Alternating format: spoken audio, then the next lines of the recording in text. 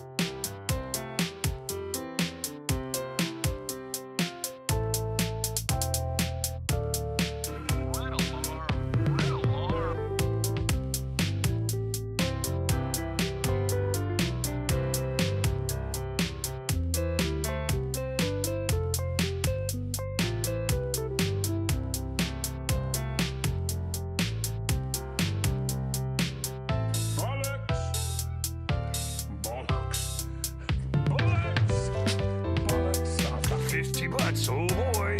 Halos and just cheered 50 bits. Hit the butts.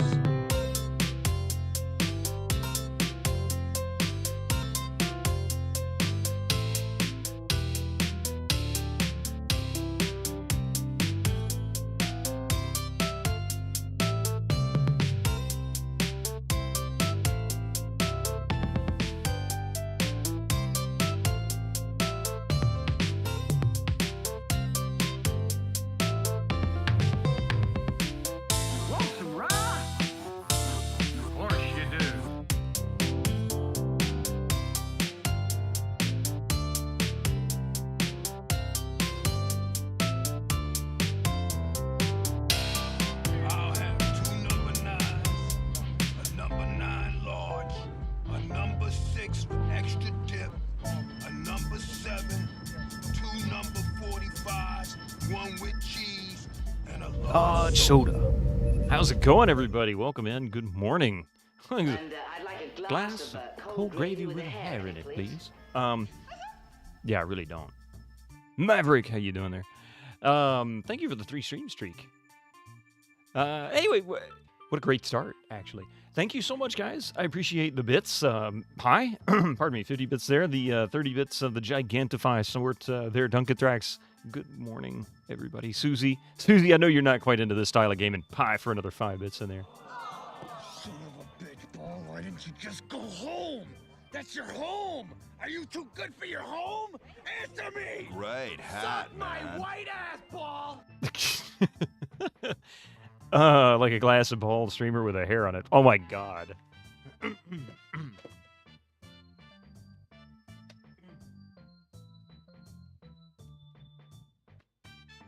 Ooh, I'm telling you, the humidity is awful this morning. Put on your hat. Da-da-da-da-da-da. I love that. It's a shame I don't see Ari on here anymore. I haven't seen him in quite some time. Anyway, yeah, thank you for all being here. I really appreciate it, guys. I hope you had a good weekend. I mean, granted, this is Sunday, so you still got most of a day left, or if you're in Europe, maybe half a day left. God, no, you want to watch Happy Gilmore? I love that movie. My favorite part is watching Bob Barker kick his ass. Sorry about that. Yeah. All right, so hopefully, I'm going to go ahead and tell you now, hopefully we don't have any sound issues with stuff. Not that I can't fix it. It'll be something I can fix, but there's inevitably going to be one thing that'll probably not work audibly. I had some sound issues yesterday morning when I woke up, and it turned out it was because I was messing around with the interface here, and I flipped the switch. I didn't realize I'd flipped, and as a result, it was not processing directly to the computer. In any case, reinstalling the drivers, doing all the usual steps, led to me ending up with some weird things. So we might run into an issue with the audio, but I'm also going to test out something. In fact, let's go ahead and do it now. I want to test out to see if the MIDI's working. I didn't get to do that yesterday. And, hang on a second there. Yeah. All right. Rainy Sunday here. Best weather to watch a stream. No excuses needed. It was kind of overcast. It's kind of overcast now, and I would suspect it's going to rain.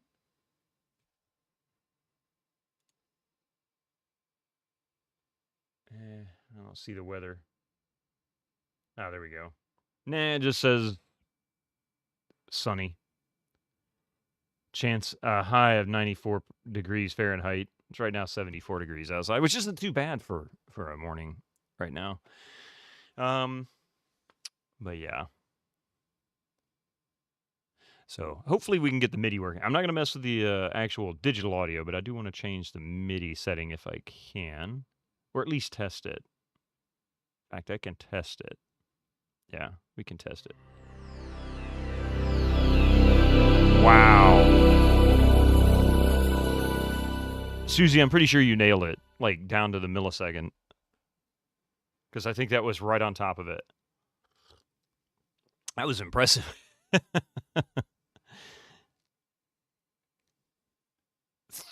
Timing or what? Timing indeed. I mean, you nailed it. It's hard to nail something like that. That's really difficult.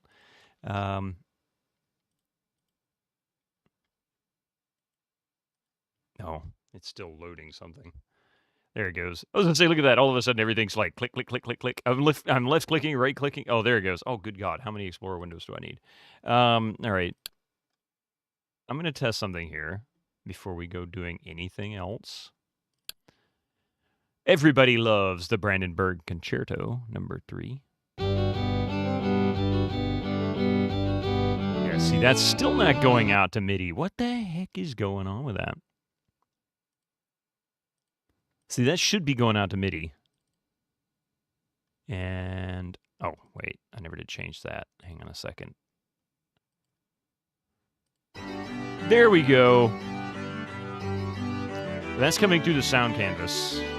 That's the sound canvas playing that back now. You can hear the difference, probably.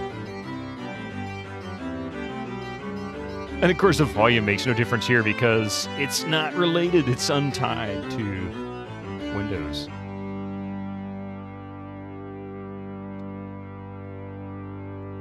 And it got stuck when I ended it, but that's easy enough. There we go. Okay, so I know the MIDI's working. If you play it loud enough, it's a concert in Brandenburg, and of the Brandenburg concert, you're not wrong. I mean, yeah, if you play it loud enough and they can hear it in Brandenburg, number 1, ouch. Okay, I'm curious here. Oh, wait, did I not leave the disc in? I don't remember. Always put away your stuff at the end of the day. Okay, children?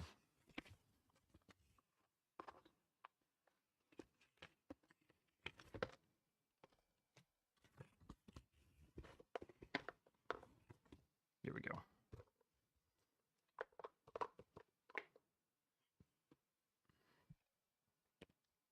All right. I have me a key card and discs 1 through 3. That sounded great. All right, yeah. So, just because it actually played back through MIDI here doesn't mean I've actually got it fixed. There has been instances where it just doesn't want to send the MIDI through the, I guess, MPU, whatever, the controller itself. And I can't explain why. I have no idea why. Exit. Don't want to do that. Just want to launch. Not Westwood. What am I looking for? Pandora Directive. It was hot and humid and warm nights here the last 5 to 6 days, so the rain was welcome. Hey, G Pudding, how you doing? I didn't say hello to everybody. I should stop for a minute and say hello to everybody. I'm going to go all the way back to the beginning. Susie, good morning. Killick, Stalio Cubics, it's always good to see you here. Pi, Karif, how you doing there? Dungan Thrax, Maverick, and hopefully I didn't miss anybody. Sam Hine, how you doing? Just saw your name there, G Pudding.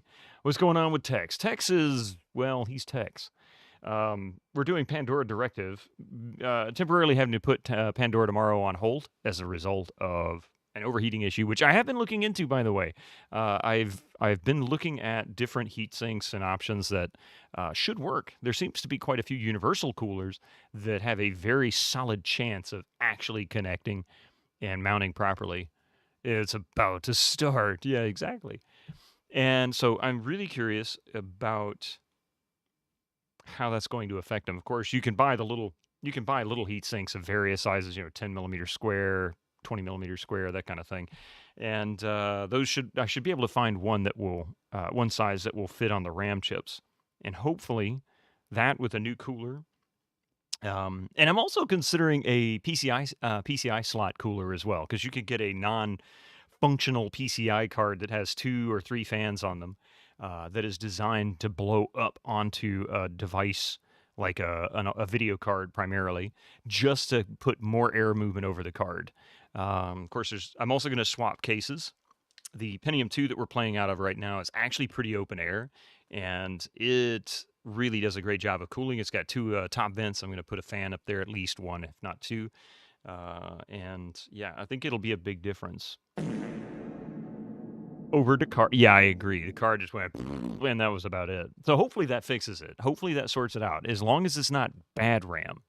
The fact that we were able to play 3 to 4 hours in a stretch without seeing that issue and no artifacting, no other issues leading up to it, really makes me feel like it's probably just overheating. I have grown. Yes, there's this new stuff out. Actually, it's old stuff, but they're calling it new because, it's always new and improved. And I woke up this morning and this is what happened. Isn't that pretty amazing? Anyway, let's see if we can get this MIDI to work. If it works right off the bat, then we know it's connecting.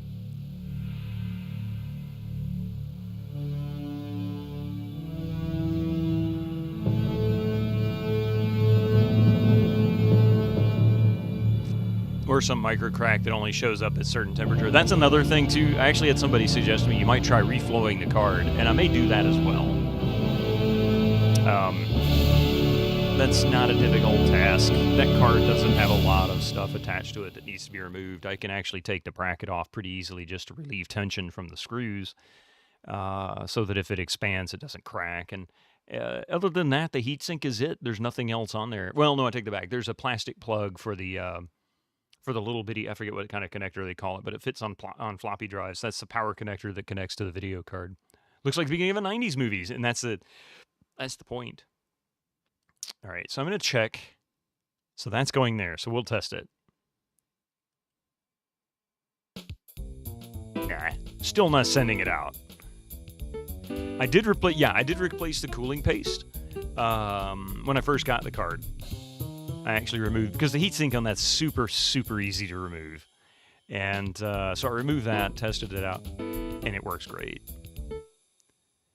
It was working great. Like I said, it worked great up until it gets to a certain temperature. But the funny thing is I've played several things on it all the way through. Like, for example, I have played many hours of Civilization 3 on that machine. Not a single thing. Granted, it's not that graphically intense. I've played a lot of Tropico 2, which is also not that graphically intense. Probably more so than Civ 3 is, just because it's an actual 3D engine. And I forget what else I've done on it. And I've yet to see this experience. It's really weird. So I'm assuming because, Pandora Directive, or Pandora Tomorrow came out the year that machine was made. It's also, I guess, a AAA title, which is very 3D graphic heavy. So I'm just really can't help but wonder if it's a temp issue. Now, like you said, at Cubics, it could be a micro crack somewhere that doesn't show up until it gets hot enough. The great General MIDI beat me again. This is not unusual with Sound Blaster Lives. I don't know how many people are familiar with this or familiar with the MIDI part of it, but I've had very limited experience, almost no experience really, up until a few years ago when I started tinkering with it. And what I found was that Sound Blaster Live is very, very finicky with DOS stuff. It doesn't really like them very much. The compatibility is kind of there, but not. Some games run great straight out to MIDI from Windows. MIDI will not export from DOS mode. So if I go into DOS mode, it won't do it at all. So I guess it has something to do with how it's using that. I don't really know. All I know is it doesn't work. Time to get an All-64. I was actually thinking about that Epic. I mean, not to get one, actually, but I was thinking to myself, if I had to recommend a sound card for Windows, if you wanted to play a mix of like DOS and Windows era games, probably would be an All-32 or All-64, something like that. So don't know how they do it. Yeah, see, same here. Even when I had it back in the 90s, I really didn't know that much about it. I didn't really use MIDI or anything like that. I just let it play through Windows. I didn't argue with it. And so, that was not a thing. That was not an issue for me. But now getting certain games to connect doesn't work. For example, Space Quest 6, no problem. I just point it to the MIDI device and it says, okay, I got you. And then it sends it out to the MIDI and we played it back that way. Pandora Directive, I can tell it general MIDI. I can even go in fact, if we go in and config, I guess I actually have to configure all of it. If we go in and hit config, make sure that doesn't change because that works. I can actually set it to sound canvas.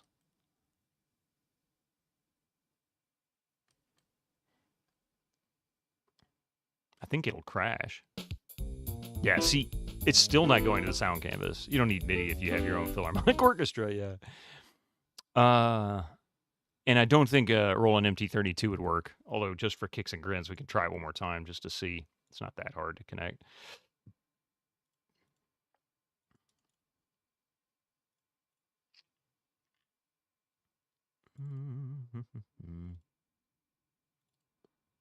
Last time it crashed it, which means it sounds like it's trying to connect, but somehow or another it's struggling. And I don't know why. And I don't know how to fix it either. It's not really an option for me. That and that.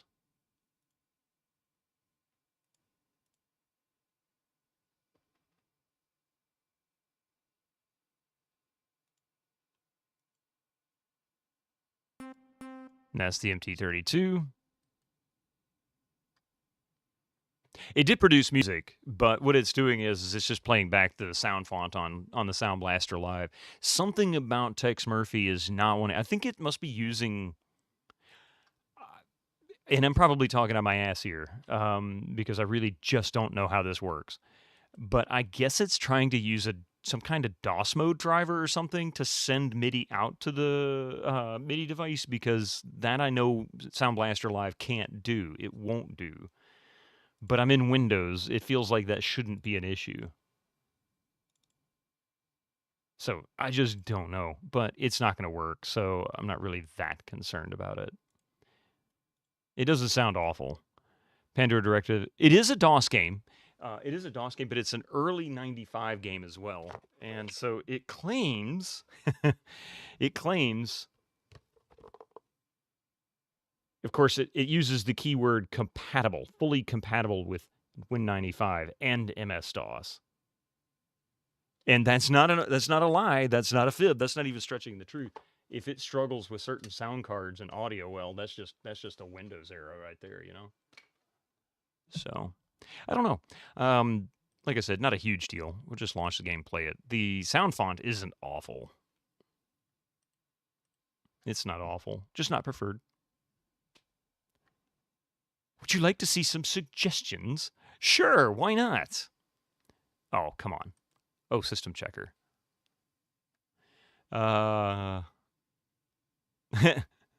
Wait a minute. You launch a text file. You launch Notepad. And you talk about... This is so funny. I didn't see this last time we were playing it. And it actually complains about a running program. See, there's nothing there. Nothing that's running that would cause an issue that it claims to have. So, whatever. Let's play the damn game. No, we don't need to see that.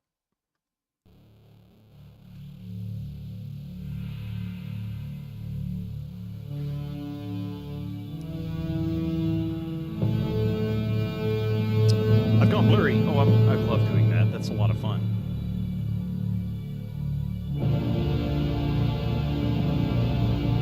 Oh, it doesn't appear blurry now. Okay. It just took a second to... It's this camera. The C9... Or was it 922C or whatever that is. The Logitech camera that most streamers used to use. It's just that way. It does that. Okay. Looks like that's the last one.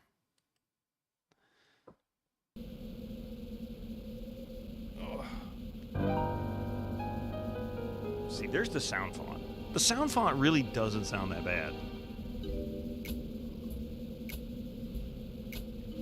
Oh, my shoulder. Okay. Now, we left off here just coming out of Louis. We've yet to talk to the, This used to be an Italian family. The slice of heaven's been vacant for months. Okay. During one of my previous cases, I did a job for the former owner, Francesca Lucido. Helped her get a divorce from her dirtbag husband, and she took him to the cleaners. Last I heard, she was dating some young stud named Julio and renting a condo in Miami Beach. So here's a weird thing. He says this place has been abandoned for months. That's not consistent with his statement about finding the clown's body in the barrel in his shop. He says it's only been a few weeks. So the Lucidos were here in Under a Killing Moon. You actually have quests and missions that you do with them, or quests, I guess. Mysteries to solve, questions to ask. I'm pretty sure that game didn't take place over months, and really only took place over days, maybe a week. So I'm not sure why that's the case. Anyway, just a weird thing. The slice that... Oh yeah, we can't go in there, can we? Well, that won't work. The game is afoot, Duncan Thrax. It is indeed. Okay, so we can't go in the Slice of Heaven.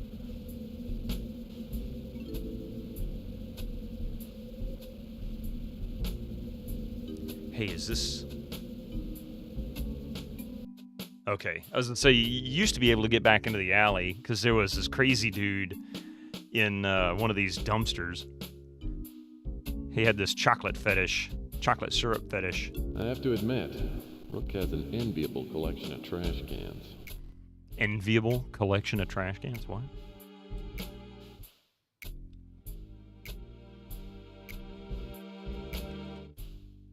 I have to admit, Of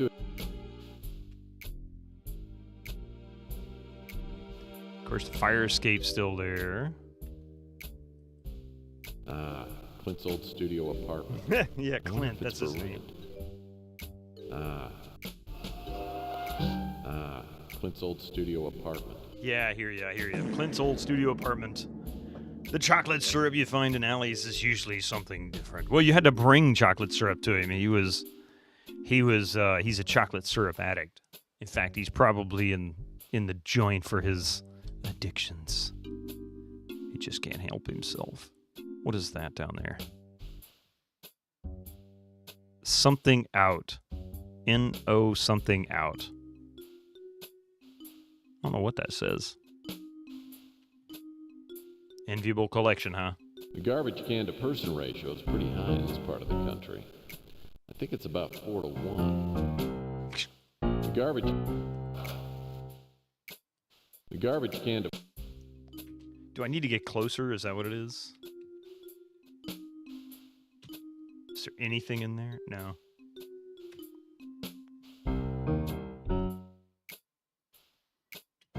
I love these 2D sprites. Stop it. There we go.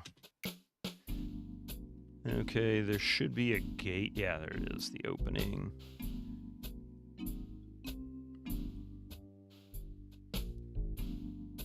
Garbage day! Garbage! Oh man, I forgot about that I one. have to admit, Rook has an envy.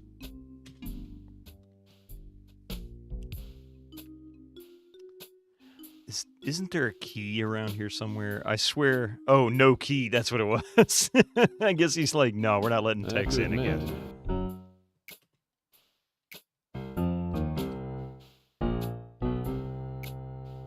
Louis uses a rain gutter just like this one whenever he brews a pot of his special Armageddon blend. Drainage gutter, Armageddon blend. What? What are you talking about there, Tex? The garbage can to...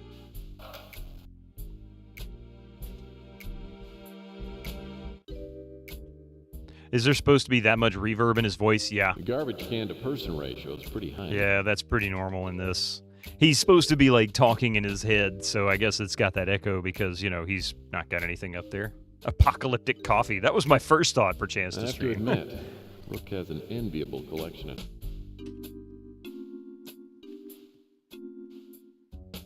I want my 3D TV. Oh man, talk about being a little late to the game. Hey, Kriegis, how you doing? You know, in another 20 years, nobody will get that reference. Most people wouldn't get that reference now if it wasn't for the fact that 80s and 90s pop culture's a popular thing with the kiddos now.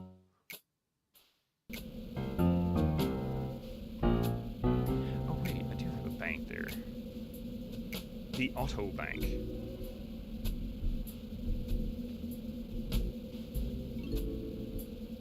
Some unlucky soul lost his wallet. Is it? Yeah, right. Nilo's wallet.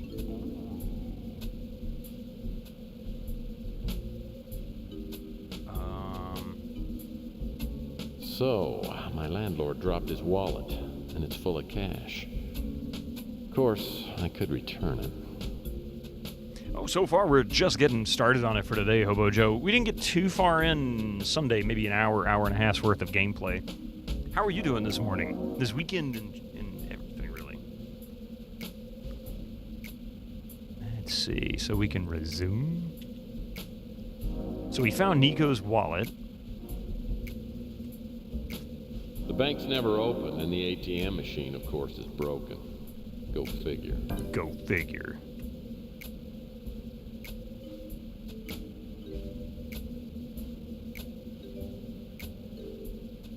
Okay, so now we have Nilo's wallet. The time machine, yeah. So we'll go back up to his office. I remember going up into his office, going down the stairs, and into the lobby. This is the customer entrance to my office. And seeing Nilo there and talking to him. So I'm going to take advantage of that and see if maybe this does it. God, I wish my shoulder wouldn't hurt. Let's see. Okay, I'm just going to ignore stuff in here because we've already done it. This door now... What's over your shoulder? Oh, it's mostly sitting position, I think. Bad, what do you call it? Bad posture? Part of it is because I don't really have any support, so my shoulders droop, and I have to constantly remind myself to bring my shoulders up a little bit, you know, shoulders back. Got in a fight with a bridge troll. That too. Yeah, that's it. Got in a fight with a bridge troll. You're the only one who thinks 3D effects in this game are really impressive for the time. They really kind of are. I mean, it's lightweight 3D. It's not even real. It's more like maybe Wolfenstein level 3D. But it still looks good. I like what they were doing here. It created the right kind of atmosphere for this game. I think that was one of the things that I always appreciated about Under a Killing Moon. Is this the exit, I think, to the... This door leads down. Yeah, that's what I thought. Okay, so this will take us down the back stairs into the lobby where Nilo is. We've already been in there once.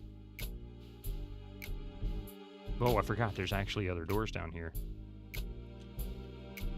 Oh. These security keypads have their own code. It'd be a nice safety feature if Nilo didn't have all the codes. Oh, wait. I didn't mean to do that. Let's see if I could not... I don't make a policy of getting to know my neighbors. The Ritz is the kind of place where people stay when they don't want to be found. When they don't want to be found. But yeah, it's like... I think it has to do with me constantly holding my hand like this. If I was like this, it's not so bad. And I just don't have the desk space for it, I don't think, to really get settled. Oh, look, there's blood on the floor. And a body. That must be the outline of the last tenant. Last tenant who tried to skip out. That must be the outline of the last tenant who tried to skip out on his rent.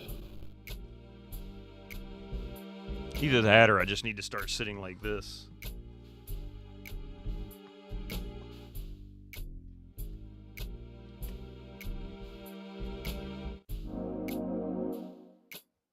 Also has to do with my mic placement. This is about as close as I can get the mic to me. I really need to move the mic over off to the side here so that I can actually pull it. I'd have a lot more flexibility, I think. But it is what it is. Can't fix it right now. Oops, wrong button.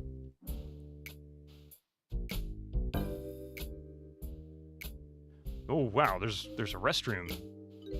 I'd run naked through a nuclear reactor core before I'd set foot in there. Oh, wow. That bad, eh? I'd run naked. Chandler Avenue recently got a city-funded cleanup. Now the street's darn near clean enough to eat off. Wow. Impressive. That must be the ladies' room, yep.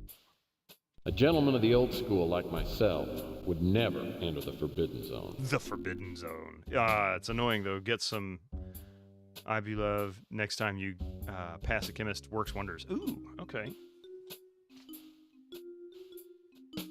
Yeah, I just spend too much time sitting here. That's why on Saturdays I have a tendency not to do much on the computer. It gives me an opportunity to relax a little. Okay, this is the exit into the lobby. Just replace your chair with a couch. Oh, man, epic. You know what I'd like? You know what I'd like? I'd love to bring my recliner over here. I could just kick back.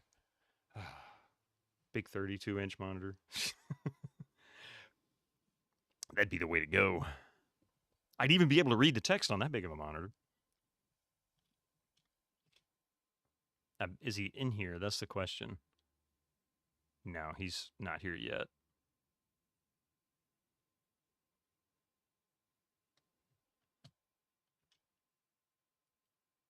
Front desk is a miracle, though. Yeah, we already had that conversation. Don't need to do that.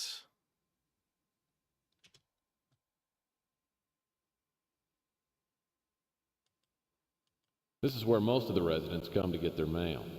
I have mine delivered right to my office so Nilo doesn't get a chance to spill on it.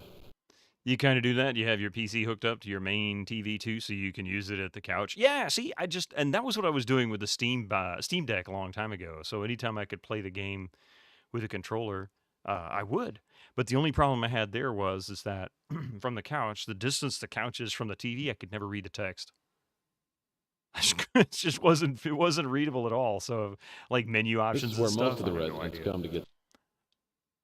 This is where most of the res. This is where.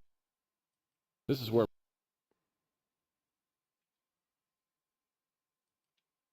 Nilo uses this. Okay, I guess we're done here. Now, we do have fast travel as an option. I think. How did I initiate the fast travel? Time for an 80-inch TV. Oh, epic! I've been thinking about that for a long time. If I had the cash for something like that, I would absolutely replace our TV. Our TV's 15 years old. I mean, we bought an LCD TV like 15 years ago, 14, 15 years ago. Not long after we got married, and it's what, a 42-inch or something. It was decent size for the time. Now it's like the 12-inch TV or 13-inch TV that you might find, back in the 80s. I was like, what? You don't have a 110-inch TV? No, I don't. I don't even have a wall big enough to hold a 110-inch TV. Hang on. That helps. All right. See, there's a fast travel option here somewhere. I don't remember how I got to it. Oh, there it is, travel. So we can go to the police station. Oh, wow, we can dig into... so I can even fast travel into those areas.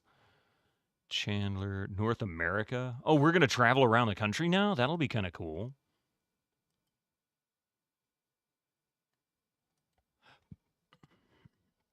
TVs are so cheap now, it's unbelievable, to be honest. Get a 50-inch for $2. Yeah, exactly, like an LG. It's nuts how cheap they've gotten. You guess they're all smart now and sell data. I've wondered that too, but you know what, Cabron? Oh, one of the things that I have started noticing and realizing, it's like, take optical drives, right? They have started ramping down production of optical discs, so much so that they're almost just niche production. And that will always cause a price increase per sale, because then they're targeting a limited access. I bet you the same thing will happen with TVs. Samsung is way overrated, way too overrated. I don't know, it's like, I look at brands kind of like that. Like, say, Toyota, for example. If you don't know what is a good car and you just don't want to get screwed by buying a random car, and you have to take a risk because you don't know how to research it, you might buy a Toyota or a Honda. Because there's a really solid chance that one will last. Or you could risk and buy a Chrysler product. And then you might get a decent one, or you might end up taking it to the shop every 6 months. Because they're higher risk. BMW's an awful... I disagree with that one, Hobo Joe. But mainly because if it breaks down, you're fucked. Or get a Robin Reliant, yeah. I've known Lieutenant Mac Malden for years, and occasionally we help each other out. Like a few months ago, when I gave Mac a tip on finding Rusty the Clown's body in the funhouse down the street from the Ritz. Well, as I live and breathe, it is Tex Tex Murphy. Murphy, my little VI pal. Ask about the yeah. Let's see what has happened to his arm. Hey, what's your arm doing in a sling? Isn't it usually your butt? Yeah. You're a funny guy, Murphy. You know, I sprained my elbow beating the hell out of a guy just 'cause he reminded me of you. Oh wow.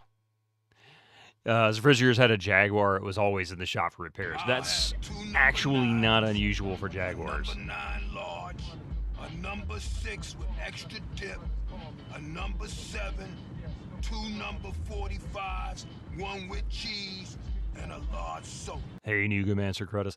I did consider that as well. I don't like the audio quality of that headset mic. It's good enough for just voice communication and whatnot, but streaming-wise, it's a little sketchy.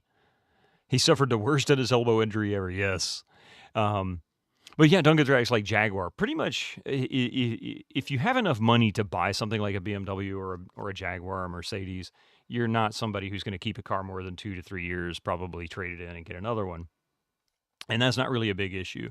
In fact, I wouldn't even consider that something. I wouldn't consider reliability a major point at that stage. But for the average person, like 80% of the people out there, especially now and growing, that's becoming more of a, I need to be able to maintain it, right? So if it is an expensive car to start with, particularly a luxury-oriented car or a highly appointed vehicle, just getting a window regulator changed out in a BMW, even a Volkswagen, which isn't even a well-appointed car, can cost you hundreds and hundreds and hundreds of dollars, plus having the shop reprogram it once it's done. When you can get a lesser expensive car that you may intend to keep longer, and you might even be able to swap it out yourself for $50. That's the only thing I say. Just yeah, no, you're 100% right on that. They had the money. They kept 6 to 7 vehicles. Yeah, see, it's not a big deal. Yeah, it's not a big deal. So it really depends. Anytime you buy a vehicle, you have to stop and think, what am I doing? Like around here, we have a rather significant, this is not exactly a wealthy community, although we have a location that has some extreme wealth and is internationally well known for that particular thing.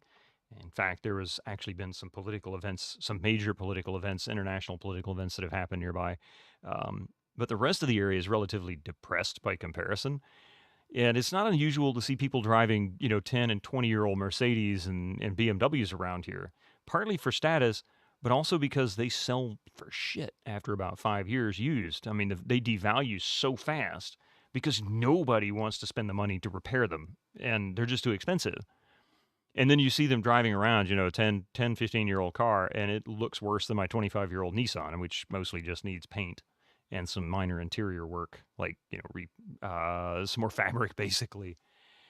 And that tells you a lot about really the cost of repairing vehicles. So if you look around and look around carefully and watch the types of people driving certain cars, it probably becomes something that you have to consider whether or not you want to keep it long term or not. If you're seeing very poor people driving around rattletrap versions of what should have been really high value cars, it's probably because it sold for next to nothing because the owner was like, I can't afford to pay the 10 grand to replace the suspension on this vehicle, but this person will happily bounce down the street for $2,000, something like that. How many Mercedes I've seen driving around with a busted window? They just didn't want to replace it because it probably cost them $1,000 to have somebody put a new one in. I feel bad for them, but it's like if you don't consider what you're buying, you might as well be riding a bicycle. Injured in the line of duty, huh? That must be why they made you Cop of the Month. Cop of the Month. Whoop-de-doo. I got a monogrammed nightstick and an all-you-can-eat dinner at Jolly John's House of Grub. Though I do suppose I owe you one for helping me find Rusty's remains at the funhouse. So what do you want? Now that you pointed it out, you're not wrong, Susie. He does have a pretty big nose, doesn't he? Particularly width-wise, pretty big. The bicycle with no Z, yeah, exactly.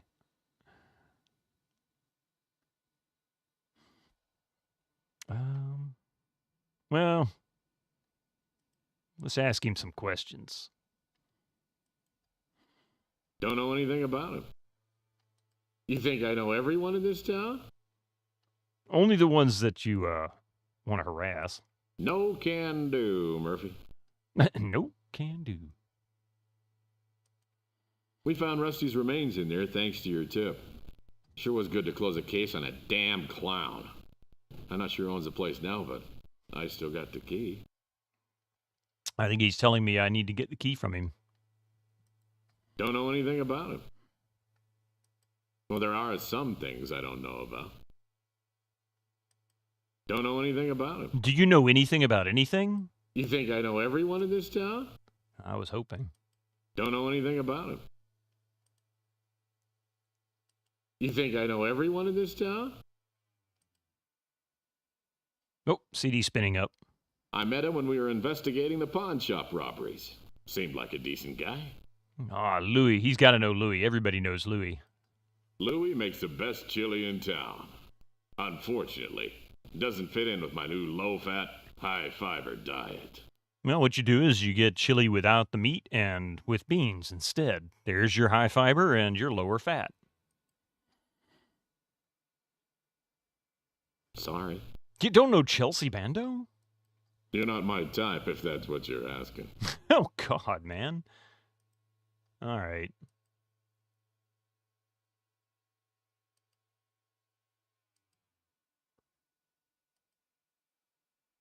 You can keep that.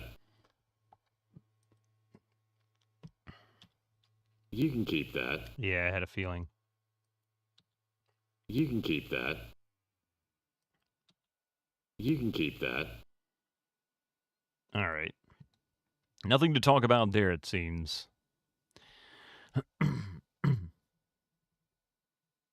So why do these...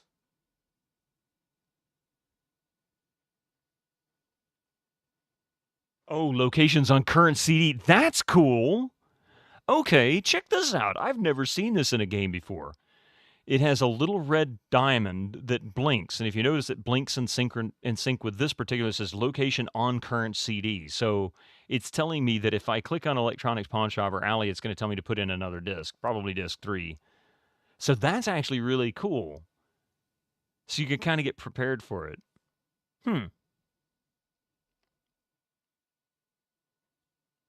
Okay, so we need to get him some booze. We need to mod in after some rest, you feel better, and that didn't do anything from the Quest from Glory 4, yeah. How many discs are there? There are 6. 6 discs for this. It's all that FMV, and it was high-quality FMV. Yeah, it's like 480i, so 240p, I guess, data size, or a little more than. Let's see. We need to get booze for him. We offered him single malt.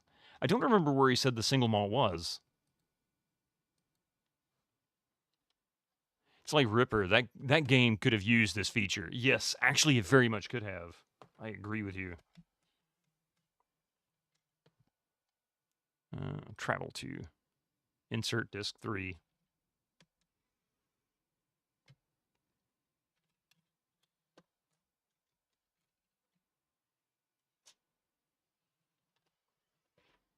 Remember the days of swapping discs.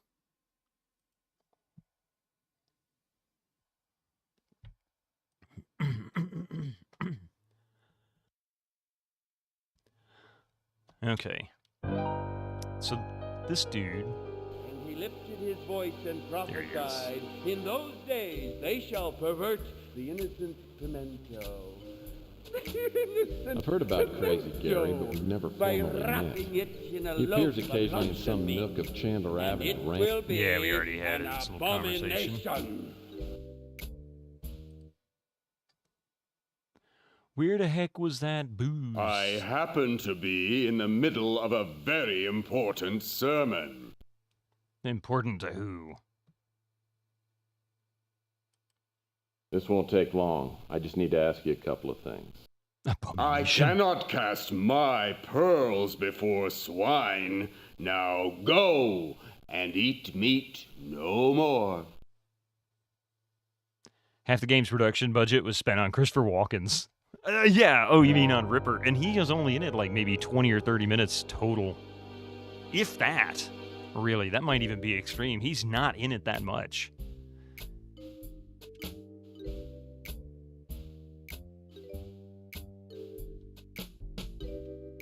One of the things about this area...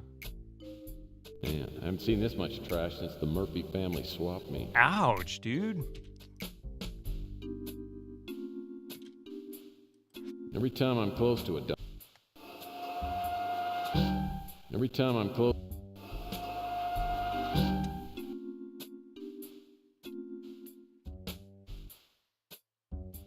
Nothing to find here. No puppy biscuits there. Let's see.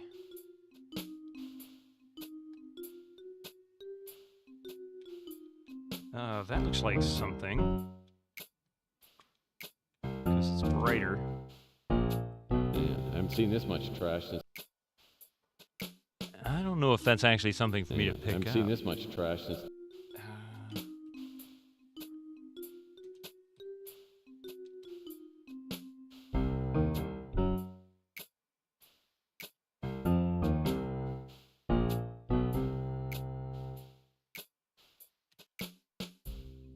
Man, I haven't seen this. Okay, that's not what I thought.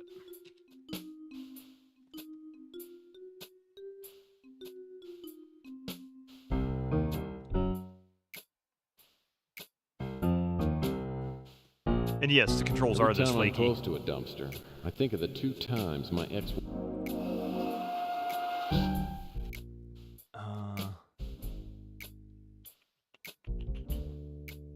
Nothing.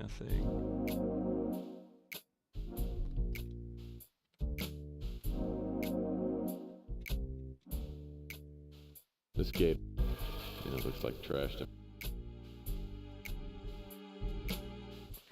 I mean, he's fantastic. It's let's see. What do I gotta do? Write fuck off and braille on your forehead? Get out of here. I love him in that game. He's great. So, okay, so we do know that the detective at the police station, he has the key to the warehouse. Or no, to not the warehouse. He has the key to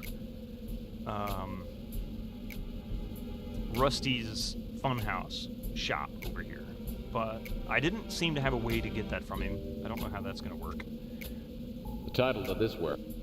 I managed to get in here at some point when I streamed this before, and I don't remember how I did it. And I also managed to talk to Nilo, and I don't know how I did that either. Let's see if Chelsea will talk to us. Maybe she's got something else. Looks like Chelsea's ready for business today. Oh, God. Really? CD2? Are you kidding me?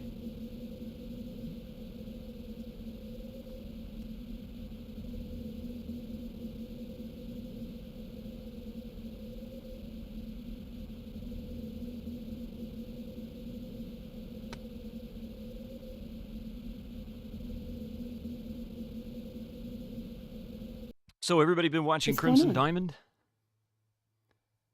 Assertive Date Making 101. Actually, I'm here to ask you out for dinner, and I'm not taking no for an answer. What? Like a date? Describe a dream date. Yeah, there we go. Well, sure, dinner, a movie, maybe a trip up to my swinging bachelor pad for some strip parcheesi. Strip parcheesi. Gee, Tex, sometimes you are so sexy. Let's change the subject before I get too excited. Oh, God. Really? Jeez, lady. Give him a break. He tried.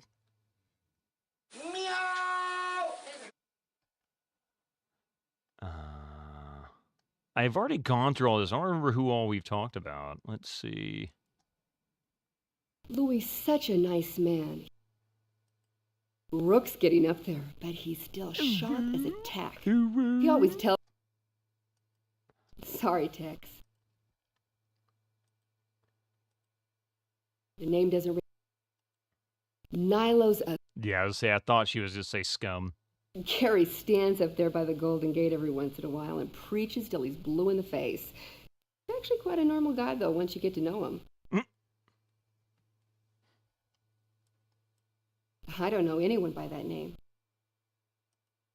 Someone named Izzy bought the place. I think he rents it out for people to store stuff. Incoming ads I for you think you might be non-subscribers. asking Use the your wrong Twitch Prime person. now. Why is Tex using your best lines? I've never heard anything about that.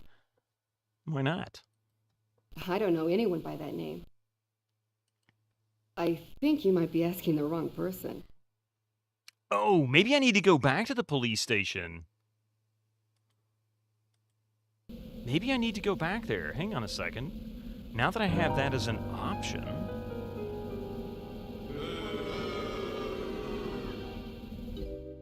Blackbird Twitch. Make it quick, Murphy. I got about a million things to do. She kept and staring. wasting time on you ain't one of them. She kept staring at my lips the whole time, so I kissed her. So long story short, I'm learning sign language now.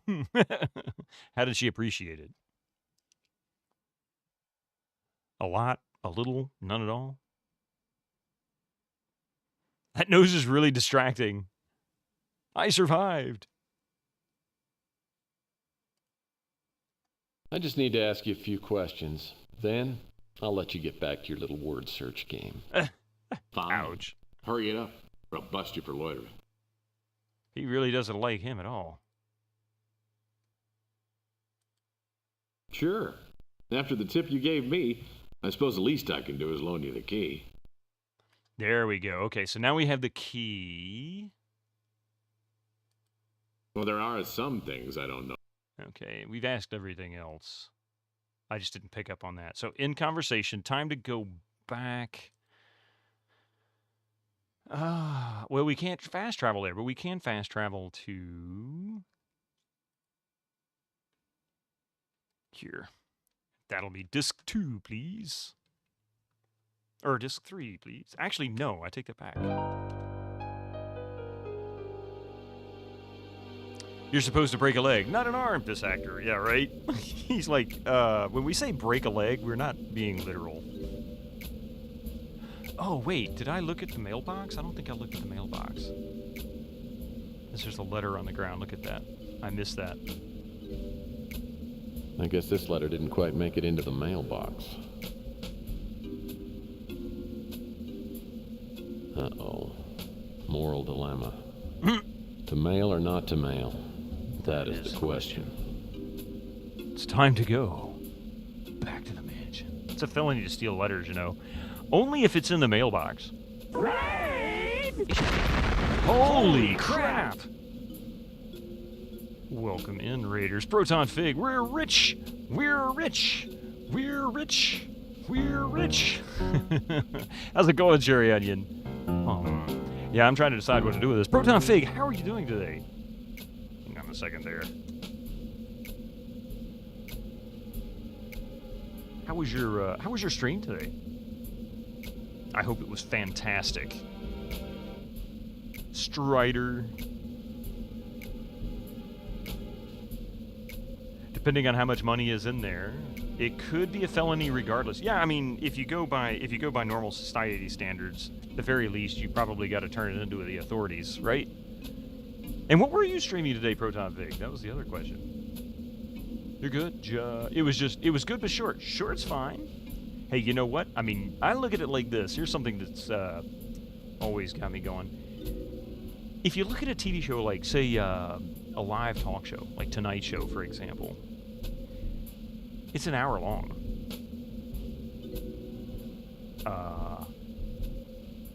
I mean, it's not unusual for streamers to go 3-4 hours, at least. You know, it's crazy. But either way, as long as it was good, doesn't matter if it was short. It was good. That's what matters, right? But anyway, welcome in, and thank you so much for that raid. Appreciate it. For those who don't know, my name is Bitterman. We also have ads coming in about 43 seconds. And then we're going to disappear for about 3 minutes. I'll be right back after those ads. You worked out the new pre-master of that tune you were working on earlier. Oh, I gotcha. Nice. Fighting through stuff like that sometimes, it can be quite redeeming. Thank you so much, everybody. I really appreciate it. Some streamers make more money than Johnny Carson, though. Sadly, that's true. And then some of them were making more money than Johnny Carson, only to get busted because they were somewhat of apparent pedophile. We won't say anything about who it was, just because I don't feel like getting arrested and thrown in jail for something stupid. He might be start with a D.R. Doctor. Oh, that would be great. Yeah. But yeah. Anyway, I'm gonna let these ads roll through. Be right back. Give me just a few minutes. All right. Don't go nowhere, and we'll continue.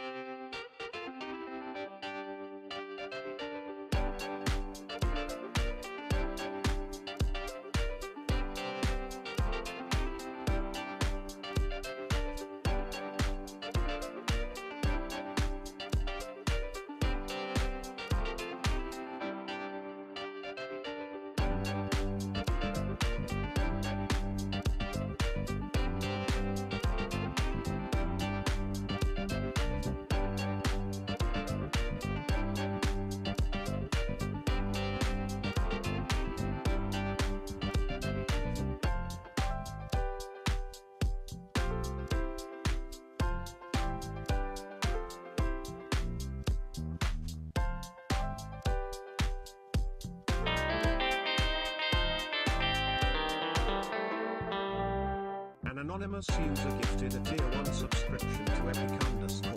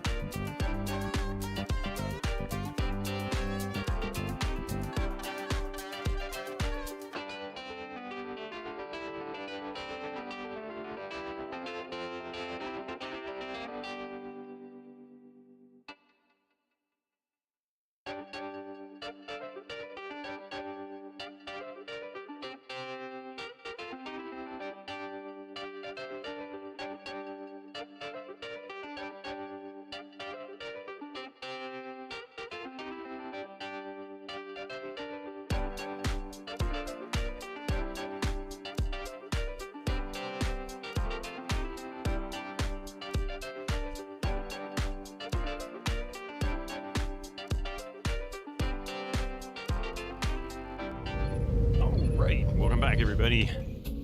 An anonymous gifter. Welcome to the channel there, anonymous gifter. And thank you so much for the gift sub to Epic. Appreciate that. And Epic, enjoy your 30 days of no ads. Now you don't have to listen to the ads now, at least for the next month. All right, let's see. Moral dilemma. That doesn't seem to do anything. Moral dilemma. What do I do with the money? Actually, I just hit resume. Excuse me. This mailbox used to be located by the Slice of Heaven. Federal discrimination laws require that it be moved to a new location on the 1st of every month.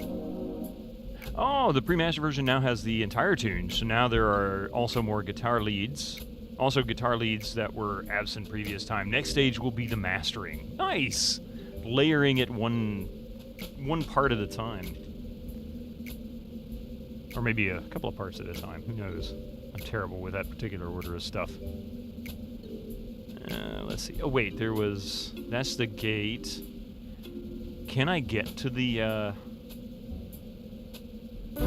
Okay, we can't get in there. Telvatin, welcome in. How are things? So far, so good. So far, so good. We're playing a bit of Pandora Directive, a Tex Murphy adventure. Came out in 1996. A fun little FMV with a lot of goofy humor to it.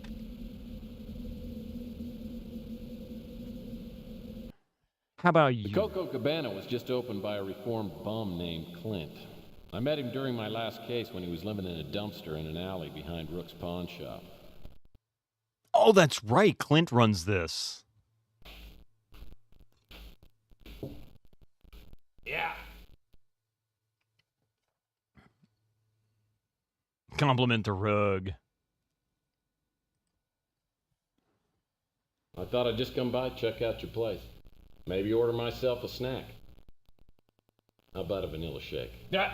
Vanilla's for pansies. The only thing I serve here is pure creamy chocolate. Of course you if do. That's too strong for you, then get lost. Then get lost. Clint's Coco Cabana. I love it. This tune is made for Vampire Demo. It has some good hardware, so you decided to make it with quality. There you go. It's kind of funny. There's quite a few stories of really popular tunes that the composers thought were throwaways, only for them to become a hit. Wild Thing. That was one of those. The composer hated it. Hey, Echo. Feel free to play it. A link in your whisper. Oh, okay. You mean I can play it right now? I won't if you don't want me to. I can certainly do that now.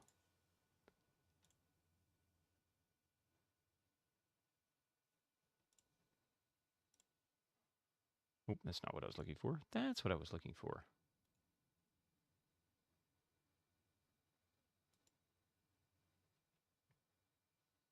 Okay. Hang on a second. Says I need access. Oh, wait. No, I don't. Yes, I do. Actually. Yes, I do.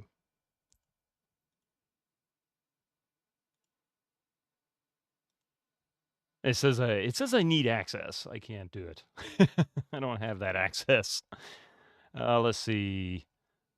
Order the house special. Okay, well, let's see the menu. Oh, your house special looks interesting. Clint's Enchanting Chocolate Chili. Chocolate chili. Welcome, con carne. Read the sign again, bonehead. It says, sorry, no carne. Besides, I'm all out of the chocolate chili. Sorry.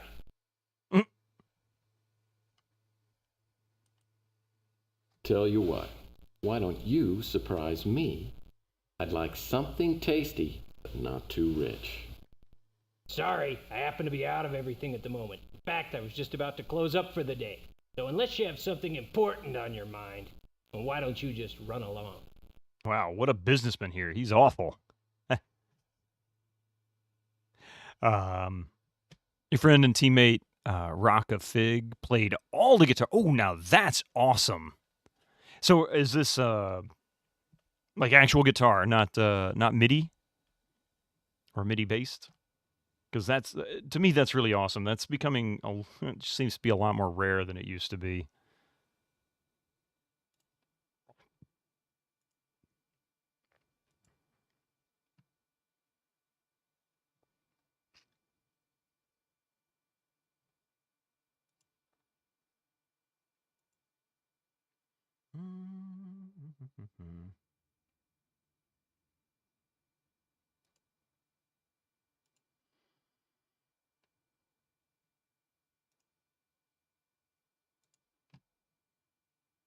Let's see if I can get it this way. I don't think I can. I don't think I have access to it.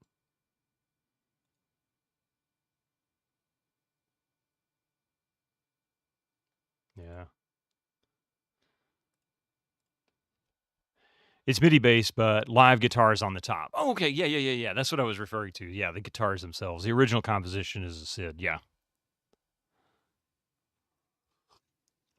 I mean, it's really the only way to go unless you have a full group and then the ability to record stuff live, and that's just not like what it used to be. You can do it at home. It's so much easier to record now than, than it was 25, 30 years ago. Home studios have changed a lot. All right, let's see.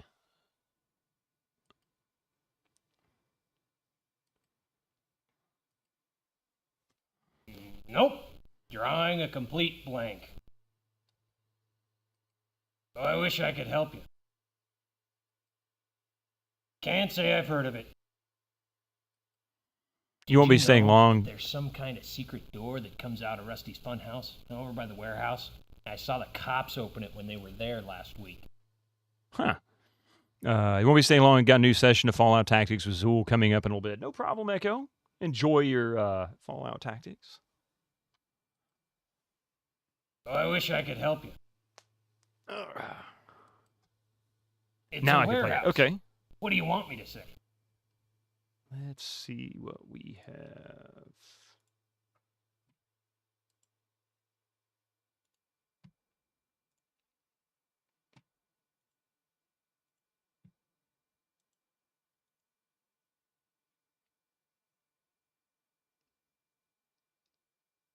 Here we go. Hang on, I might have to adjust the volume, so it might be quiet to start with. I apologize for that. I just don't want to blast people out, you know what I mean?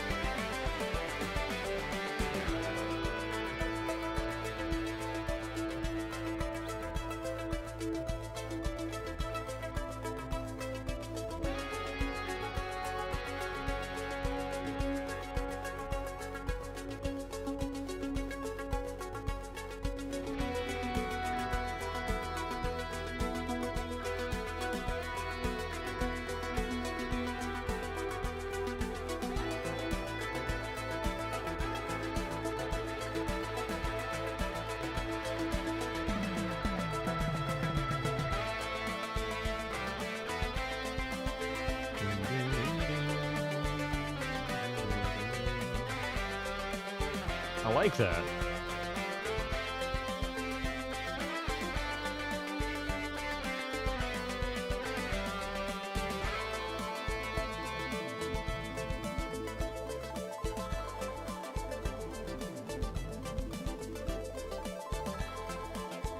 I like that little synthesizer sort of arpeggio that you got going there, that little upward and downward movement.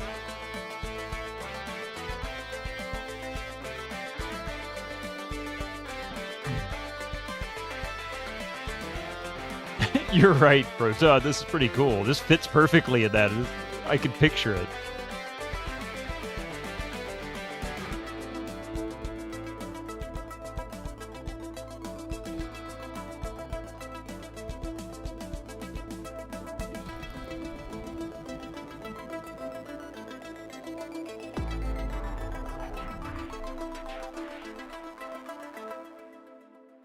I like that. That's really not bad. That's kind of soothing and relaxing.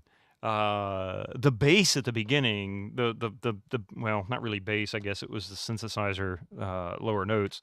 Almost felt like a ghost to me. Like it was just so quiet, but I could hear it. I could even kind of feel where it was going to go. So it's a bit predictable there, but it's really cool. I like the way that that worked out. How are you feeling about it? That's the real question.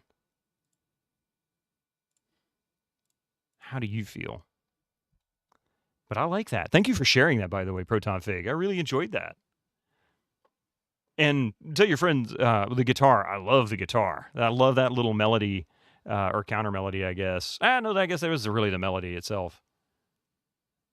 It came in. It's sometimes hard to figure out where's the counter melody, where's the melody in some tunes like that. Some cool synths, yeah. Very cool. Very cool. Thank you very much, Proton Fig. And thank you for the raid as well. And you're making huge progress on that. Wish I could say I do the same. All right, let's see. It's a warehouse. What do you do? Okay. Everyone thought I was nuts until that lunatic moved into the neighborhood.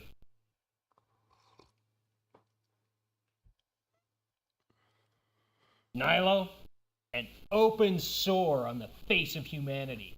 At one point, I had to choose between living at the Ritz and living in the dumpster. I took the lesser evil. Now you go sauna. Enjoy your sauna. It sounds like you earned it. Literally sounds like you earned it. You did a great job, man. Thank you so much, Proton Fig. Totally unfamiliar to me. He's that new guy running the electronics shop. Oh, that's right. He's Zach. He took the bigger evil, both being bigger evils. That blood-sucking tightwad. He wanted me to pay rent for living in the dumpster outside of his pawn shop. What did you expect? He was paying rent on the dumpster. Otaku, how you doing? You mean Otaku Hanzo in the house? That guy's a real gem. Hell of a cook. Everybody loves Louis. Louis is such a get-along kind of person. Everybody just gets along with him and thinks he's great. Chelsea's a nice girl. But whatever happened between us was over long ago. Don't let the torch she still carries for me stand in your way. Wow, I don't think I knew that. All right. You brought me a chocolate pie when I was on the skids. I'm indebted to you for the rest of my life. You're a god. Happy? Yes. No, wait. It's his own wishful thinking. I have to agree with you.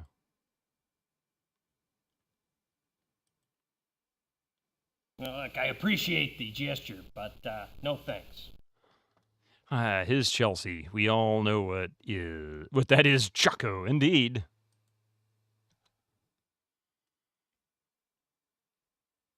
Well, look, I appreciate the gesture, but no thanks. Well, look, I appreciate. Well, look, I appreciate. Well, look, I appreciate. Well, look, I. Well, look. Oops. Well, look. Okay, so he doesn't have anything else to tell me, but this is fine because now we can go to Rusty's.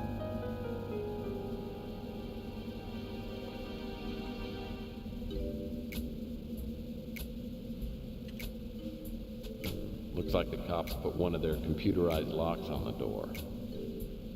Rusty's front door is sealed off with a cop lock. There's no way I can get in without unlocking it. Wait, I thought he had the key. Didn't he Didn't he give me the key, or am I lying? Or lying to myself here? Am I misunderstanding? Hang on a second.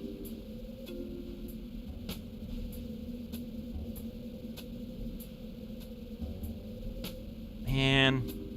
Okay. What now?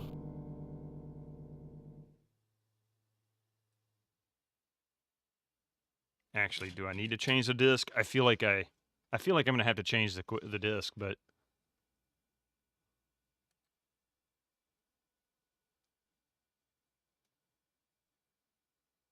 yes, I know.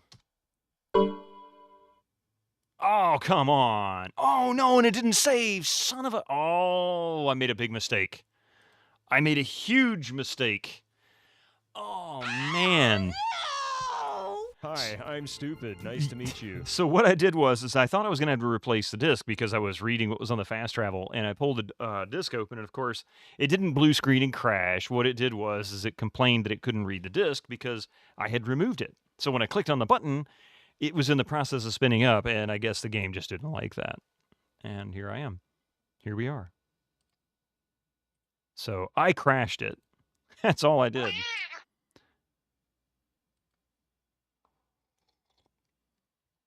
That indeed I am. Do you wish to continue the current brand? Yes. Oh, game, Look, are you... Murphy, I know I owe you for the rusty tip, but that doesn't mean I have to sit and chat with you all day. Get to the point. Ah, that is awesome. It has an auto-save, like quick save feature in between. Awesome. I just need to ask you a few questions. Yes, indeed. Then I'll let you get back to your little word search game. Fine. Hurry it up, or I'll bust you for loitering.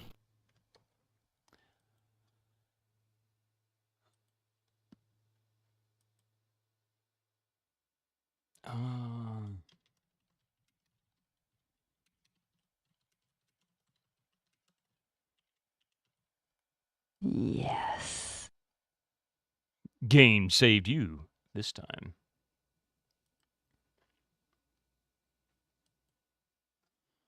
We found Rusty's remains.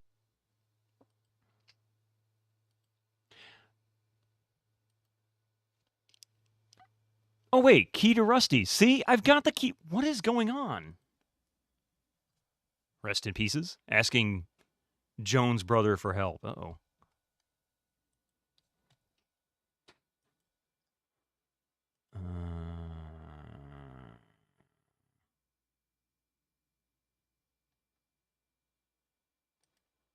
I'll just travel here. At least it won't trigger...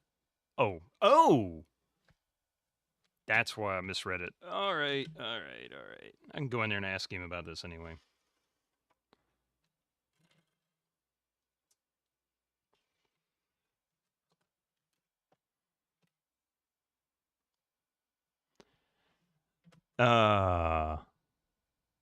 Wait. That guy, you mean the cop is Chris Jones's brother? Hey, Mystic, what are you doing? Can I help you, buddy? How's your case coming along? Anything I can do to help? Mystic, buddy. Come here. He's trying to end the stream over here. I had no idea. So the dude with the really big nose is actually Chris's brother. Huh. They don't really look much alike.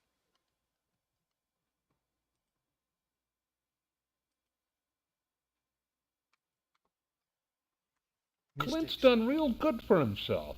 That chocolate stand up at Coit Tower's doing some pretty good business.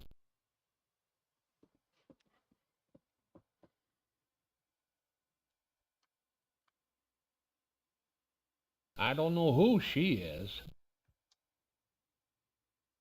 He's got makeup on him. Is that really? Okay. Maybe his nose is prosthetic then, because it's pretty...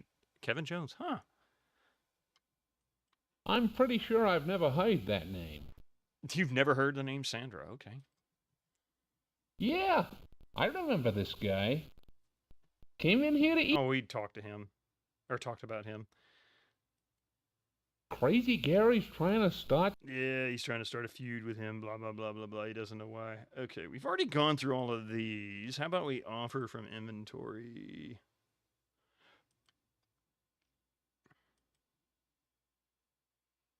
No thanks. No thanks. No thanks. Sadly died in 04. Oh, really? No thanks. No thanks. He's like, I saw that note. I don't want anything to do with it. No thanks. I just noticed the key to Rusty's has a little clown figure on it. What a funny thing. Okay, so we can go to Rusty's. I have the key. Oh, I need to use the key on it. That's what it is.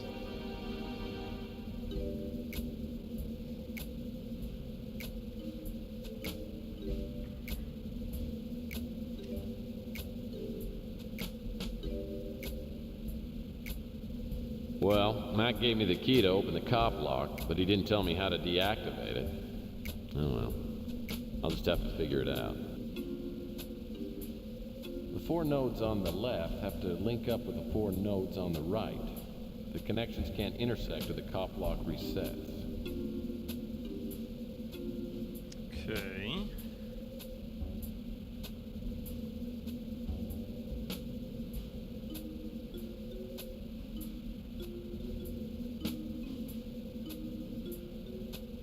Interesting. So I have to click on each one to see the order of it.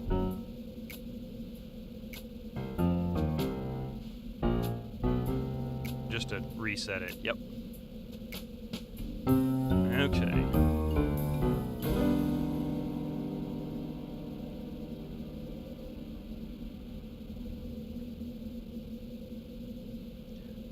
Oh, wait.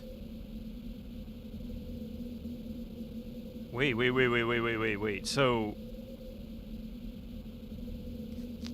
depending on how many moves I make, I may get less points. Oh, shit.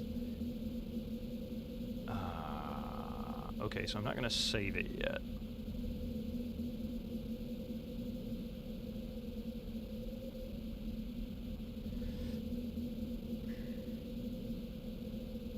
Let's see.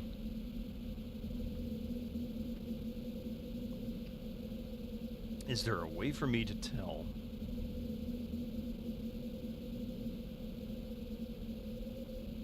Which way it could go?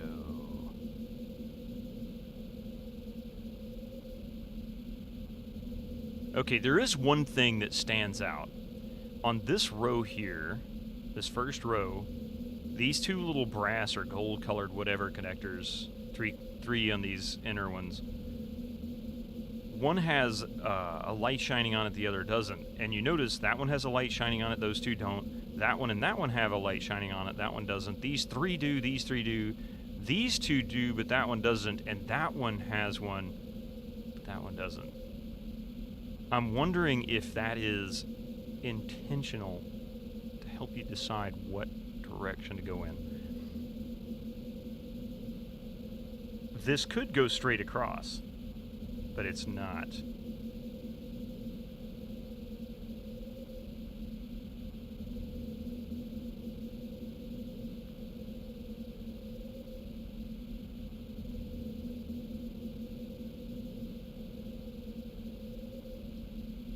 Yep, it took away points. It took away points. Son of a biscuit! Oh man, come on now, really, game?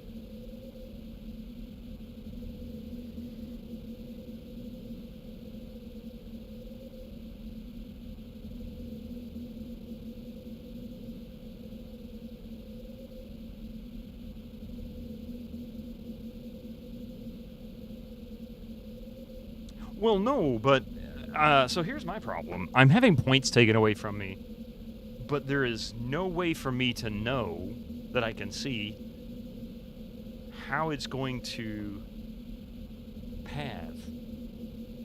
Like, looking at the pattern here,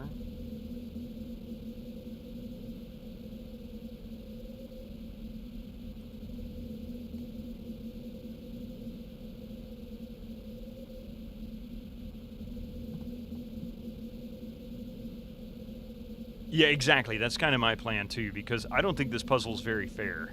This is not a very fair puzzle. How can you make even mildly educated guesses if you get no real clear feedback on what you're looking at?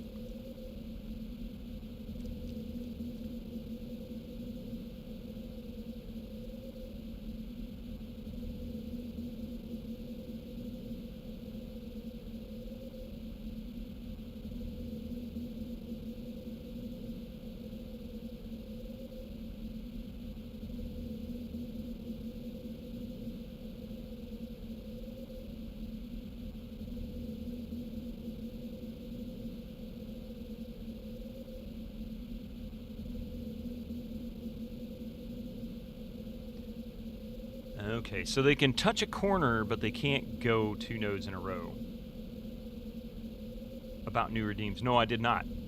I'm sorry, what did I miss?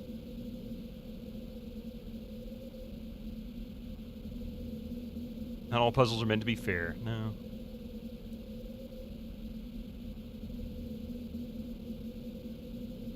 Add and hydrate, posture check, and stretch. Yeah. Hydrate, I don't think I'll do. Hydrate, I don't think I'll do. I drink way too much water. And whatever else as it is. I don't understand this. Oh, wait. Yeah. Can't go from right to left.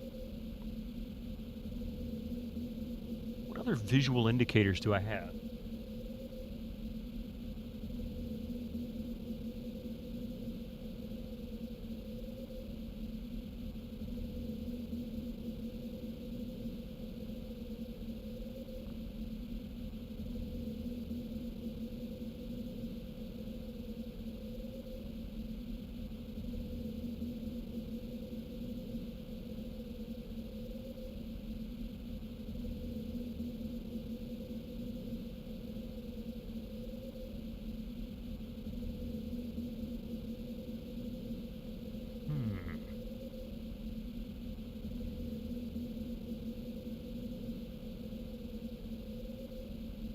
I really don't understand how I'm supposed to figure this out other than through brute force. Anybody have any ideas? Like, I don't see anything that gives me any kind of a starting point other than the really bad rules for this.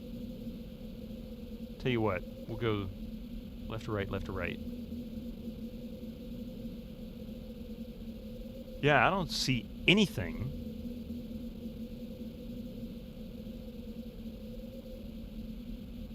The answer is preamble. Oh, God, man. Why are you doing that to me?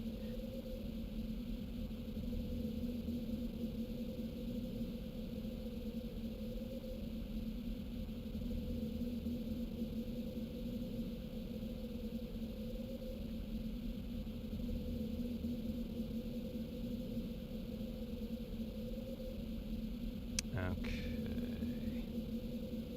Thank you for the 30 Gigantify. Hey, Rabbit, how you doing this morning? No idea how that works. Yeah, I mean, I know how it works, but how am I supposed to know what the path is?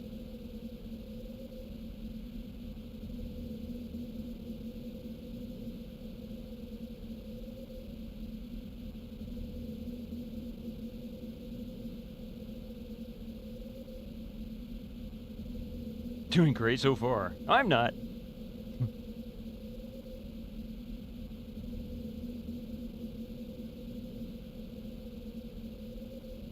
So, literally brute forcing.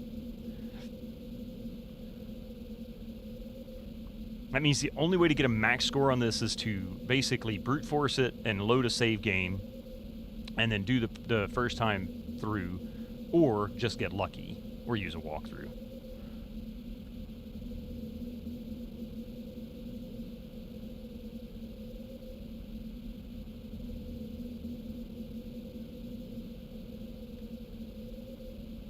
Didn't catch the rules, but I assume you're meant to connect each pair without crossing lines. Exactly. Hey, Van Halen, welcome in. How are you doing today?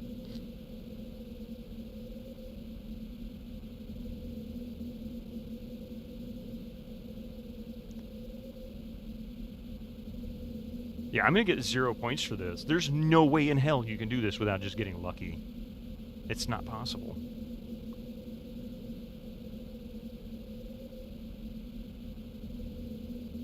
Yeah, okay, so we can intersect. And for one thing, the rules are misleading. It says you can't intersect. You can intersect, you just can't run two nodes parallel. Glorious mane you got there. Thank you, it's quite warm, actually.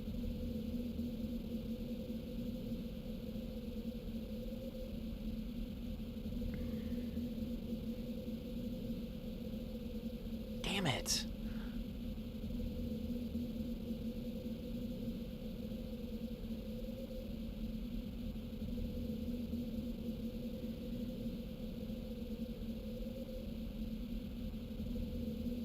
Yeah, see, that one fails.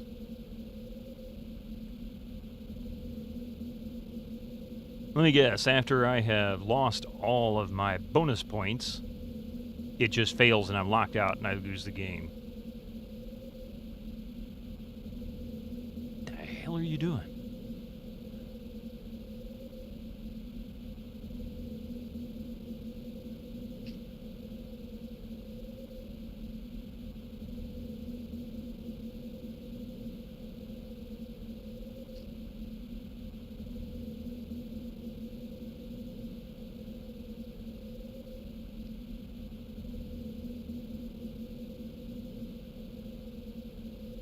Okay, that's fail. I'm good. Heat wave is beating your bum, though. I believe it. And I believe. Oh, come on! Really, game? Seriously? Okay.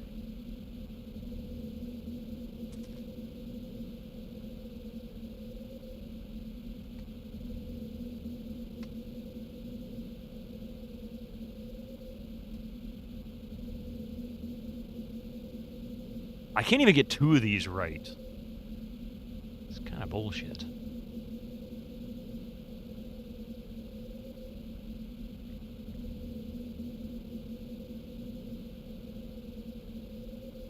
See, that doesn't work. I guess that means these two shouldn't connect. It's probably these two.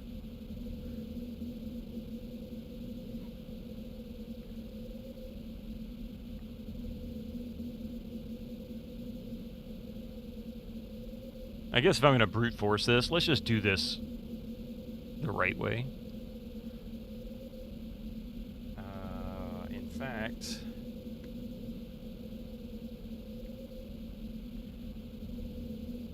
what do we have there? 6 or 7 across, 7 by 7 grid. So 2, 3, 4, 5, 6, 7. Okay, cool. So we'll go 1, 2.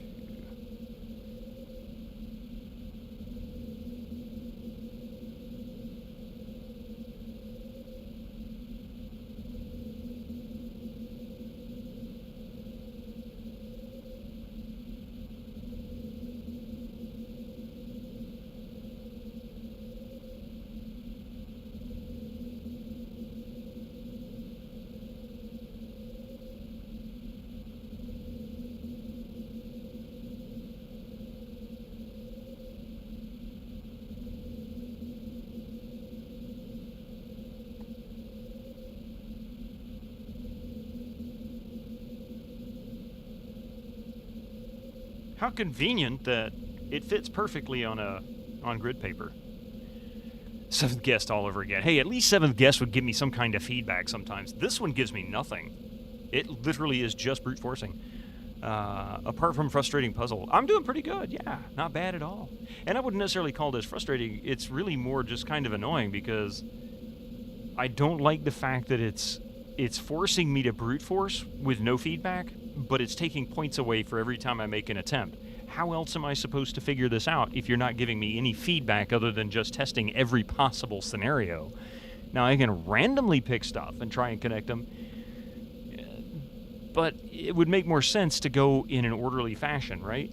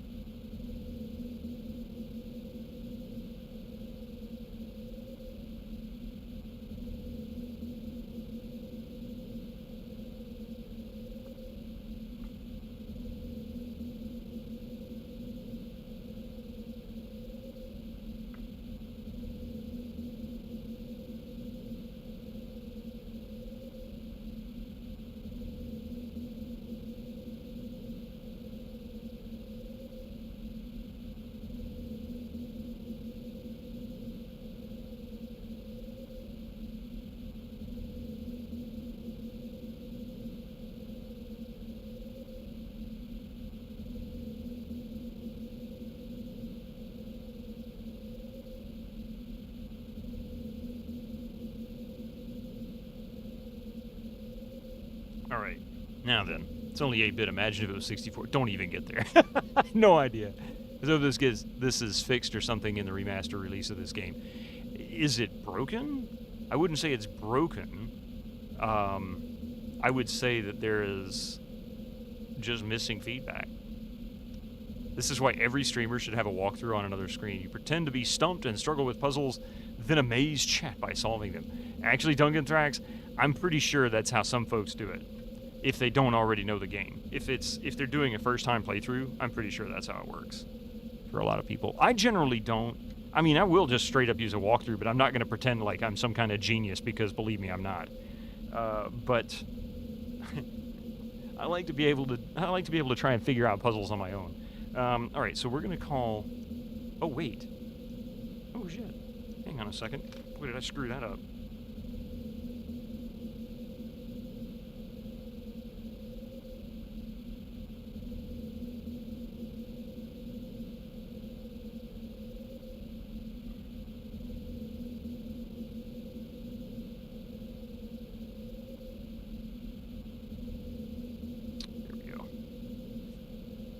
All right, now then. So we've got 1, 2, 3, 4. A, B, C, D. Okay, so here's the combinations we can try. So we've tried, this is 1, 2, 3, 4. A, B, C, D. So we can connect 1 to A, and this is our path.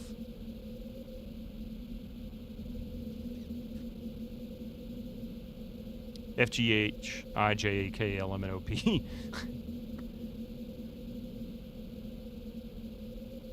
Oh, you forgot the E. But yeah. A, B, C, D, F, G, H, I, J, K, L, M, N, O, P. Let's see. So that goes that route.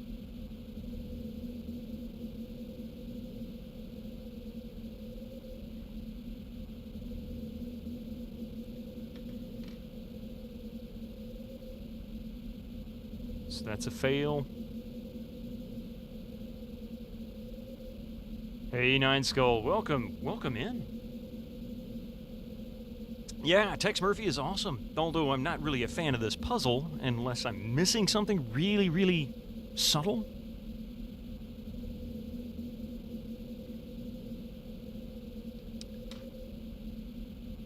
But I'm not sure what it is that I'm missing.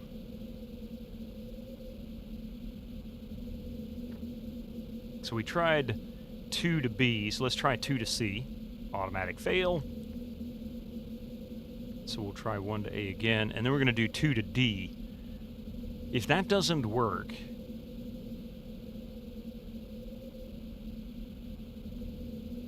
then we know 1 to A is not accurate.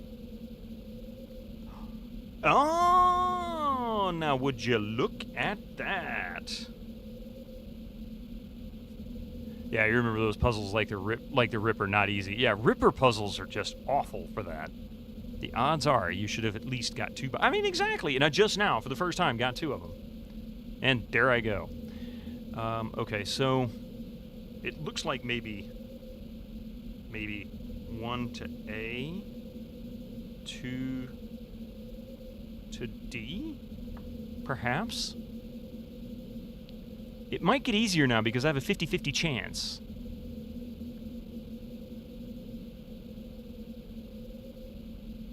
Okay. 3 to B. And then, of course, unless this breaks something, which that's going to be tricky, there's no easy way.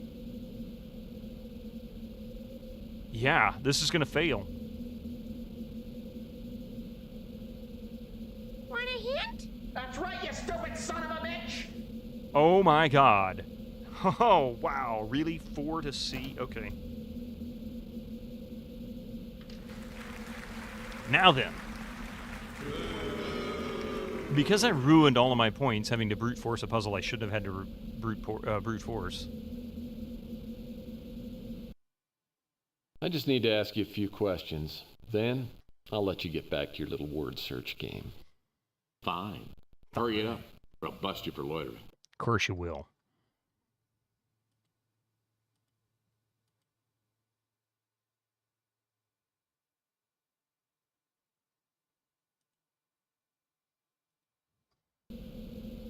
you have such a fondness for Ripper ever since Kilgore streamed it. Don't know why you never played the game, because of two reasons. By that point, FMVs and adventure games were starting to fade. It also wasn't extremely well received at all by the reviewers. Mainly because the interface is really kind of clunky. It's not a bad game, it's fun, but the puzzles are exceptionally challenging. It's just really cool. Oh, dear Lord, I hope not. Susie, it didn't even occur to me. He speedrunned it twice. Oh, is it really? I didn't know that. Looks like...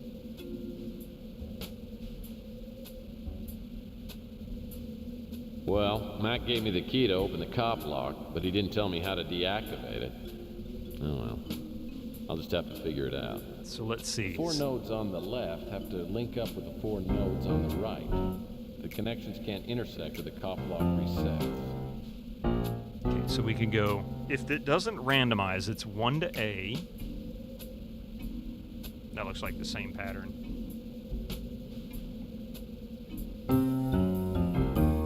Oh, I was going to say, I didn't think so. I remember him streaming it, but I had no idea. 2 to D.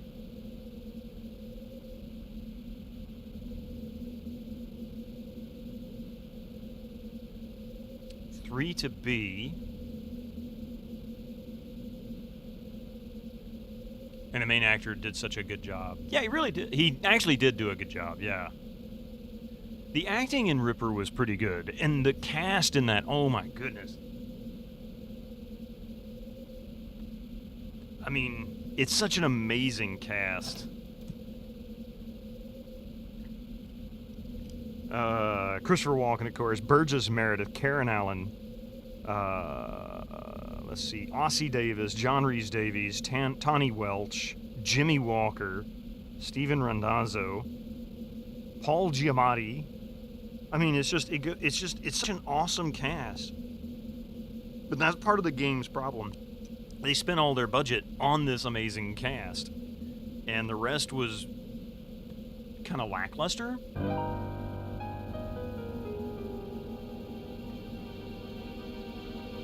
The Ripper main actor gave an interview to Phantasmagoria 2 Actor a few weeks ago on his Twitch channel. I didn't know he had a Twitch channel. Really?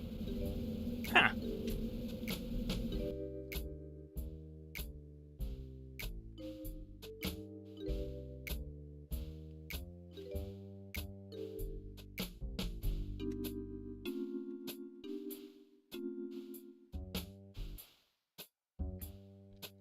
Yeah, I had no clue. Empty cardboard boxes. Empty cardboard boxes.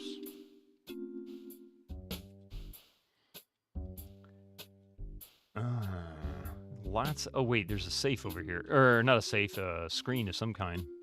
Looks like some local hooligans have been in here.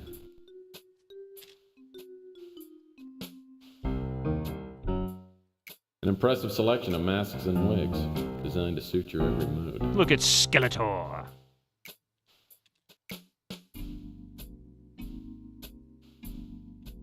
I see something on the floor there.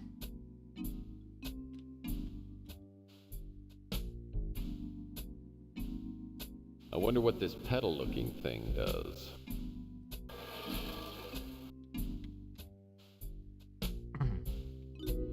Oh, it opens that door. Okay, well, we'll figure that out later. Oh, whoa!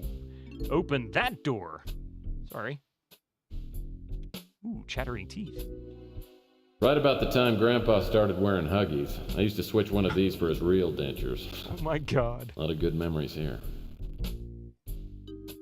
I know somebody who wears diapers that I would absolutely have a blast watching try to speak with those things in his mouth. Well, no, I take that back. He already sounds like it as it is. Because that's all anybody ever hears. I'm just laughing at myself. Sorry. Nobody else gets it, I'm sure. Well, now here's a classic. Fake vomit. This comes in handy when you don't want people taking the seat beside you. I wonder why Rusty would keep this copy machine hidden. With a pulley in the middle? Unless he was using it to... I don't even want to think about that. Ah, rubber chickens. They make me think of Grandma's rubber chicken chicken pies. pot pies. What? That's just wrong. Grandma needs to learn how to make chicken pot pie better instead of the rubber kind. It's an old newspaper with Mac Malden named Policeman of the Week. Must have been a real slow week at the precinct. Man, this fake dog you do looks real enough to step in. It's real. Man, this fake stuff looks so real. It'll make a great gag. Can you imagine the look on somebody's face when I... Hey, wait a second. Oh, sick! Those police dogs were in here. Oh, man, that's great. Sorry, Mac, but first things first.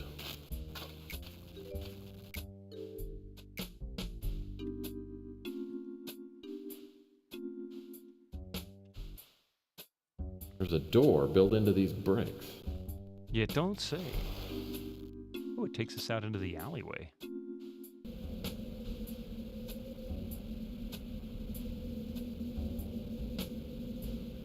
Of course, I can't open it from this side. It's only available. He's got an emergency exit? Like a secret stealth exit?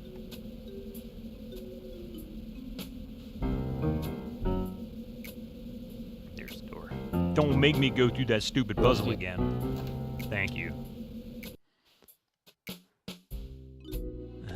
Oops. Didn't mean to do that. Alright, so this door is also open. Before we do, what is that? Oh, that's just lighting on that.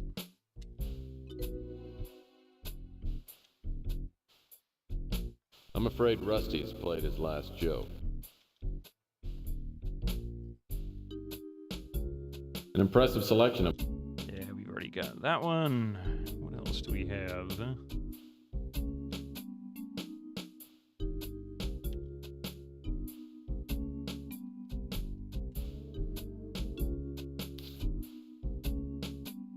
I like how walking through it, it tears the tape. That's a nice little detail, don't you think? Ah, film developing, huh? Enlargements? What kind of enlargements? These posters That's a tell good you more question. than I'm you'd gonna ever check care it to out. know about film processing. This sink must have been used for developing photos. Not much use for it now that there's no developing equipment.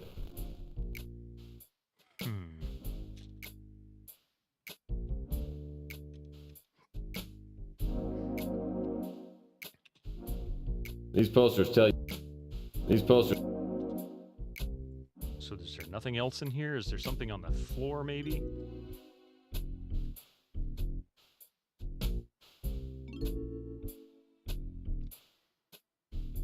Ceiling, no. Let's go see about that ladder. I felt like there was something in the developing room. I mean, this guy was a perv, that we do know. This ladder leads to the roof of the funhouse. Incoming ads for you non-subscribers. Use your Twitch Prime now. Yes. Why not? Up on the roof.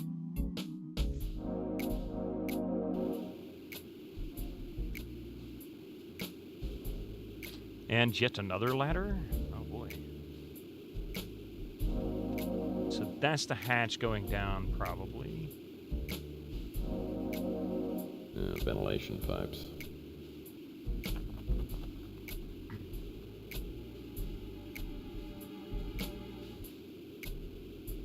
Metal stairway looks sturdy enough. Okay, so that's to the fire escape, I assume.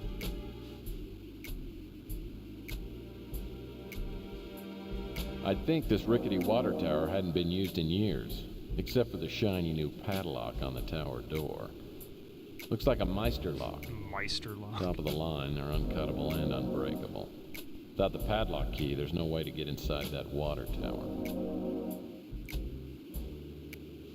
Although the lock-picking lawyer would definitely say otherwise about them Meister locks. I love the cityscape backdrops, too, for those who don't know what she's referring to. Check it out. They do such a great job with the atmosphere in this.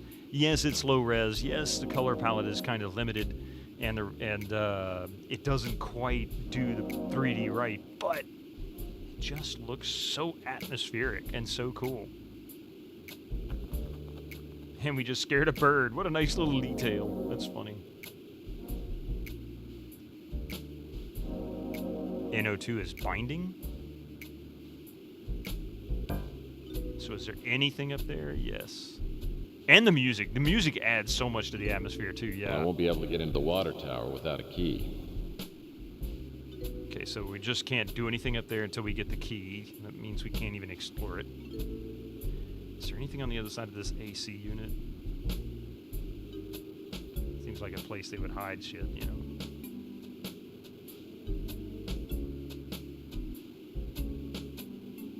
Oh! Really? So we're on another part of the roof, which I guess is over the warehouse? I'm not sure where exactly we are in.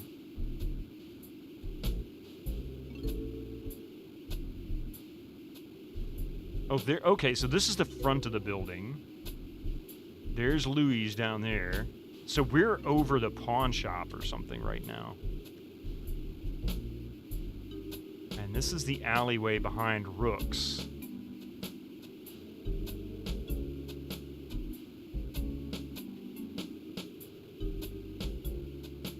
Well, I'm surprised this skylight hasn't had all the panes busted out. Oops. You like when old games try to be ambitious with limited technology. Isn't it great? It's not perfect, but they do a wonderful job anyway. Well, I'm surprised this... So I'm wondering... Red Murphy is amazing source material for TV series. He just put his foot up your ass if you didn't pay attention. Ventilation pipes. Yeah, the neo-noir vibe. Yeah, it's one of the things I really like. The noir genre is just such a fun genre to play with because it fits. Ventilation It can fit in steampunk. It can fit in, 50s style. It can fit in futuristic. It's appropriate in so many locations, so many genres. Like Blade Runner, yeah. Exactly. Oh, Tex. I was wondering what the red was. Sorry, I've been watching that 70s show, so when you said red, I wanted to say Red Foreman, and he put his foot up your ass. I'm gonna watch the show to get that reference. Okay, so we need the padlock key.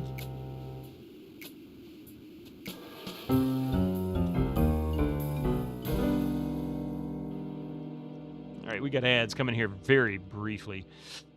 Anytime now. Pardon me. And I'm going to take a pause now. Go ahead and take the break. And give me just a few minutes. I'll be right back. Please don't go anywhere.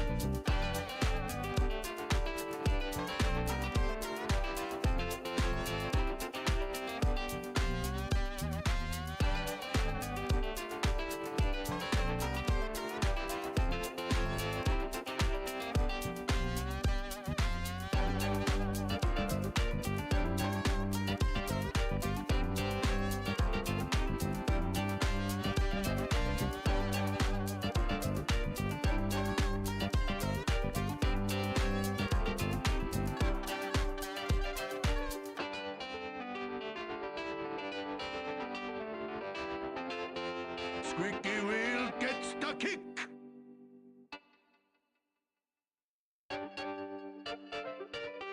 Bollocks! Bollocks! Bollocks! Bollocks! Oh, fuck it.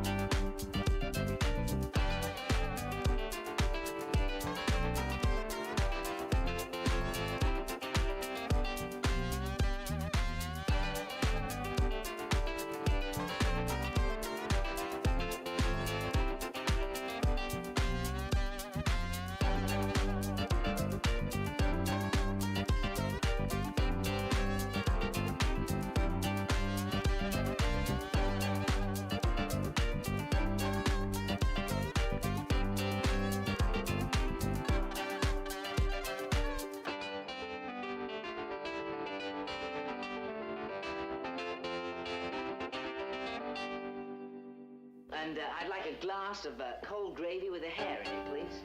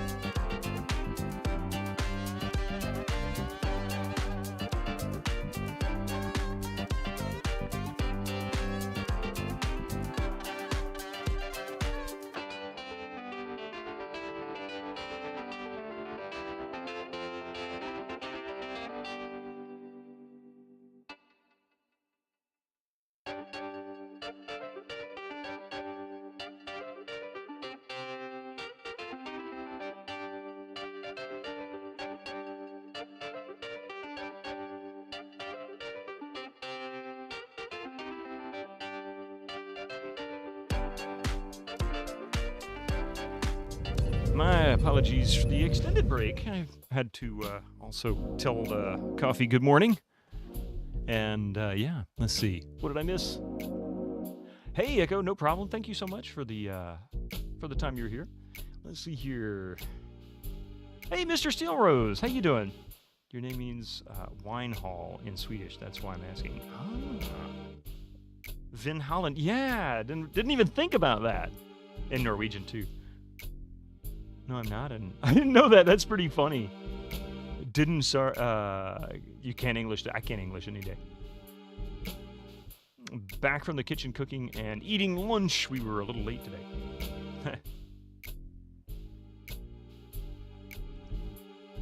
You're also from Europe too. Or though.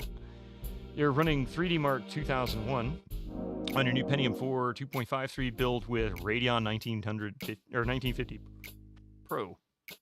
Man, Mr. Steelrose, let me tell you. So, having problems with my 9800 Pro. It wants to, the memory seems to be wanting to have issues or overheat, so I think I need to do a little more work on it. For some reason, the 2.8 equivalent CPU you have has less points, which is weird. Maybe it's not properly configured to take advantage of it? Of everything it can do? Perhaps.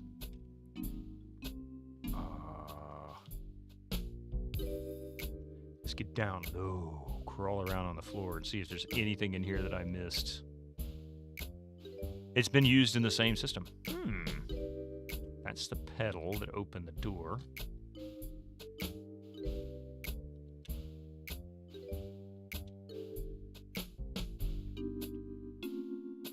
I think it's just partly broken. I'm afraid Rusty's played his last joke. I'm afraid...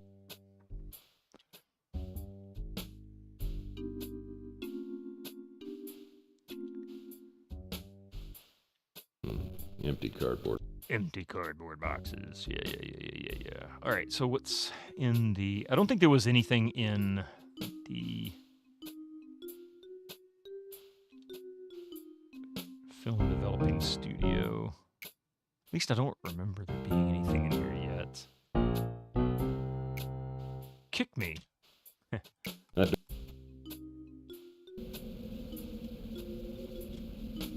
All right. I don't think we can go in here yet. Nope. Oh, we haven't been in Rook's Pawn yet, actually. Have we? I think so. Was that you, Los Angeles? That door will take you inside Rook's pawn shop. The brown felt fedora worn by actor Harrison Ford in the second installment of the Indiana Jones movie sold for $630,000 at auction, film, and TV memorabilia company Prop Store announced Friday. Good God. $630,000 hat. Jeez. Rook's been running his pawn shop since sometime before the Eisenhower administration. He's a crusty, mean-spirited little troll who's rumored to have a heart of gold. Yeah, sure. He lets me buy things on credit occasionally, but then he nags me ruthlessly until I pay up. We get along all right, as long as I keep my bills settled. Up already, Murphy? and it isn't even lunchtime yet. Or am I still asleep? Having a horrible, horrible nightmare. Make Rook's dreams come true.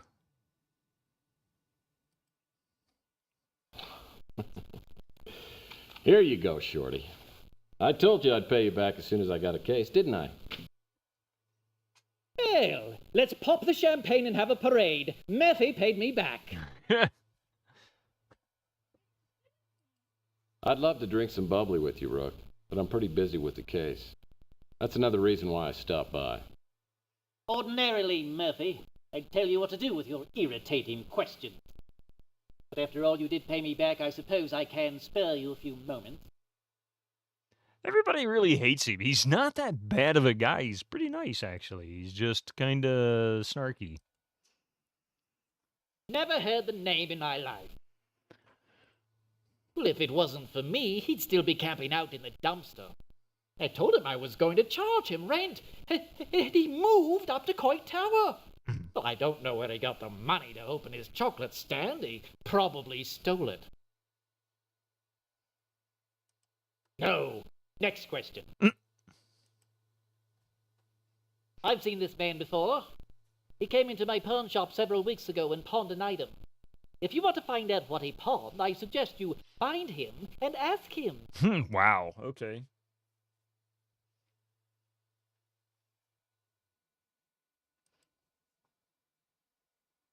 They finally found Rusty, dead as disco. And I, for one, couldn't be happier. I didn't care much for the drug dealers, illegal novelty smugglers, and out-of-work clowns that used to hang out at the fun house. Illegal novelty smugglers? Wait, what? The drug dealer thing I get, but not illegal novelty? What does that mean? The man in your photo told me his name was Tyson Matthews. You might not be too far off there, Killick. The warehouse was turned into a storage facility. I have items stored there myself. The rates are very reasonable. Reasonable, of course. That imbecile. He's been trying to make problems for Louis. He doesn't eat meat and thinks anyone who does is a barbarian. Moron. Barbarian. Nilo's run the Ritz for years. He's a pig. But at least he pays cash when he buys something from me. How should I know who that is? No, I don't know. You tell me. He took over the electronics shop after the fat man left. It seems pleasant enough. You know enough about me. Of course I do. Louis' a good man. He seems to like you quite a bit. I can't figure out for the life of me why. Because he likes everybody. He's a likable guy. Oh, Chelsea. If I were a younger man, you wouldn't have a chance with her. What have you got to say about me there, buddy? Come on, Rooks. I'll admit you have some skills as a PI. It's your social skills that need desperate help. He's so rough with him.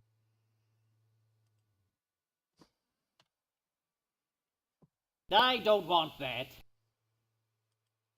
I don't want that. I don't want that. I don't want that. Let me guess. I don't want that.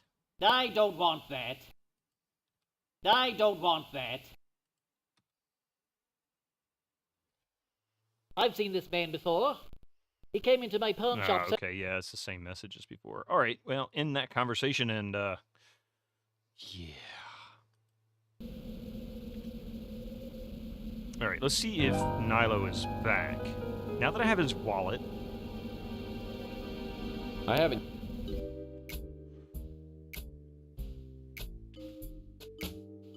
No? Be back soon. So he's not there yet. Oh wait, there's 2 doors here. 3 doors here. What the heck? The only thing in that storage closet is dust.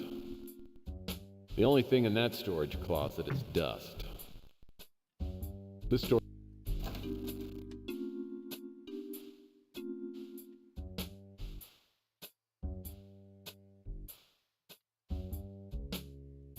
These boxes are full of Nilo's girly magazines. If you ever caught me checking them out, I'd be out on the street. Dude won't even share, huh?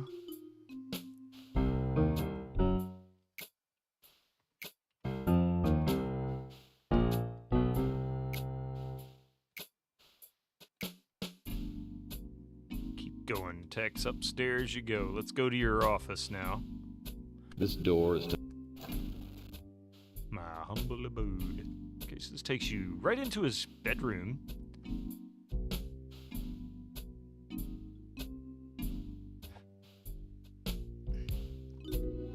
Let's go into his rec room. Actually, wait a minute. Before I do, have I checked his drawer? I don't want to say that. Checked his drawers? I'm currently reading... This is where I keep the elixirs and... Yeah, okay. I think I did check these, but let's check it anyway. I had to pick up this Playbuff issue.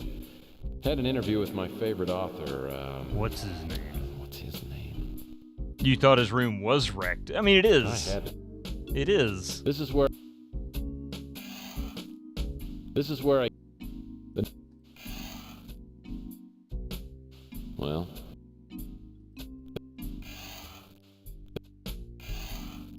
This is where... Yeah, I haven't checked his drawers yet. So that's something I should have done. Oh, and I can't get over there. So I can't check those drawers? The nightstand's at a... Pleasant symmetry to my bedroom ensemble. It's my own little attempt at creative horticulture.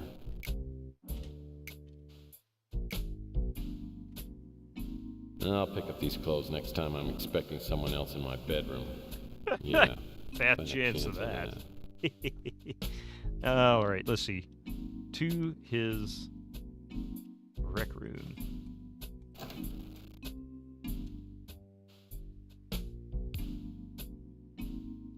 Oh, what's that?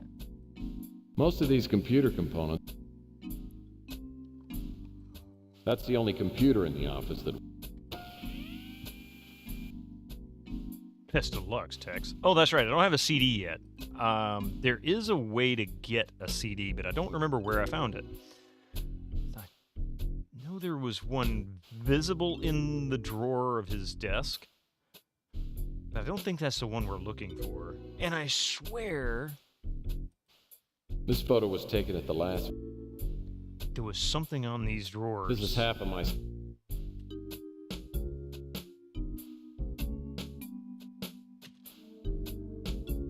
A stack of Perry Mason... A handful of Agatha Christie... These shelves contain some of my most cherished mementos. All right. Oops.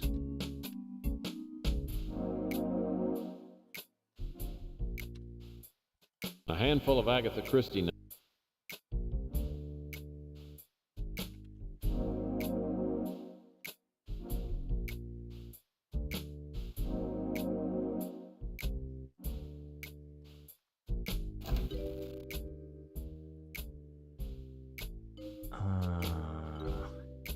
Now to the office.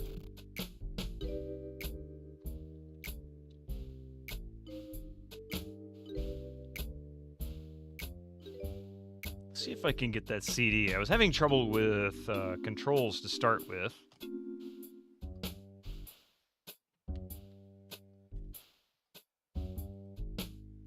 The 60-day warranty just ran out on my electronic shop 60-day fax warranty. machine.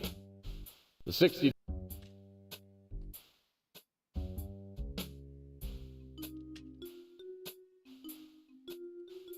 Rusty the Clown's Fun Book. The only pop-up book in existence with a must-be 18 years or older sticker. I really don't want to know what pops up in that. I really have no desire to know. Wait, what's that on his desk? I borrowed this magazine on my last trip to the dentist. I've always been crazy for the Miracle Nails model. 60 bills. Oh boy.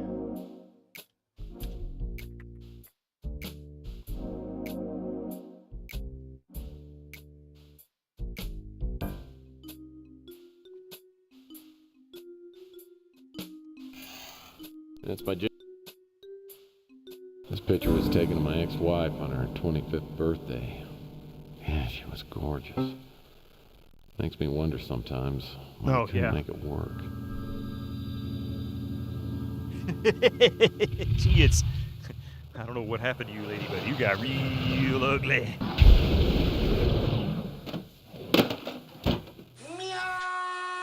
Susie, perfect timing.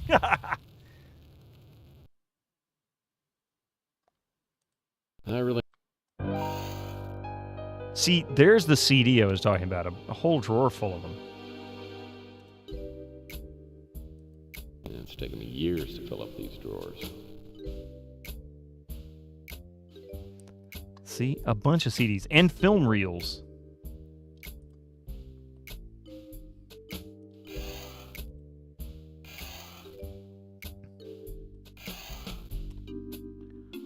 So I just figured out how to bypass having to left click on it. I can right click and it'll actually change the tool for me.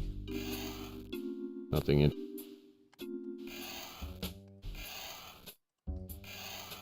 I really need to find some. Damn it. Didn't do it that time. My nephew, what's a CD? My daughter, can I have a record, please? I'm not even kidding.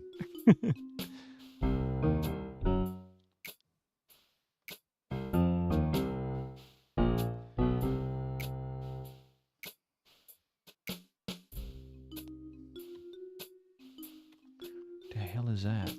I haven't played my phonograph since it destroyed the A side on my Bill Shatner Sings the Blues Oh, album. yeah, okay.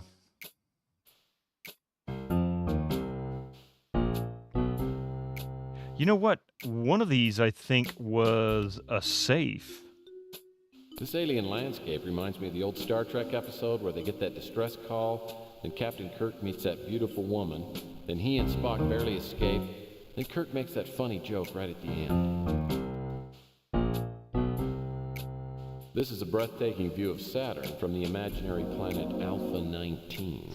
The imaginary planet Alpha 19. What kind of... This is the only pot I allow in my office. This is the...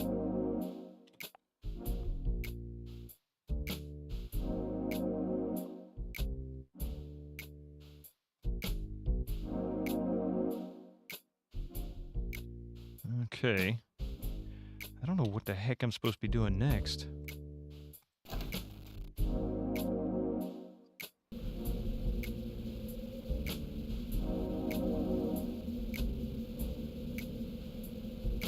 That looks like a gate. I wonder if I can go through that gate. Oops, get your stupid butt down them steps there.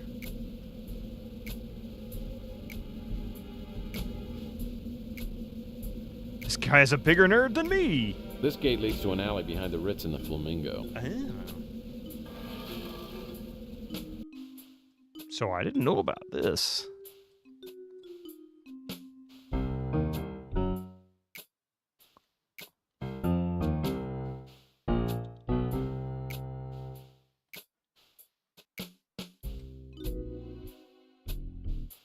So this is different. I don't remember this area.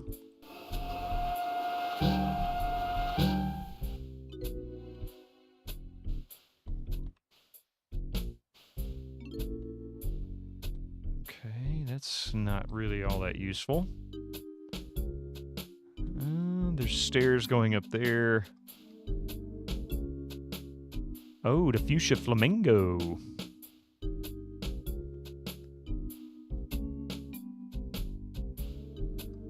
Your wife called. Can't work. Couldn't, so I took her to the hospital. She was obviously having contractions. Ultima CJ, you and Blackbird Twitch have been conspiring, haven't you? Conspiring in the world of humor.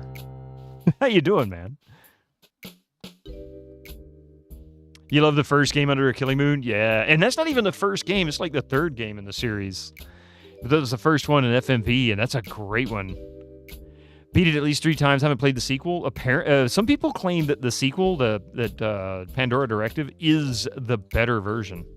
No shortage of trash receptacles in this part of town. What is that? This antenna isn't busted. I might be able to extend it. There we go. And what are you gonna do with that? This is the third? Or Under the Killing Moon is the third?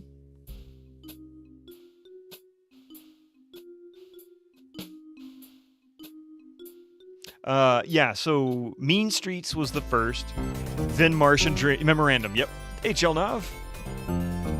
And those were more like point-and-click adventure style games than they were this one. I mean, this is still a point-and-click, but it's an FMV focused one. The other is more traditional, like Sierra LucasArts. Nope, it wasn't. When did that come out? Like 90 or 91, I think it was, or maybe even before that. Okay, what can we combine?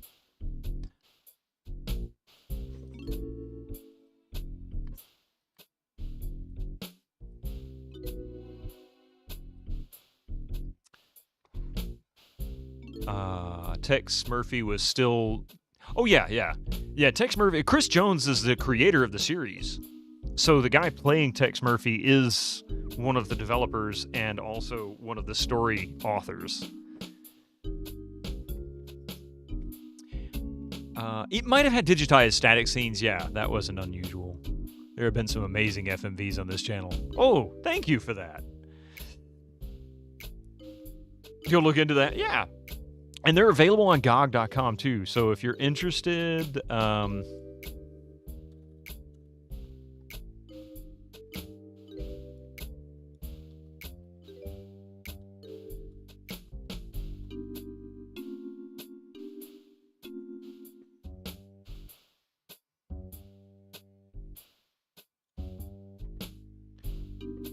30 years and you thought this was the first game. That's okay. Yeah, both games in a bundle. Tesla Effect, Overseer, Pandora Directive, Martian Memorandum, and Mean Streets in one package. Right now, it's not on sale. In US dollars, it's $5.99. All the others are $9.99, except for Tesla Effect, which came out in 2012. That one's $19.99.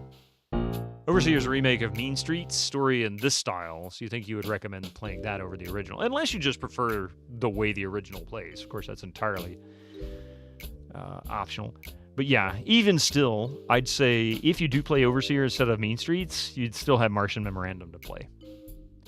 Yeah, exactly. Unless there's something there for you on that.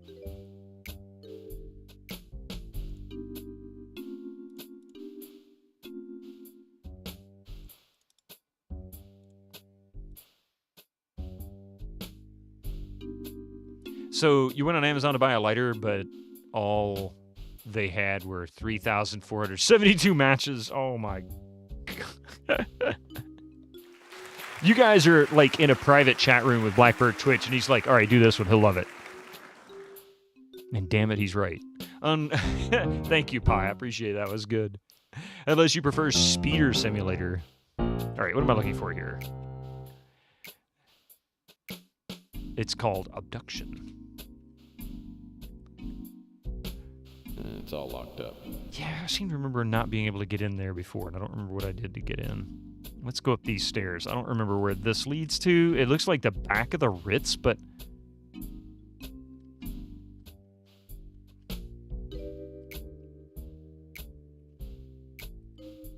Well, surprisingly, no, the windows are broken. Of course, the only people that hang out back here are usually too drunk to sit up, much less throw rocks. Yeah, the Speeder is only in Mean Streets because the company had a flight sim engine, but they wanted to make an adventure. Oh, really? That's pretty funny.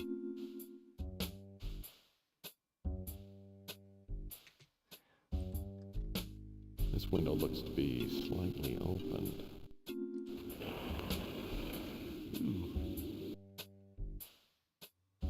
Are you kidding me? We have another exit?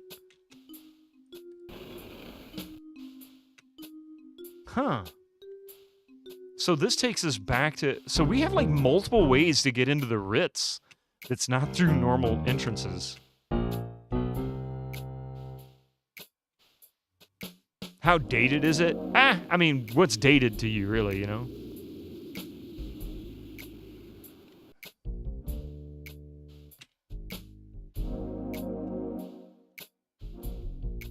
Okay, so we got that.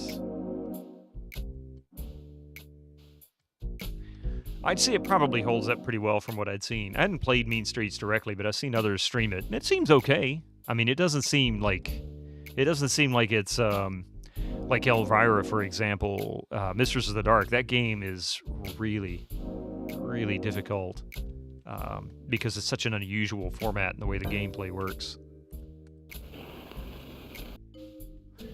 Best comparison is dated OK Quest for Glory, for example. Originally made you type out words. It eventually... And future games were point and clickers, yeah. You liked Mean Streets when it came out, but it might be a bit rough today. If you don't like taking notes, don't play it. That's true for most 80s adventure games. If you're not if you're not taking notes, you're regretting your life later because you're going to be all over the place trying to figure out what the hell's going on. Deliveries to Fuchsia Flamingo through gate to back door, hours 8 a.m. to 12 noon.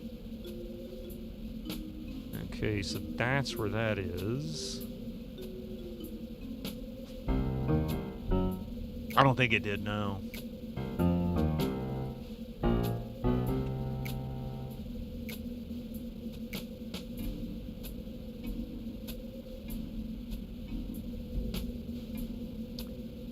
That'd be the selling point for you? I like voiceovers in games, but not a requirement. Is there... Wait, you know what? I wonder if the key to that padlock...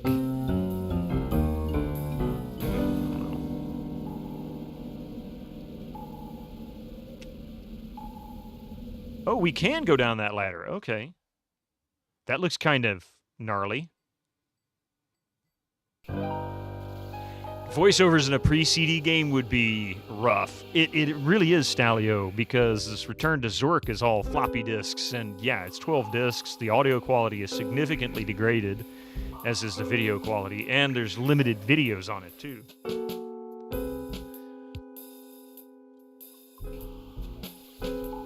Yeah, I'd be willing to bet Mean Streets was probably only a handful of floppy disks. Same deal with Gabriel Knight, yeah. Not surprising. So what kind of disgusting place is this? Shadoo. There you go. See, that's the CD version, but you can hear the low bit rate and sample rate when you listen to the floppy disk version. I think I'll let that box float right where it is.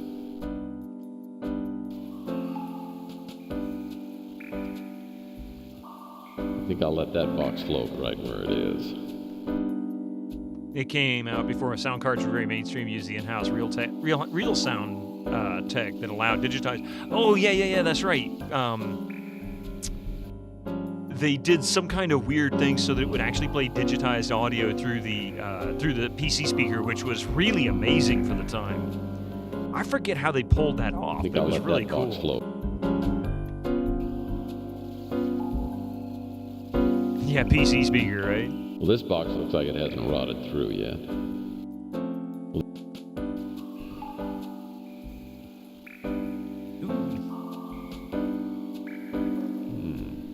A chisel. Maybe someone's been down here doing some prospecting.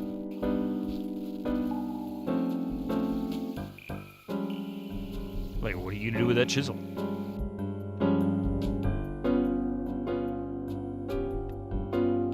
I think I'll let that... That's not floating, though. It's just hanging out. Whoever's responsible for these boxes being down here must be in a great deal of pain. You'd have certainly known it if Under a Killing Moon was part 3, if they had a number and not just the title. Yeah, that's kind of weird, isn't it? Ooh, what's this? Oh, it's Playbub magazine. A Playbub. Oh, gross. This magazine is filthy. I'll never get all the sewage off it. Oh, come on now. If you have to manually control the speaker membrane very carefully on the CPU. Oh, okay. I think I'll let that...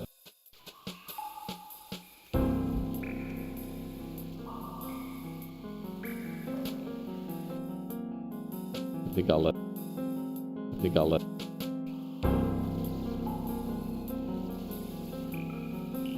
So I was thinking that was to be something I could pick up, but apparently not. Let me guess. I think I'll let that float right where it is. I think I'll let that box. I think I'll let.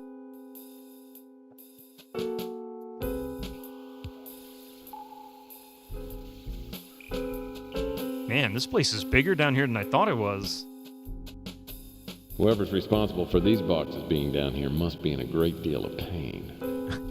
Why? Whoever's responsible for these boxes being down here. Maybe Niles is down here.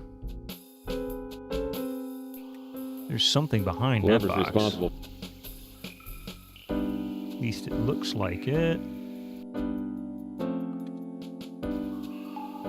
This looks like the kind of money belt the drug dealers are wearing these days.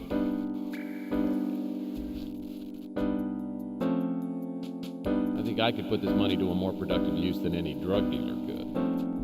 Interesting. So I'm just finding money all over the place. Oh, great. I mean, really. Wish that could happen to me in real life. I mean, I found like, a couple of $1,000 so far. Oh, I must have... Okay, so I was moving it so I could get to the money belt, but I could see the money belt without moving it and kind of made it pointless. Whoever's responsible for these boxes. And where does this ladder take me? Whoever's...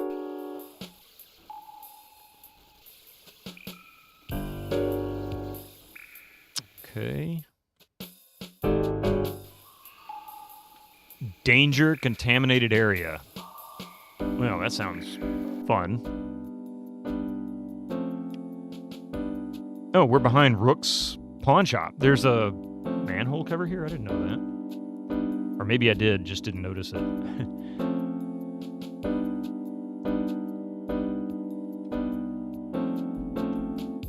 Here's an example.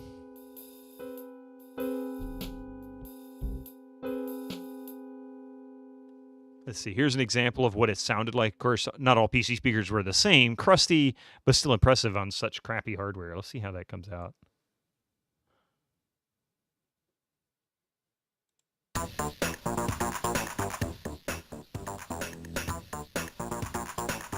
You know what? Let's bring this over here so you guys can kind of see it.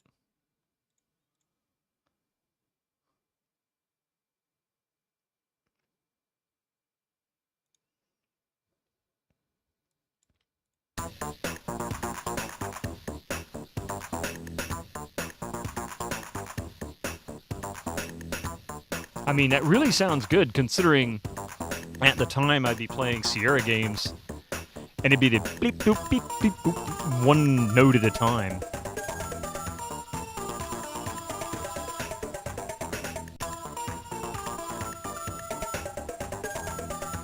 Real sound by Steve Witzel.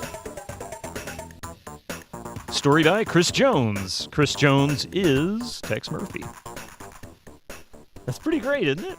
I mean, it's really not bad. Considering what they had to work with, that's pretty amazing. Got the bops. The sweeps, the creeps, and the bleeps. Good old MIDI. And that wasn't even MIDI, I don't think. I think that was, well, might have been low quality pre-recorded digit, because I think that was supposed to be representing digitized audio, not MIDI sound. Some kind of PCM on the speaker. Yeah, doctor, I don't know. It blew you away back in the day. It blows me away now. I mean, I never heard anything like that from a PC speaker. As an actual pulse modulation, yeah. Probably.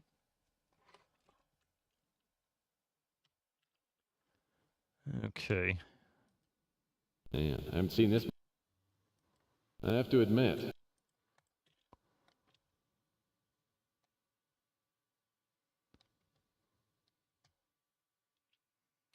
Choco Man. That was where his dumpster was. He would hang out. Real sound. All right.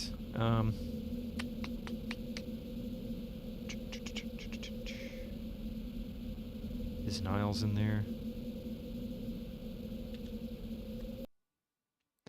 You remember one golf game you played, the sound came through the PC speaker when you got a great putt, the announcer would say, absolutely marvelous pot. Putz, so much popping, you loved it. Almost guaranteed, Ultima CJ, that it was also the same studio and developers. Access Software, Lynx. Looks like you hit the tree, Jim. That would come through the PC speaker. You played it a lot. This was a fantastic game in the day. I remember playing so much of this. And I've hardly played it since, actually. Yeah. Oh, yeah. I mean, it listed it in the credits just now. But that's probably the game you're talking about, Ultima CJ. The Link series went on for about a decade, and then Microsoft, I want to say, not even a decade. It was more like 5 or 6 years, and then Microsoft licensed the technology and made their own golf on top of it. Yeah, that's exactly what it was called. Take a look. Lynx. And Access Software, same company that made Tex Murphy. You remember having a bigger title? I mean, it might have had. There's more to. This is the original Lynx. This one came out in 91. And let's see.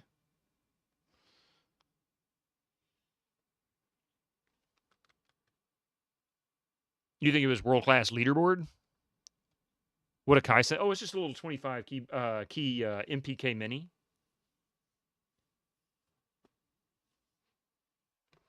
World-class leaderboard. Was that Access? Lynx was so popular. I know they ended up with...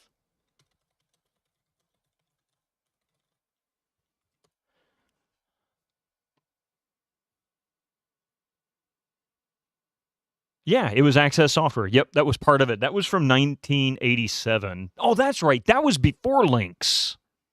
Yep. That was before Lynx. I couldn't remember.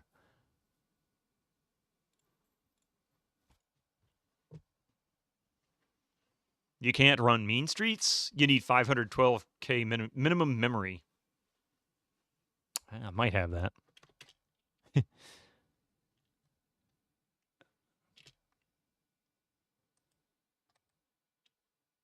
I'm not really sure what this painting means, but it's probably obscene.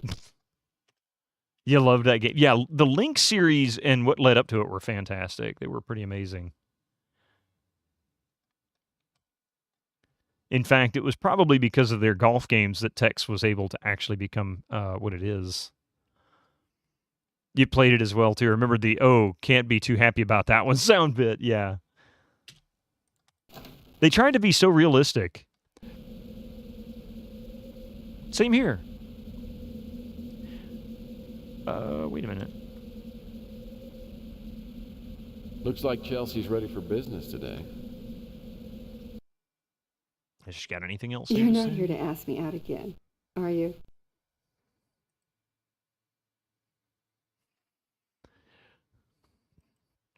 Well, I got a bunch of cash, but I've got nothing to do with it. I figured I'd go out to dinner tonight, but I hate to eat alone. Are you interested? What, like a date? You almost get a hole-in-one in here. Oh, and it's from the crowd too, right? Oh, come on, go out with me. I'll even take a shower. Look, I know you're just trying to be nice. I'm just not in the mood to go out. So, I heard you picked up a case last night. Is there anything I can do to help?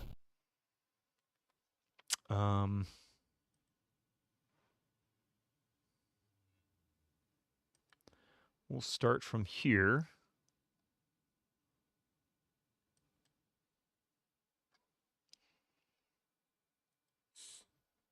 I've never heard anything about that. What's he doing? You be a good boy, kitty. Mystic's all excited. He's like, people, yay.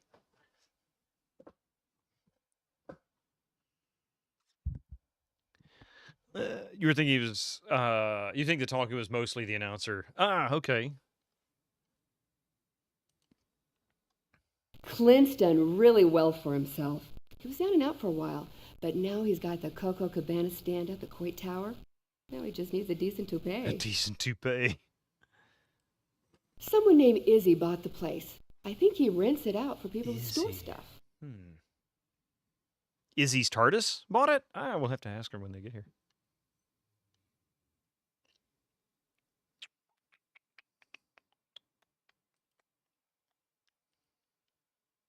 Don't have a clue. So I can't get her to talk about the stuff I have? I'll get it. Kind of stuck at the moment. Not sure where to go.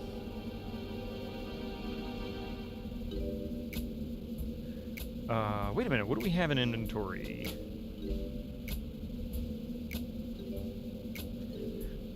Chisel, extended antenna, orphanage letter.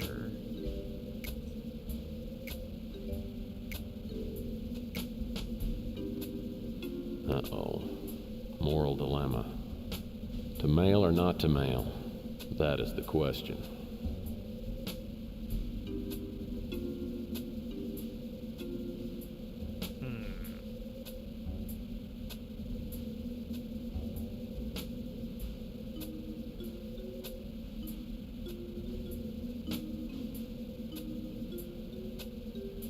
So, my landlord dropped his wallet, and it's full of cash.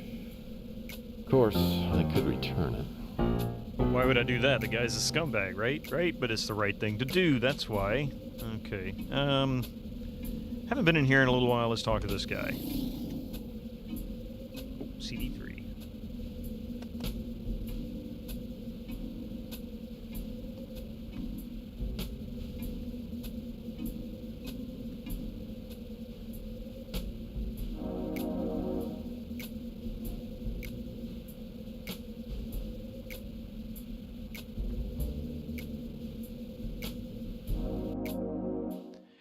You just found a playthrough on YouTube where he says the line about the putt? Yeah, that's probably pretty iconic, so it doesn't surprise me. I'm gonna save real quick, just in case.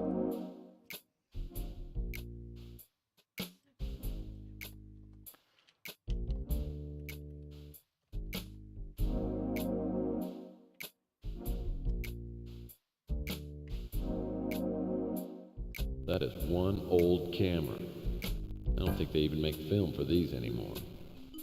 That's right, we already had that conversation, huh? You ready to make a purchase? How about a trip down memory lane?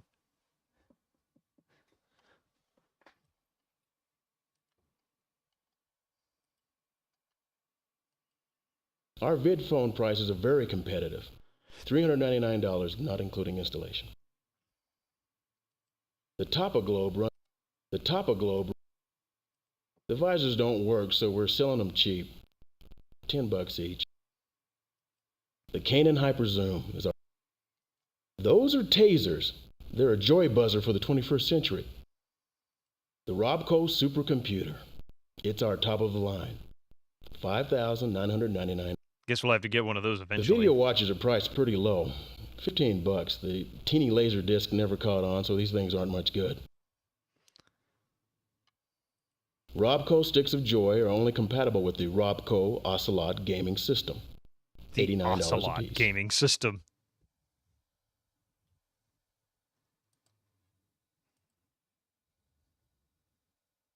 I wouldn't worry about the miscellaneous items unless, of course, someone suckered you into buying a Robco computer. You're the one selling it, dude. The remote control Geiger is a favorite of mine. All the fun and none of the mess. $89 for a stick. It is 2050, so, you know.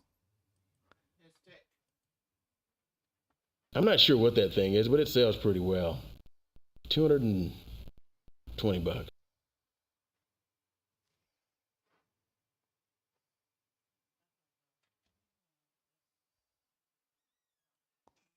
The Robco Colony Cruiser is every kid's dream toy.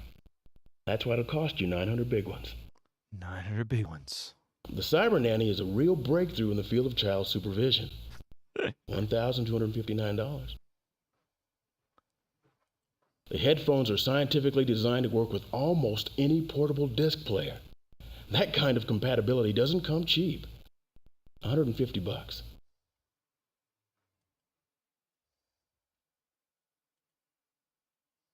This new rodent tracker has some features that weren't in the 8000 model. It's got a strafing feature for cockroaches and a butane ant torch.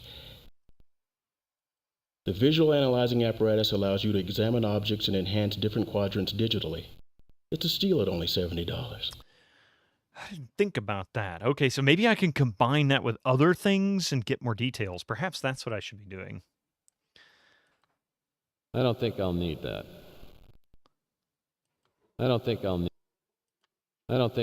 So I can't buy anything. We'll just end the conversation here, but going to him actually did help. So let's see. Combine...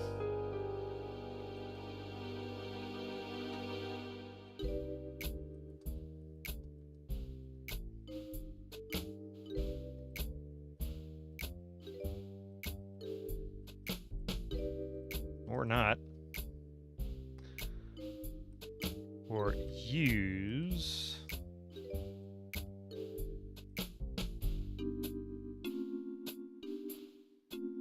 That doesn't seem to do anything. So maybe outside?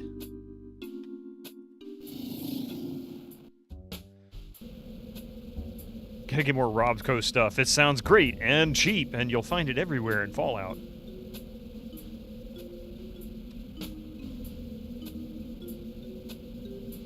Well, that won't work. That doesn't seem to do...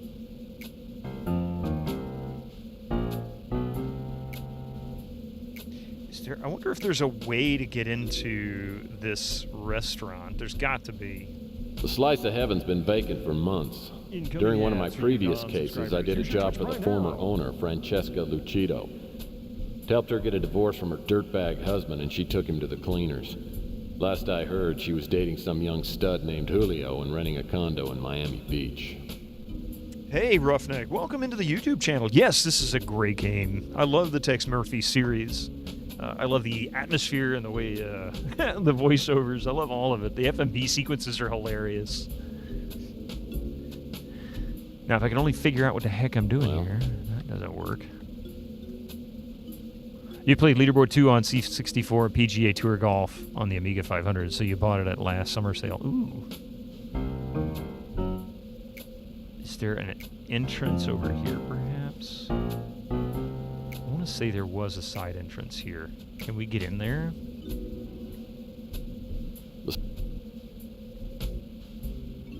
I feel like there was... oh, wait. I bet this is the entrance over here. It's either this one or the next one over.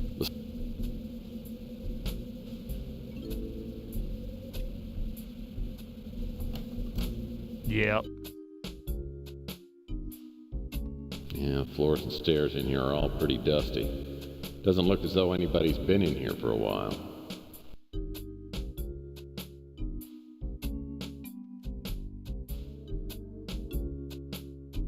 I wonder if this is where the single malt is. I think it is, from when I played it before. Some of this trash consists of newspaper.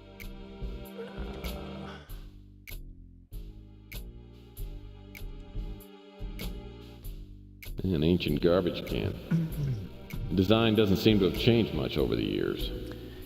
In a world of nothing, or in a world where nothing is as it seems, Tex Murphy was our last best hope.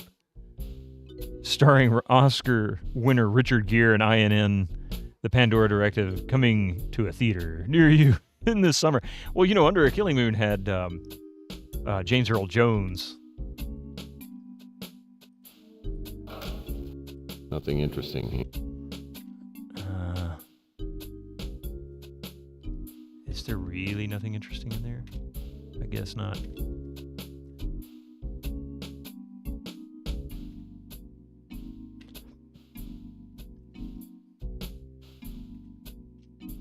Some of this trash consists of newspapers dating back to before the war.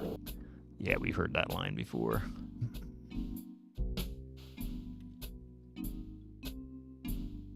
That box looks like...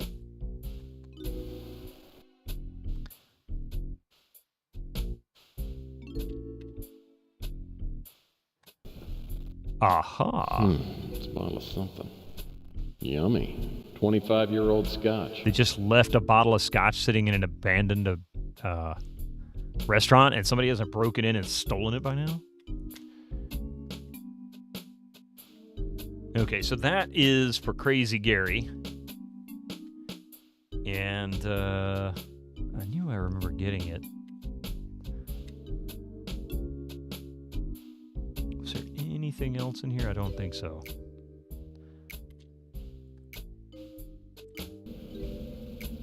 See if I can get to Crazy Gary before the ads kick in.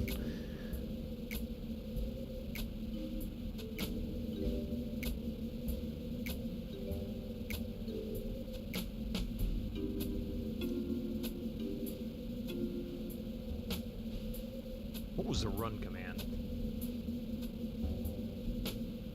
Oh yeah, R. Press the R key and he'll run, supposedly.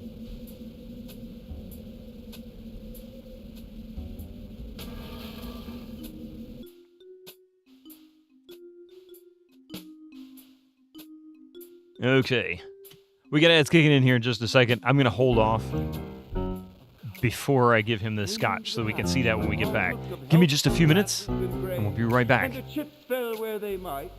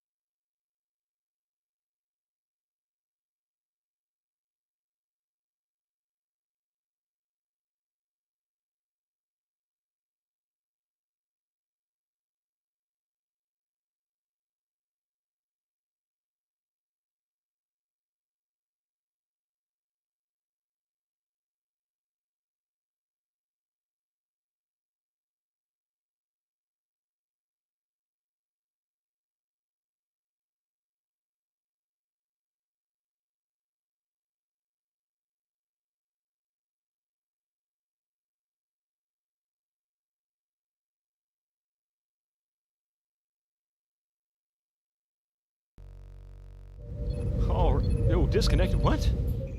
Did you miss the stream? What happened?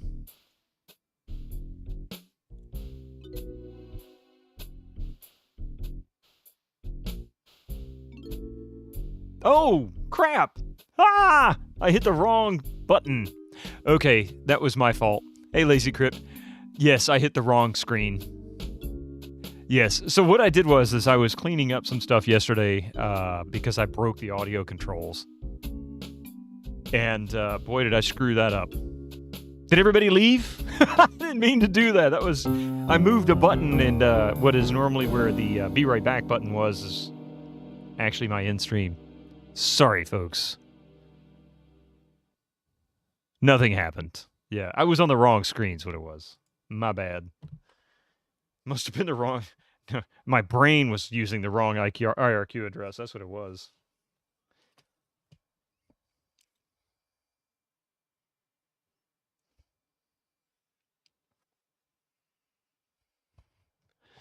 You just switched over to the PC? There was this over... Yes. No, I wasn't over. I goofed. I hit the wrong damn button. So it was unprofessional, wasn't it?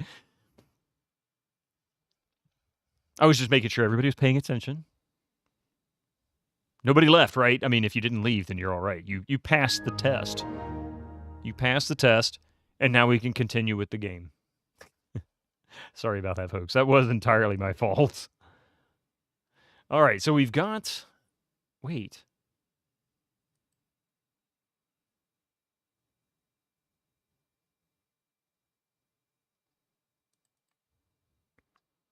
You're just kidding.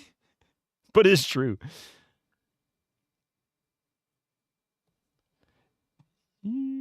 Let's see. We passed. Woohoo! There you go. There was a streamer on Twitch saying Stupid. Nice to meet you.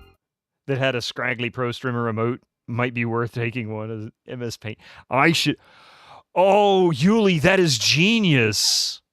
That is genius. I am going to do that now. Thank you. You gave me that was a great idea. I happen to be in the middle of a very important sermon.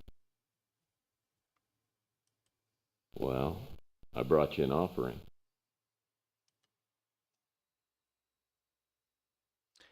So what happened to the scotch? He picked it up. Where is it? Why is the scotch not listed here? Yeah, Jack Sparrow has already arrived. He's taken all my booze. Did I not pick it up when we were there? Now I gotta go back. Hold down the R key so that he runs. Tex is not exactly known for his marathon sprints. Certainly not certainly not as bad as Phasmophobia, at least. 2 steps and winded like you just ran 10 miles.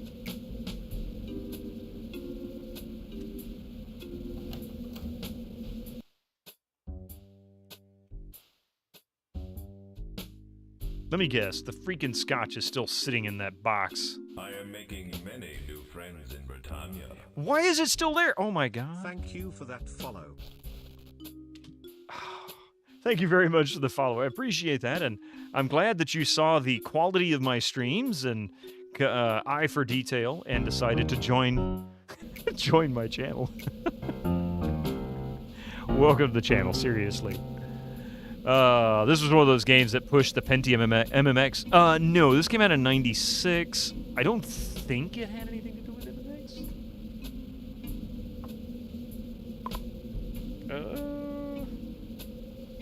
I mean, its minimum requirements is a 486. Although it does recommend using a Pentium. We're on a Pentium 2, so, I mean, it's going to do it either way. But it doesn't state MMX anywhere I see.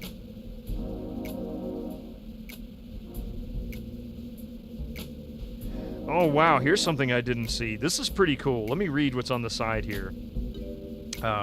Accesses Sentry and Windows 95. To ensure full Windows 95 compatibility, we have developed the Sentry, a Windows application that runs alongside the Pandora Directive, performs several important functions. Use Win95's autoplay to launch setup.exe and install the Pandora Directive. Blah, that's pretty normal. Creates a Pandora Directive folder on your Windows 95 desktop. Well, that's pretty normal. That's just the way installs work. Checks to see if other programs that might interfere with Pandora Directive are running and allows you to selectively close them. That we witnessed, and it's actually kind of nifty. And here's the one that I was really kind of blown away with, because I don't know of many games up to 96 that actually had this.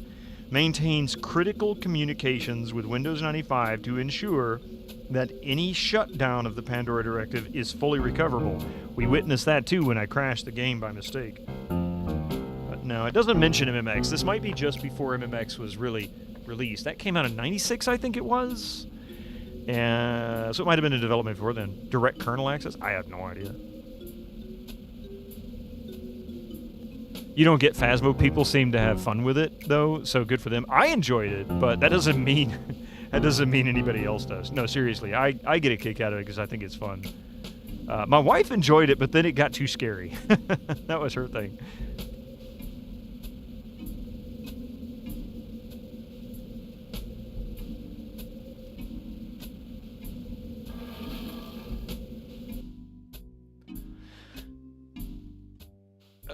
Okay, here we go. So now we can give Crazy Gary. And he proclaimed in a... I happen to be... Make a donation. Well...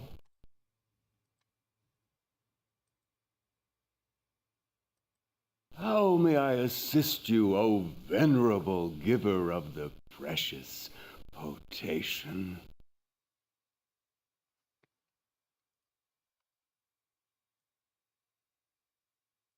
That appellation is a name with which I saw this man but once, strolling along the thoroughfare. He appeared to drop an article of some sort.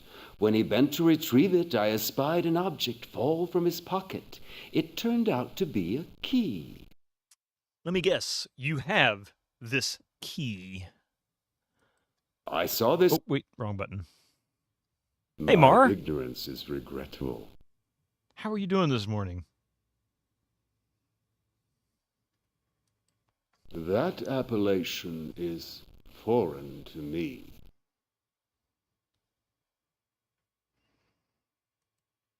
I have seen the warehouse, but have never entered therein. I am a highly sophisticated drunk, yeah. I have been summoned by a greater power to preach against the forces of red meat and its kin. It is my calling in life, and I fear no man.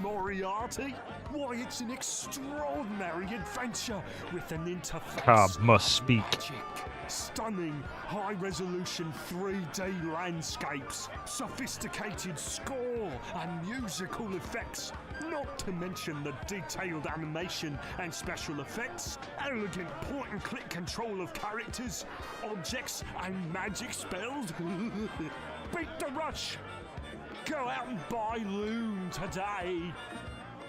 Aside from the personality, I can absolutely see how some people would say this looks like Kilgore with a full beard and longer hair. The cretin is a veritable slaughterhouse. If he approaches to within eyesight, I fairly retch from the foul odor.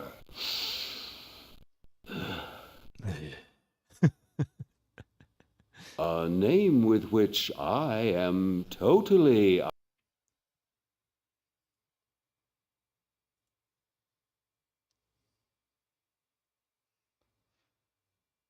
Hang on, let's see here. There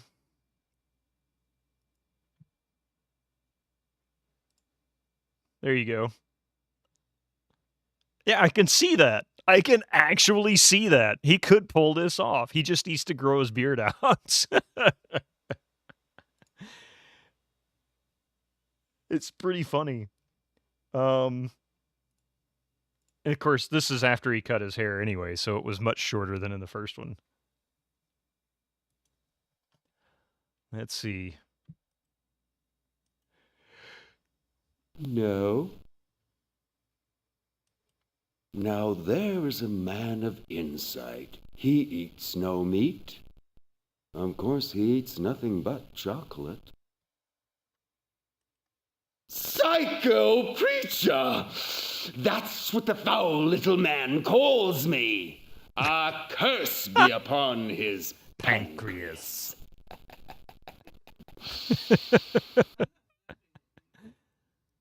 That nefarious parasite, his very livelihood subsists on polluting the intestines of all the inhabitants in our fair locality.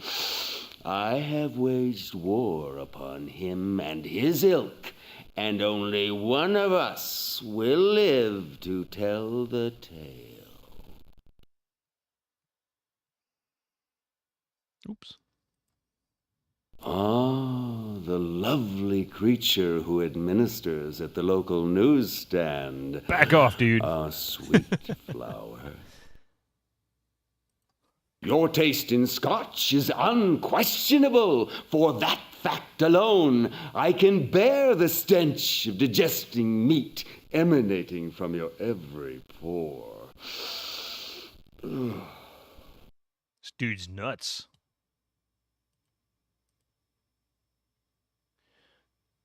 Okay, so he mentioned a key.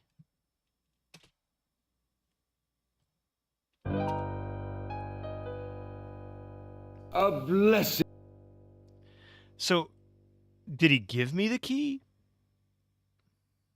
Malloy's key. You may indeed have the key, and I wish you luck in locating the poor man. For such a staunch vegetarian, you sure to ham it up a lot.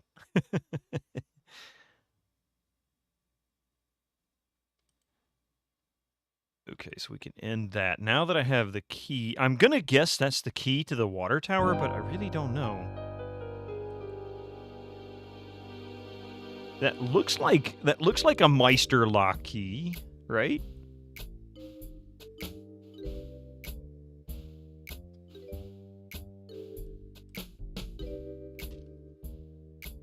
All right, so we'll make our way out of the alley here. And we'll see about the tower on top of Rusty's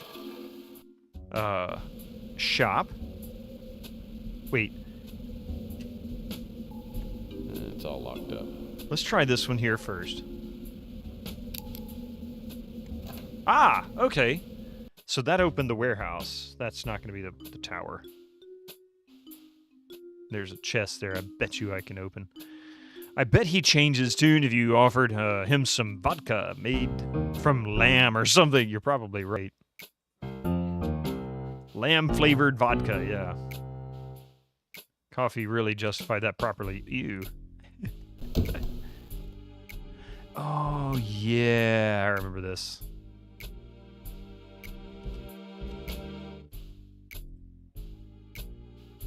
These crates are all...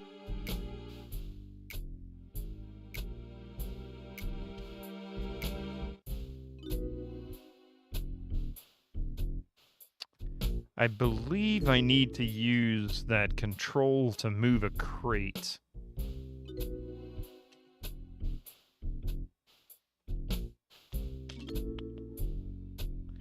Let me see if I can open this chest. Arr, well, shiver me timbers. It's a pirate's chest. Not pirate's chest. Not really.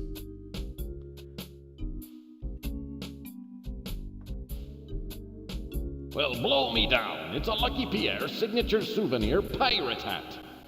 Oh my god, you're not wrong, Chelnav. Alcohol from fermented meat? Ew, but then again, people will buy anything that says bacon on it.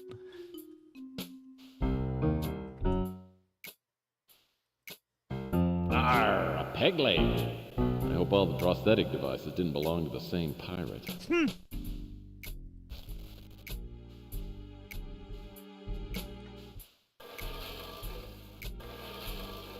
Okay, so that's really all there was to it. That's it? That's all I can pick up out of there? I can't even get the hat? Come on, man. Get the hat. You know you want it. That is not a leg, Tex. Oh, it was from Rusty's, Or no, it was from, oh crap, what's his name? What's his name's pawn shop, right? More barrels of toxic waste. I guess it's cheaper to store it than dispose of it.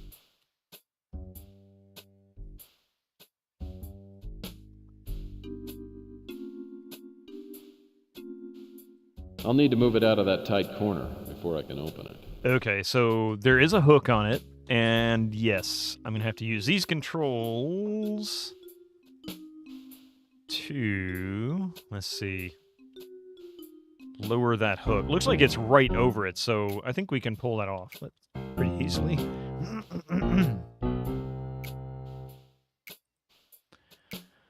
This panel must operate the crane.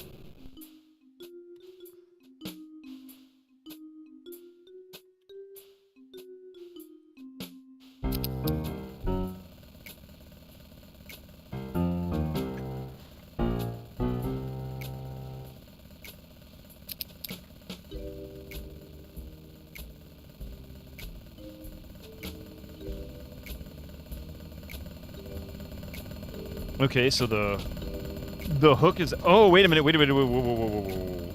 So it looks like we actually have to interact with this to somehow lock it in place, maybe? The slots on the trolley are lined up with the ring on top of Malloy's crate. Now I just need to find something to connect them with. Okay, maybe... That doesn't seem to do anything.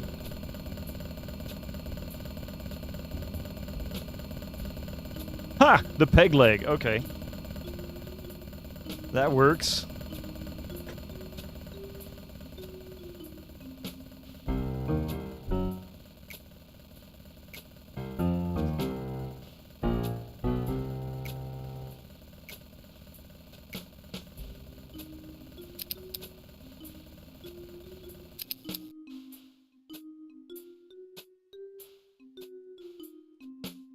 Wait, it stopped making noise. Oh, it's up there, okay. No, it's not. What the blazes?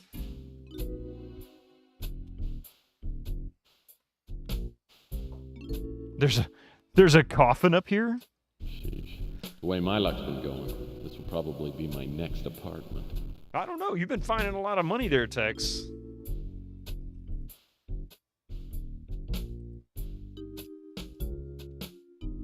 The box looks like it's empty.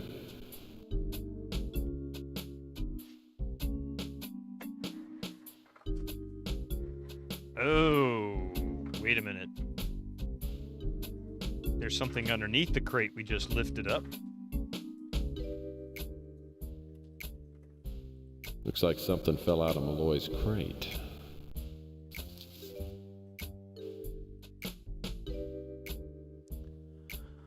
Southeast Asia? What? What are we looking at here? What's this? It's a crate with Thomas Malloy's name stenciled right on the side. Dr. Thomas Malloy. Plains of Nazca. I don't see any airplane. I don't see any airplane. He's such an idiot.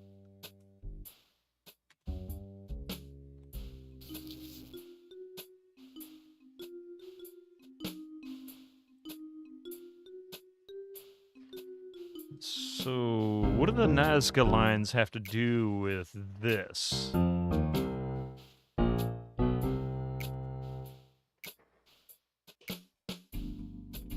It's a rug or a wall hanging. Well, this is certainly an interesting design. I wonder what type of symbols these are. Are those Nazca lines, or is that just graffiti? I don't know.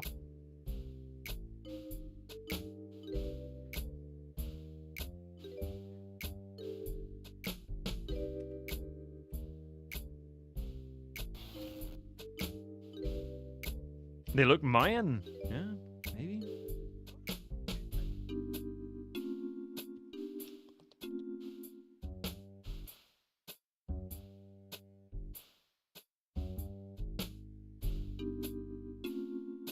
Alright, so,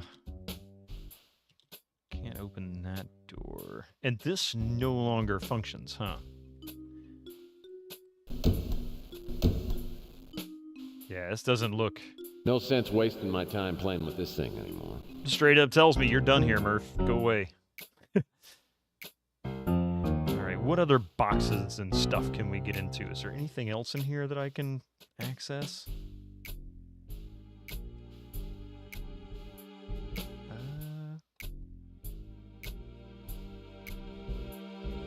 Let's see. Health department notice. Wait, what?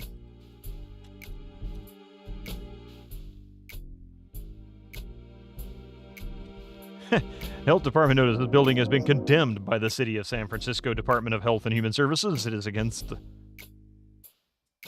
the law to inhabit a building. Yeah, it's just telling crazy, or not crazy Gary, telling Clint to get lost.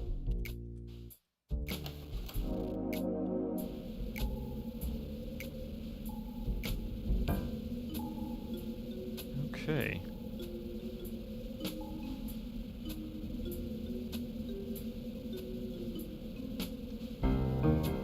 Actually, I wonder if Chelsea would know anything about the Nazca lines and stuff.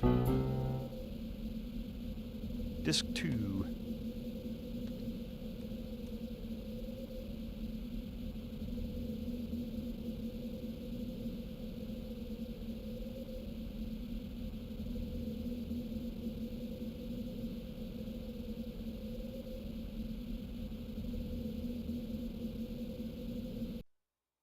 What's going on? Well, let's see.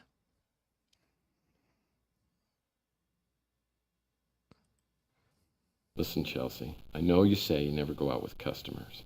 But since I never bought anything from you, officially I'm not a customer. And I'd really like to take you out to dinner tonight. What, like a date? I mean, come on. No, it'd be more like two friends having a great meal and maybe some stimulating conversation. I guess that'd be okay. I mean, yeah, that'd be all right. You know, Tex, I haven't really been myself lately, and I really appreciate you looking out for me. She loves to hate him.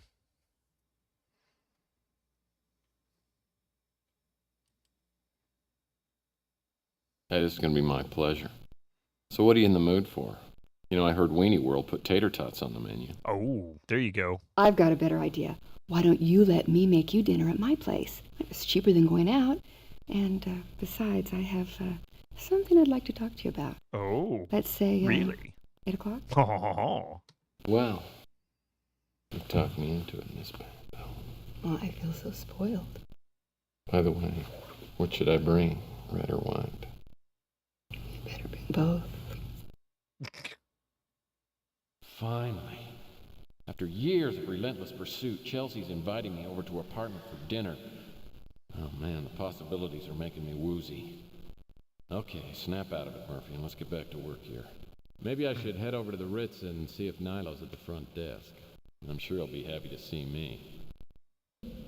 Okay, so I've now been booted from that. We need to go here. I'm going to save it Wasn't first. the right hole for that cock.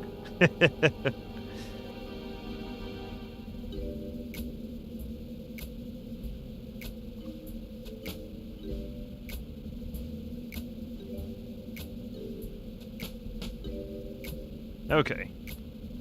Into the Ritz lobby we go. Let's talk to Nilo. There's the sleazeball. Hold it right there, you sneaking piece of slop.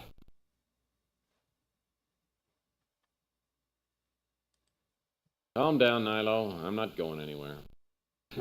Damn straight you ain't. Where's my money? You owe me 3 months back rent, pukehead. Come strolling in here like some kind of sunbeam from heaven. Cough it up.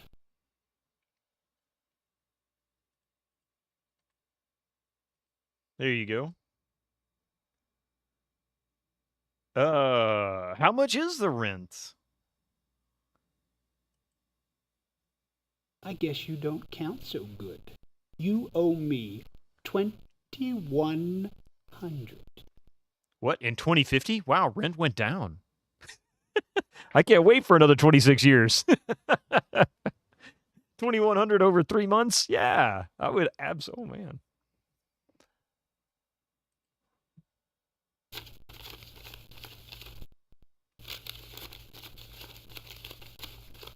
Yeah, that's more like it. Well, now that we're all square, can you take a look at a photo for me? No comprendi.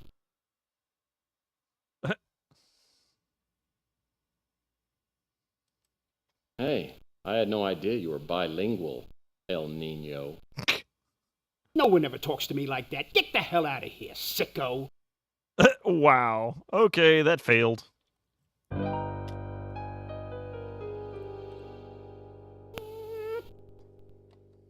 What now, Pinhead?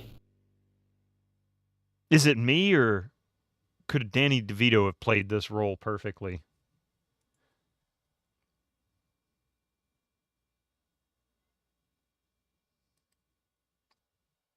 Look, Nilo, I'm working on a case. If you help me solve it, maybe I'll have money to pay rent next month. No comprendi.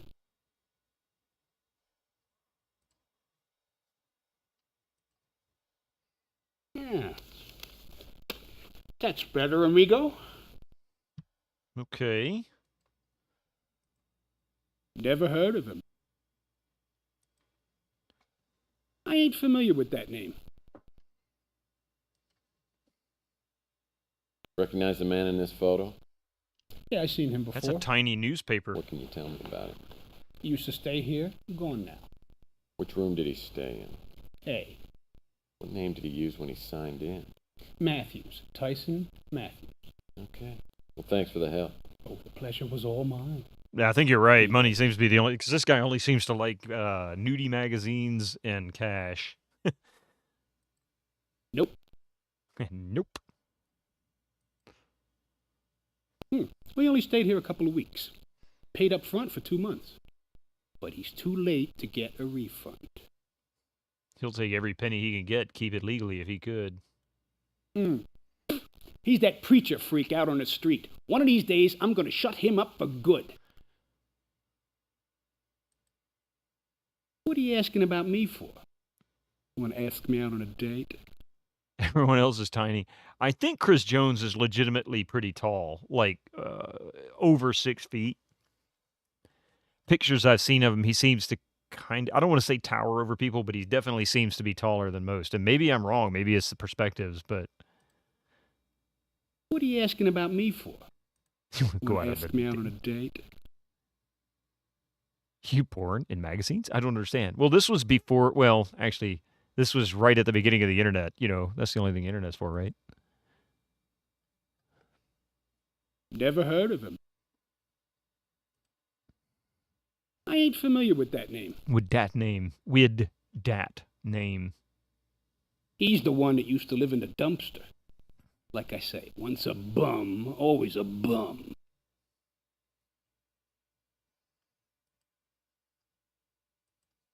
Ah, nicest guy on the street. Me and him, we talk the same language.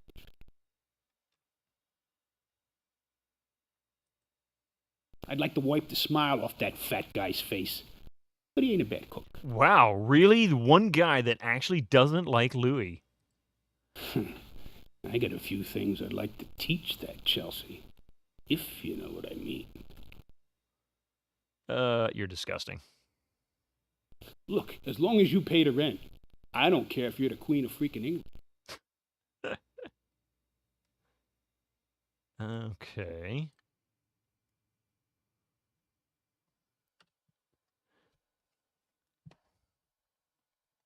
Nope. Nope. I had a feeling he wasn't very well versed in culture. Nope. Nope. Nope. That's definitely a sound command. Nope. Got a whole new respect for you, snotface. Yeah, I figured I'd have to give it back to him eventually. Nope. Nope. Admittedly, in the U.S., being the Queen of England is a rather contested position.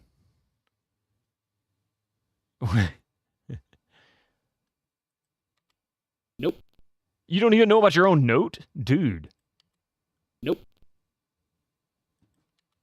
Nope. Nope. I guess we're done here for now. Apartment A is through the door by Nilo's desk and up the stairs. Nilo's had a hard time keeping tenants, so Malloy was probably the last person to stay in the room. Hopefully I'll find a lead once I get inside. Okay, does this mean... Okay, we're going to go that way.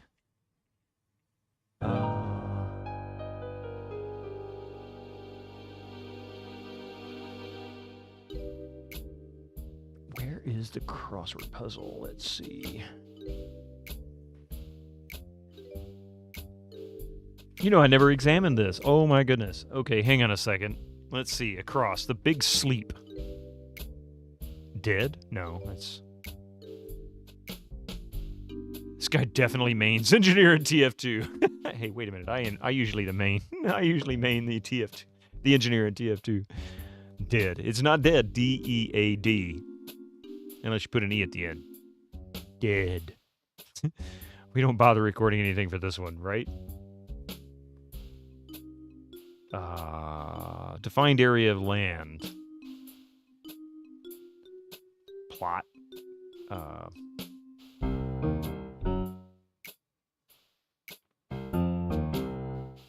Zone? No, those are all four-letter words. I don't understand. Son of Aphrodite. That was... Who was the son of Aphrodite? Was that, Was that... That wasn't Ares, was it? This is a question the kiddo would know. Oh, gotcha. Yeah, see, that was my thought. Dead. But that's 4 letters. There's 5 slots. So I'm not sure. Passed out cards. Deal. Dealer. D-E-A-L. What the heck is with all these that should be 4-letter words, but they're always 5? Cupid. Hey, that makes sense. Okay. See, I don't think... Oh, wait. You could do this? Check it out. I didn't know you could do this. 25 across is duo. What is 25? Yeah, Batman and Robin duo, yep. This is pretty cool. I like you can do a crossword puzzle in this game. Let's see. 6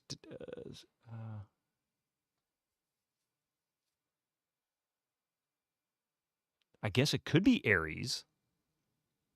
11 across, son, or 11 across, son of Aphrodite. Eros. Yeah. Yeah, Eros. Thank you. Tree juice, sap.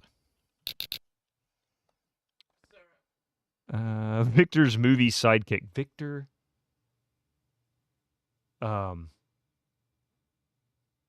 What's the...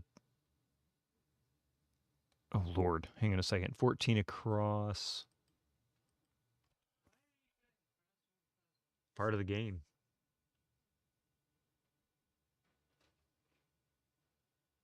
Is it Igor? Could be, I guess. We'll go with that for now. Igor. Opposite of Depp. 16. Knight's best defense. S-H-I-E. No. S-W-O-R-D. Maybe sword?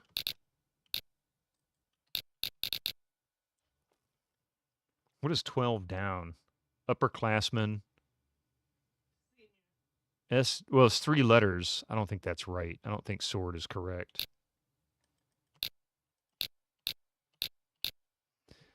30 across is split. Yeah, 710. Yep, or banana. 710 split. That's it. 16 armor? Maybe it is armor. Maybe that's what it is. Armor. 1 down might be something else. Yeah, I'm trying to figure out passed out cards.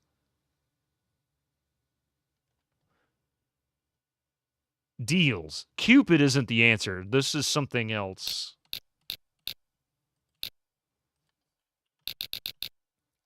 So, or wait, oops, I didn't mean to do that.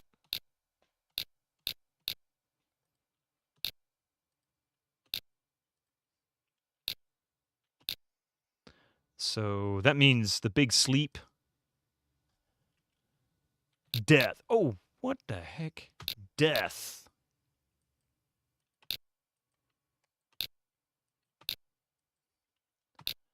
There we go. Death. So either dealt or deals, one of the two. Maybe dealt, because it does refer to it in the past tense. So dealt, death, eros. 2 down is miscue. What is 3 down? Large artery. Aorta.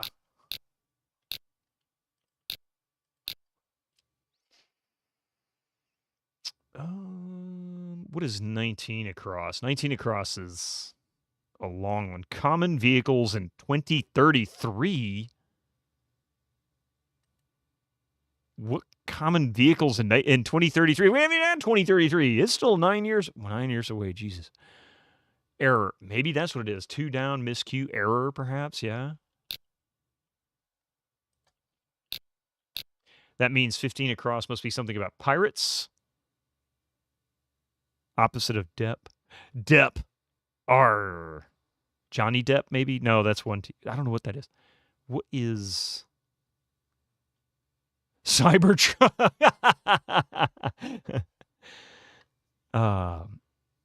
22 across. Sound of Music. Family Von. I forget what that name is.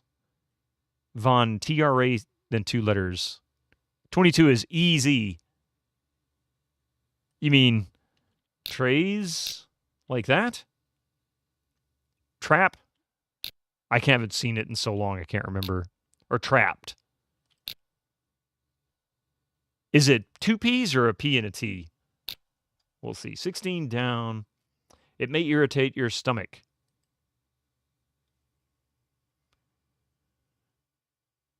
Not sure. 12 down. Upperclassman S. You think it's 2 P's? Mystic, back up. No way they got you doing crossword puzzle. Asphalt. Oh, wait a minute.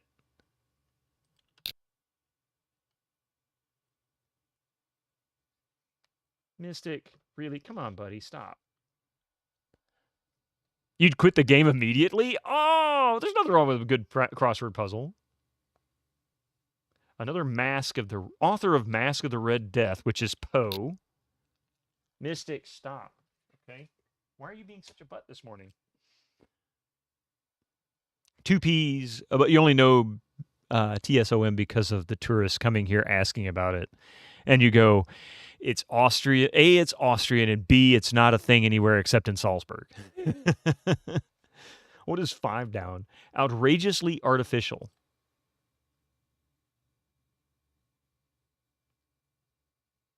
I bet it's not armor. I bet 16 across is not armor. I'm a cat. Yes, exactly. 7 down. Smallest state. Oh, Rhode Island. Let's see. 8 down. Come to terms. Yeah, I'm thinking 16 across isn't armor.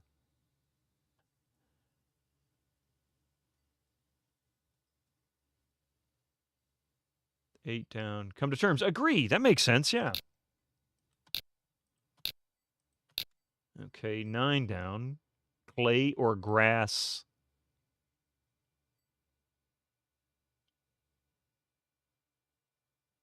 Clay or grass. Not sure.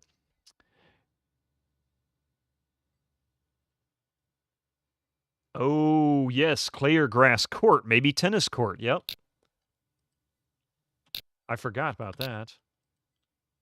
Maybe. Maybe not. We'll see.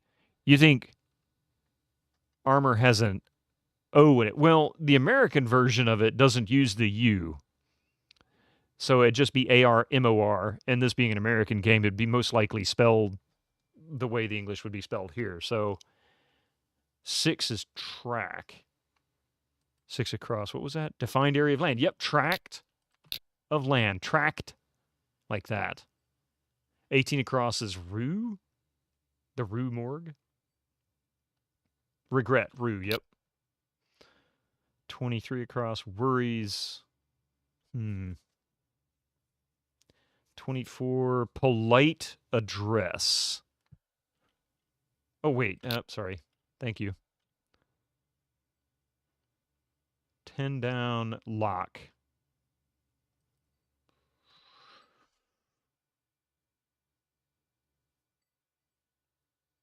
You're bad. Oh, no. U to O. Yeah.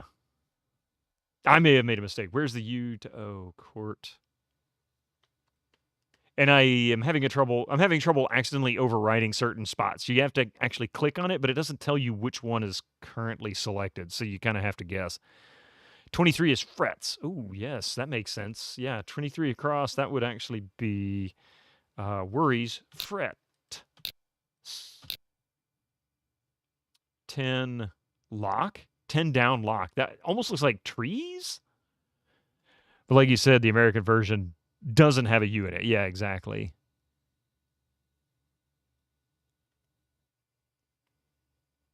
Yeah, that's actually an interesting scenario there, Roughneck, because I'll run into a game that was developed in Europe, and it will be in the European written versions of English, and I sometimes have to think about it like that. I got to remember it's not spelled the same everywhere.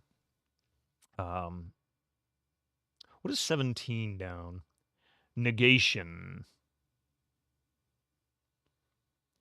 Refusal. Yeah, it was one I was just looking at. Refusal. Okay. Makes sense. 21 down is word with tear or lemon. Tear or lemon.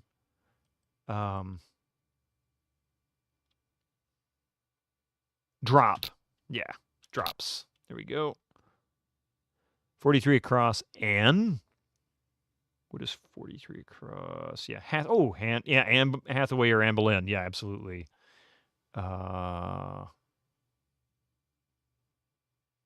Where's 43? There it is. Like aluminium versus aluminum. Yeah. I read or was told something funny about the way those were spelled differently in England, and that the aluminium was actually making fun of or something. It was like, it wasn't, it was, they were being trite about it or something like that. Car owners organization, 35 down. Club, maybe. Where's 35? There it is. No. 21 or 31, name of a certain NFL team. 21 across or down? 21 down, it looks like. Wait, no? Or 31, pardon me. Detroit team. Detroit Lions? Maybe? Where's 31? Yeah, Lions.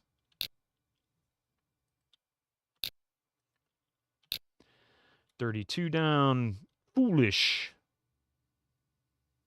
33 down. Lugs. 27 down is Talon. 27. Birdclaw. Yeah, 27 down. Definitely Talon.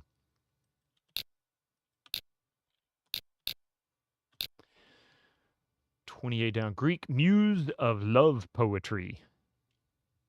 You think aluminium was older and what the inventor called it, but aluminum is more correct according to chemical invention. Maybe that's what it was. Yeah, by all means, Polker time. I'm actually really awful with crossword puzzles. I either get them right away or I will never get them. That's pretty much it. 26 down. Cartoon sound effect. Ooh, this should be an easy one. Bonk. That's 4 letters.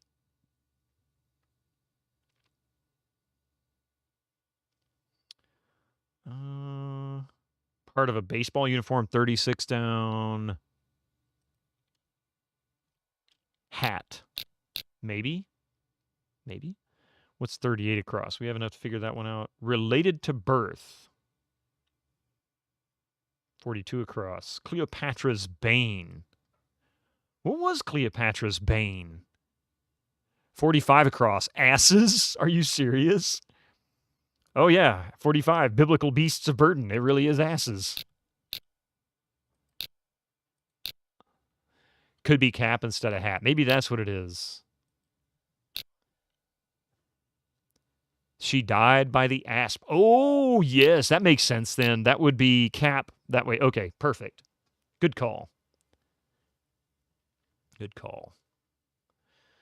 32 down again now that we've got the... actually, no. What is 39 across? 39 across. It's sown by many. Oats. Or oat. 32 down. Foolish. Inane, maybe? Yeah, inane. 33 down. Lugs. Totes. And you say 34 across is Martian Casino? 34 across? Oh, wait a minute. 34 across. Business owned by Big Dick Castro. This must be from previous Tex Murphy games then. Yeah, Martian Casino. I bet that's it. 26 across a streak? What is 26 across? Former bull. Wait, what?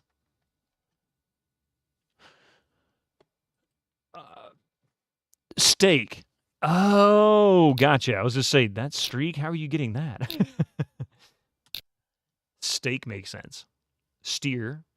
Or steer. Maybe that's what it is. What is 20 down? When the underdog wins. Upset. Yep, it's steer. Upset. Oh, you just looked it up for me. Gotcha.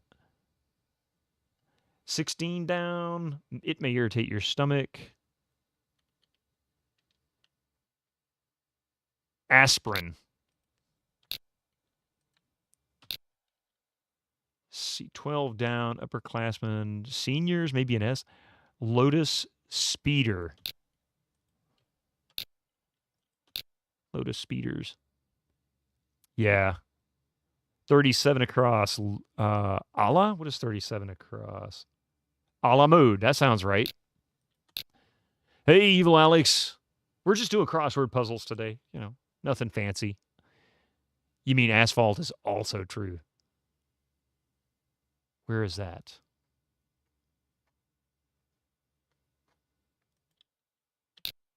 That's natal. 38 across related to birth. Natal. And what is... Wait, 35 down. What the hell is that? Oh, AAA. That's a Car Owners Association. Yeah, AAA. Yeah, 38 across, natal. 29 is antsy. 29 down. Nervous. Yep, antsy.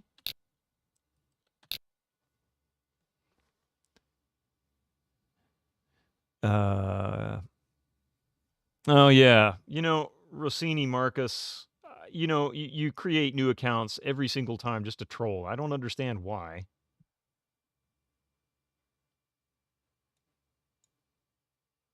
So get lost, man.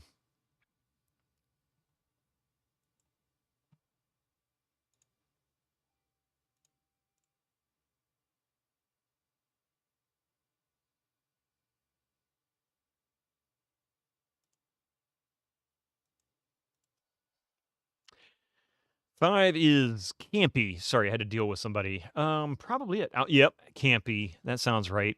Campy. Outrageously artificial. 24 across. Polite address, sir. 40 across. Folding beds. Well,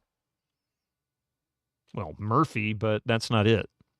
Yeah, folding bed. I don't know. Murphy bed would be a folding bed. Oh, wait. Futon. What's the couches? Cot. Yes. Cots. That sounds right. 44 across. Granny and slip. Knot.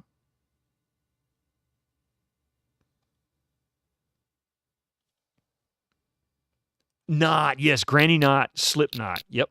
Okay. And we have completed the crossword puzzle. Good job, everybody. I don't know what this means. Okay, so the crossword puzzle is done. Anything missing that I haven't filled out?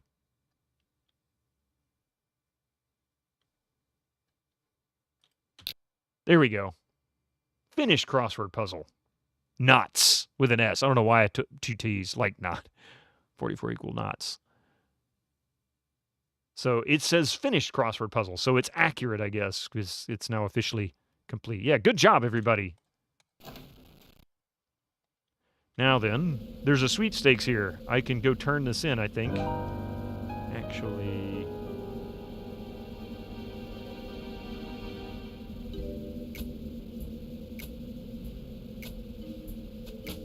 Now we can win, but I don't... ads for you non-subscribers. Use your Twitch Prime now. I don't know where we're turning it in, though.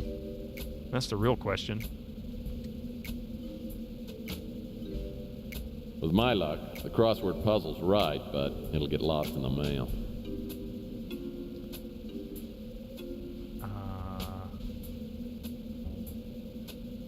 I may regret this the next time I'm eating dog food for breakfast, but right now it feels pretty good.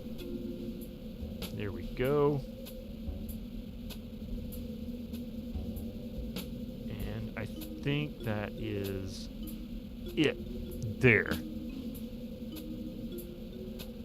$100 to spend on a Robco. I think it said 100,000, didn't it? $100,000 sweepstakes, which he'll probably win because that's usually how it works in this game.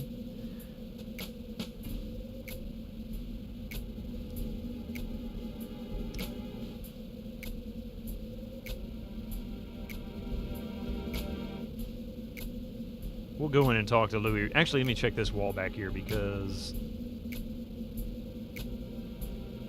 Another standard issues section of... Don't forget your date in red and white wine, right? Where am I going to get the wine? That's the real question. Let's see what we have on the travel screen here. Coit Alley, Acme Warehouse, Sewer, Rusty's, Rook's Pawn Shop, Sewer Alley, Alley Street, Newsstand, Brood Stew. What about San Francisco Police Station?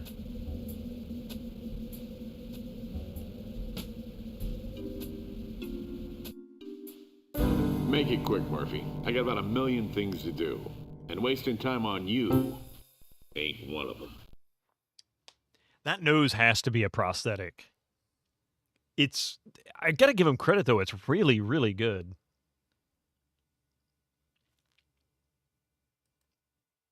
You know, Mac, I've been worried about your health. You seen those juicer machines on TV? Well, I bought one, and it really works. You probably could do with a nice cabbage and jicama blend. What'd you do? Quit the PI business and sign up with Robco? I don't want to buy a damn juicer. I don't like wise guys coming in my office and bothering me.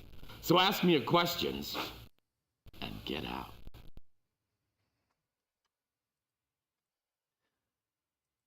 Don't know anything about it?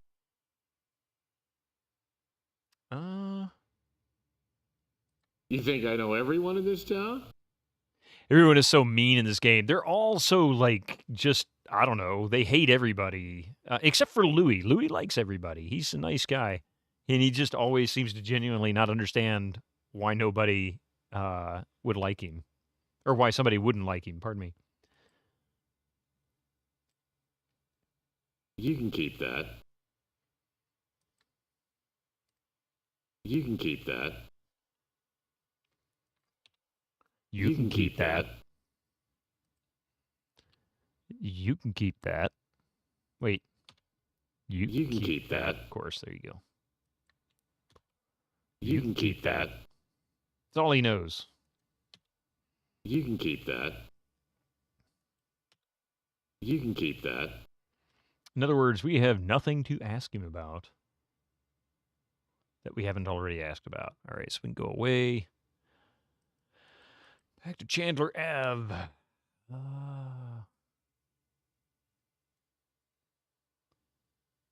What a joke. All he knows.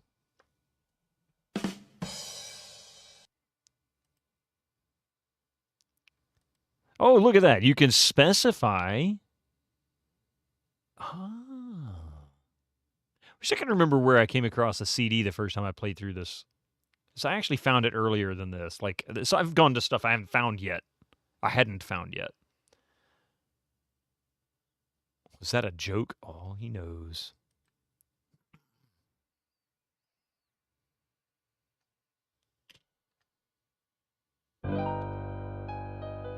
So I wonder when I'll find out whether I won the sweepstakes.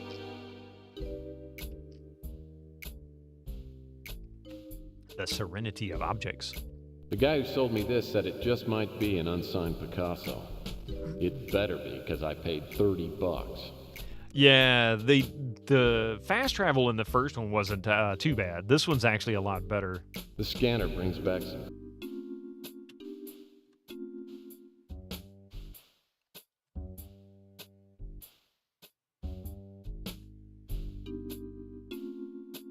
Take that back. I wonder if maybe I may have to go downstairs anyway and get it from Niles.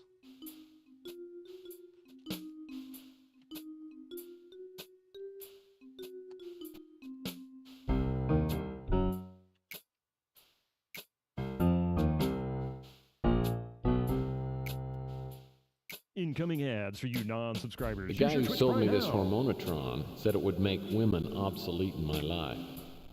Thank you, Susie.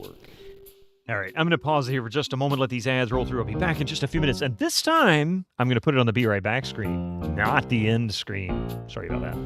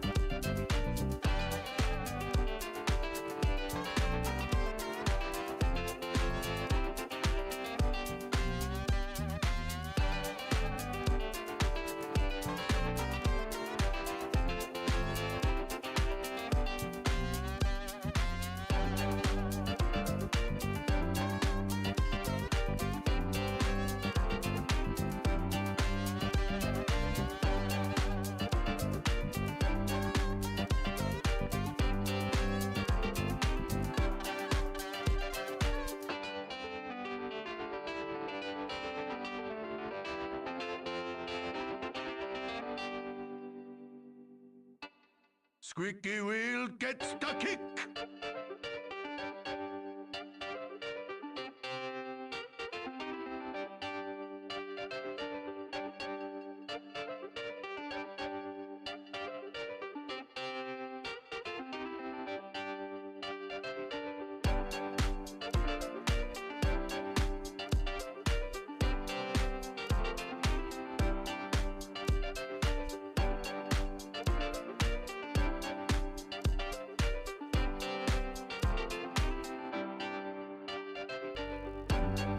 Hey, I did it right this time.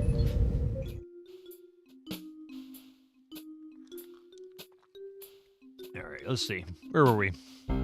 Hey, thank you very much for that.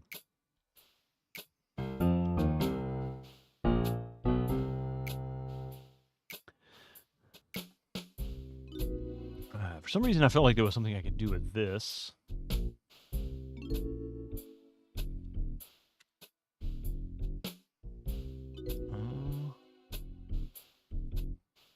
Well, that won't work.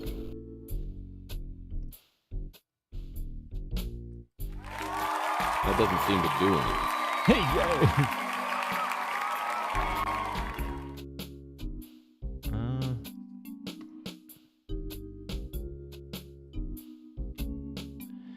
This is certainly an interesting...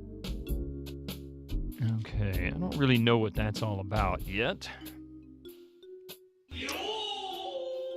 I hadn't heard that in a little while.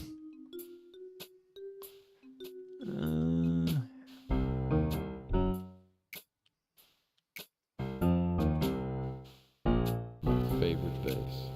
My favorite vase. Of course it is. Oh, wait a minute. Was there...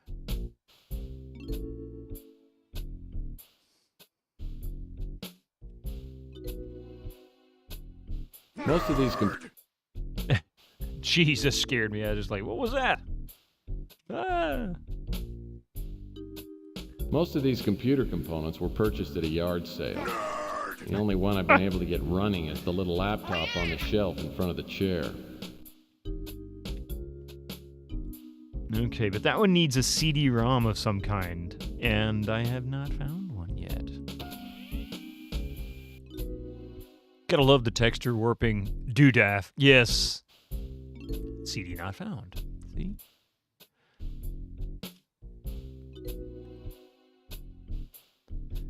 Yeah, that's... Barbell would provide a great workout if it weren't so darn heavy. That's one of those things that, in some ways, I just find kind of endearing to these old games. They don't quite work. They do a great job with what they what they have to work with. At the last no matter how many lights I have in a room. Okay, so I don't think I'm looking for. I'm gonna start using this thing just as soon as I get in shape. Dude, it's how you get in shape, man. A reproduction of Fish and Fruit by the mutant surrealistic Saul Dooley. Oh, it's one of my favorites. Bear in a trench coat. This is a big photo of two horses. Why I have it and why it's actually hanging on my wall, I have no idea. 2053 to be exact, Winter Slice. Wonders were created with the limited technology. They really were. They did a great job with it. Oh, wait a minute. I didn't think about looking up here. Nothing that I can actually interact with other than looking. Most of these... Same messaging either way. I call this painting... I call that painting one that I've already looked at.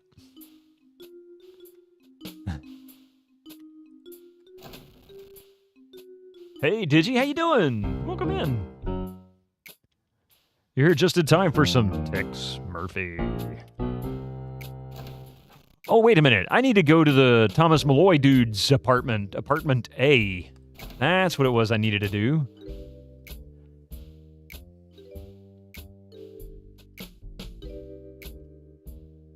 I completely forgot about that. There's apartment A.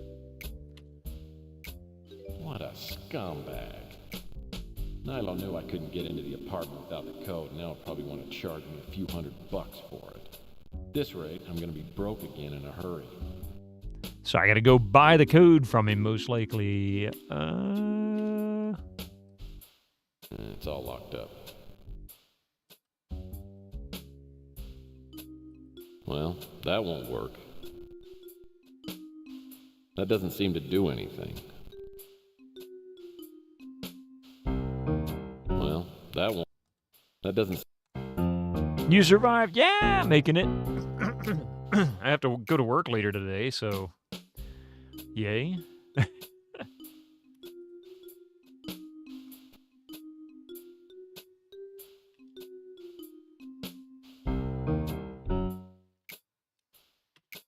me guess. I have $500 left of the roughly 5,000 plus that I had at the start.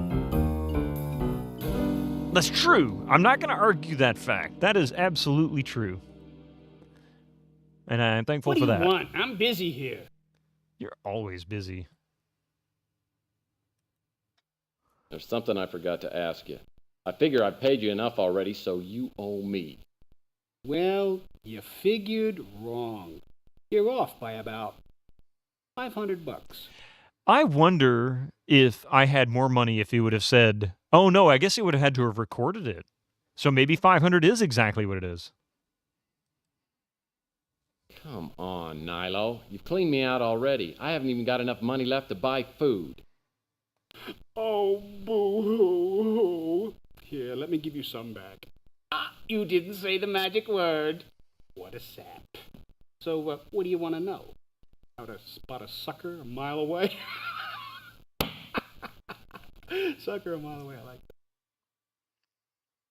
that. Okay. Nilo looks around like he's about to sell some government secret. I know, right? Take a peek in his special notebook. The code is 4827. 4827. Did he really do that without making me spend money? 4827. Okay. Yeah, he didn't take any money from me. Wow.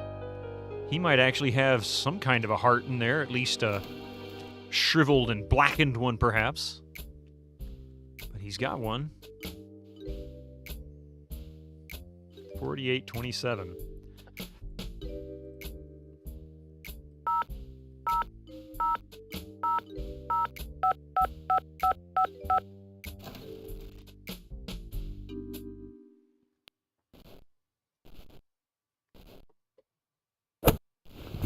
Ouch! Dude, what did he do to you, man?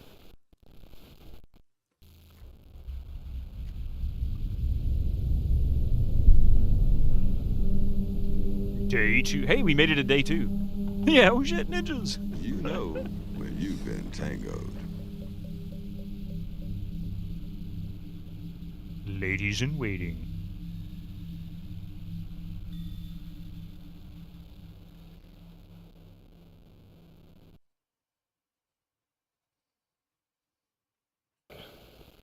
My head feels like it's full of molasses. Yeah, another swell case for San Francisco's favorite punching bag. I suppose the fact that someone knocked me out must mean I'm on the right track. Yeah, whoever hit me did a thorough job. Must have interrupted his search of the apartment. Maybe that means he overlooked something. Swag, basically what happened was, of course, Tex is running around trying to solve... Well, actually, I don't even remember what we started out looking for. All I know is what we're actually actively doing now.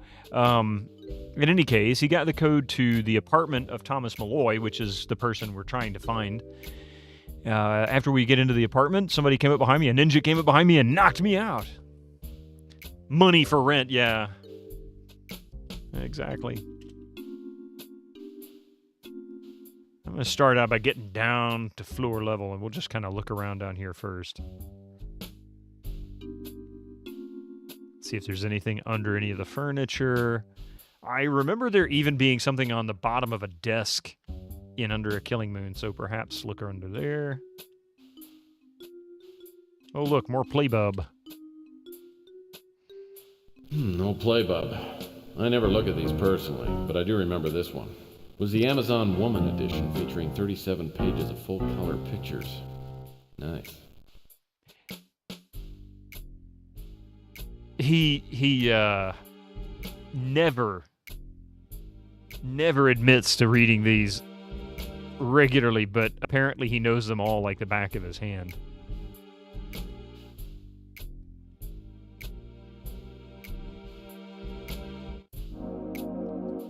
Okay, I think we're pretty clear on what's down there. What's up here? Oh, what's that? Looks like a letter. I wonder who this David Wright is. More importantly, if Malloy's been to his cabin in Oregon. You have a lot of downtime as a PI. That's fair enough, yeah. You were delighted to receive your letter after all these years. It sounds as though your work is progressing well, and I look forward to having a few of our all-night discussions, just like in the old days. You're certainly welcome to stay at my cabin as long as you like. It's extremely secluded, a perfect place to get away from prying eyes. I can't meet you for at least a week, but I'll get there when I can. In the meantime, there's a key to the door under the brick by the front steps.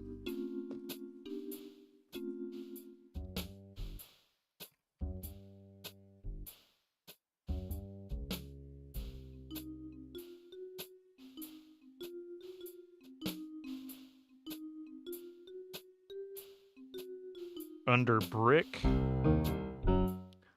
by front steps, is that right? Yeah, by the front steps. All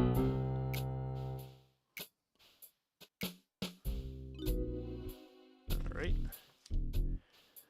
Let's see. I've come across an item I think you'll find quite interesting. I look forward to working out an exchange of information. The cabin is located at exactly 8.4 miles south-southwest from a small town in Oregon called Salmonberry. You'll probably need to find a good map. It'll be good to see you again. Sincerely, David Wright. Hey, Bum Rocky. How are you doing this morning? Welcome in. That lamp looks like an urn wearing a Chinese hat. Well, that's an interesting description.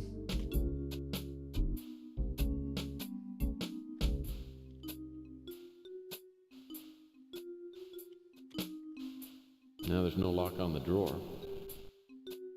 Now there's no lock on the drawer. This looks like a pawn ticket of some kind. That's right, he did pawn something. Brooks did mention it. Rook did some business with Mr. Malloy. I wonder if Rook could let me redeem this receipt. Who am I kidding? He'll do anything if the price is right. Of course, it's what he does. Doing all right? You're about to have your second cup of coffee? And don't want to do any schoolwork? I don't blame you on that one. These boxes are empty. Wonder what they're doing here. There's a lot of empty boxes in this game world. These boxes are empty. The label on the box says it was shipped from Mexico.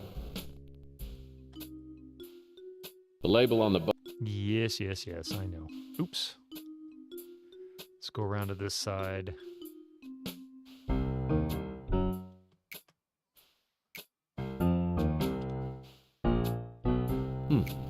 Airport of the Gods. My Uncle Marty owned a whole series of these books. Go-Karts of the Gods, Lunch of the Gods. I loved this book when I was a kid. Aliens, spaceships, mysterious structures. Then I grew up and realized it was all a load of crap. Okay, so this is gonna be related to the Nazca Lines map that we found. So how about we combine that with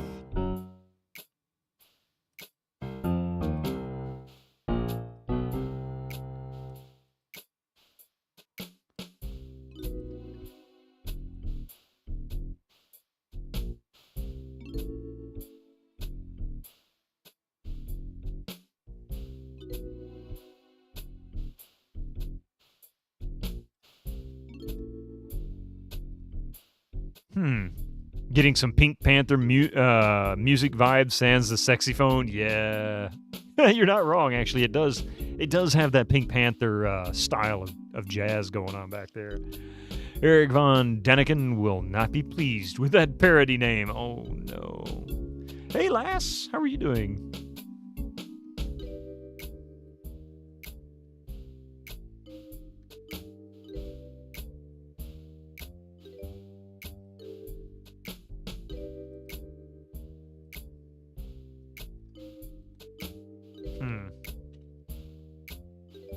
Yeah, welcome to Tex Murphy, Pandora Directive. I'm going to guess that there is also... let's check the garbage can first. A new fast travel included here in my map. Oh look, Tex actually can get some plates and spoons and stuff. An old rusty hot plate. The luxury of hotel living.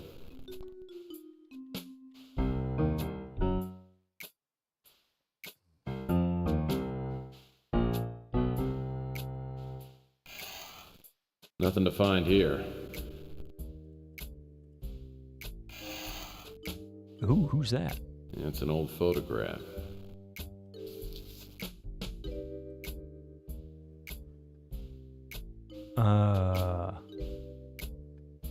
Regan Ages.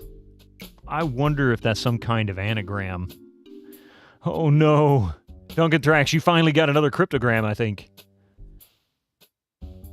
Regan Ages.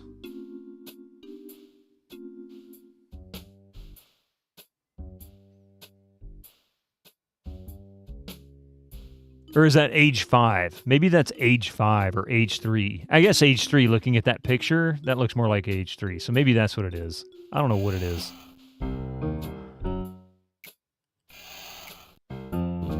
Envelope. Examine. Thomas Malloy. Mexico City. Whoever wrote this has worse penmanship than I do. Either that or it's written in some weird language. Aztec, perhaps? Nothing to find here.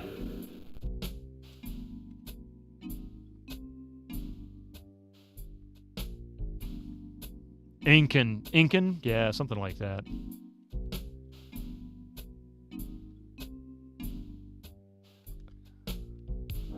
I mean, the letter was from Mexico, so while Nazca might be Incan, Mexico would be more likely to be Aztec. So I want to say Nazca lines, aren't they in Peru?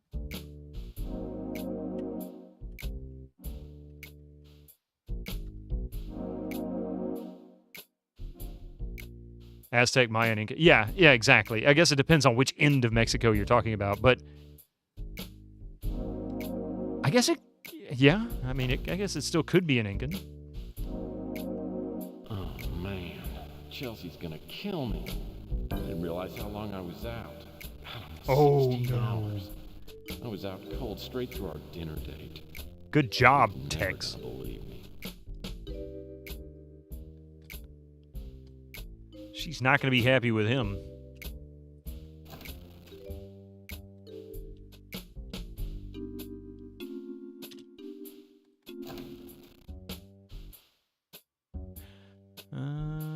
Any mail that has arrived, perhaps?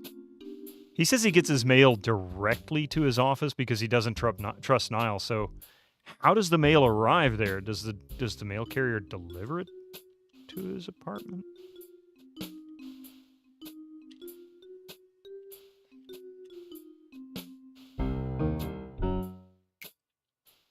That's the New York Times bestseller, Men Are Imbeciles, Women Are Erratic. Yeah. My mom's... My new vid phone is essential to my business. Thank goodness it's easy to operate.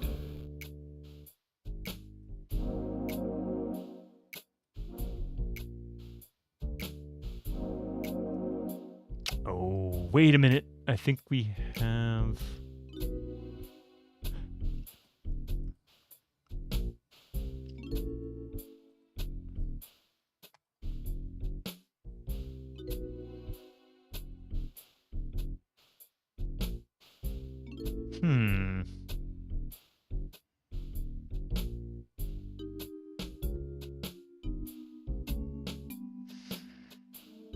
So do we have an option to go to Oregon? Hey, there's the cabin. Okay.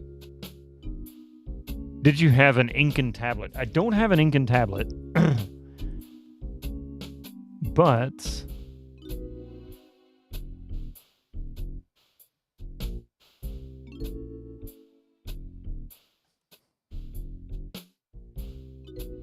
I guess we'll go to the cabin. Actually, no, we need to go talk to Chelsea because she's probably very pissed with us. Oh, wait, look at that. There's a letter on the floor. Okay.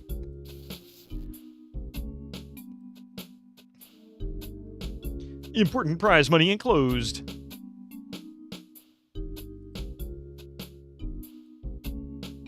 Oh, only $100 for the sweepstakes. I wasn't sure what it was.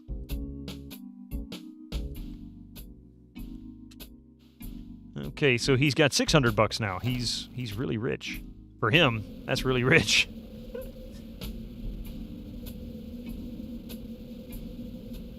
She is not at the newspaper stand, and she is mad as a snake. Guaranteed. Oh, Chelsea's not at the newsstand. That's strange. I wonder if she's at her apartment. Where is her apartment? That's the real question. All right, here's Rook's pawn. Back again, Murphy. If you're here to ask for another loan, you can forget it. Actually, no. I am going to give you a receipt. I need to redeem this receipt. You didn't pawn this. Well, how much is it? Look, I'm willing to pay extra. $200. Yep, plus $50 for it not being your receipt. These guys are all like a bunch of Ferengi.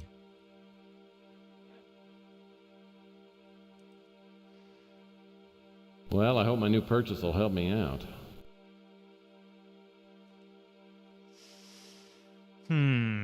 Okay. Oh, it's a black dagger? I don't want that. I don't want that. I don't want that. I don't want that. I don't want that. He doesn't want anything. I don't want that. I don't want that. I think I actually have already gone through all of Want this. some rye?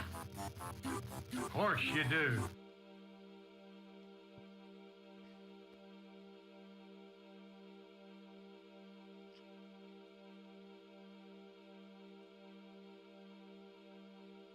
I think, pardon me. I was going to say the music got stuck for a second. There it goes. I was afraid I was going to have to exit the game and restart.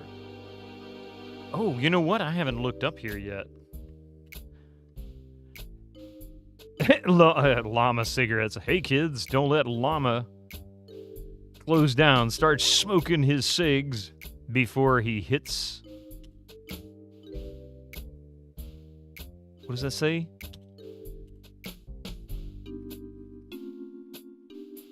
Oh, before he hits town. That's it.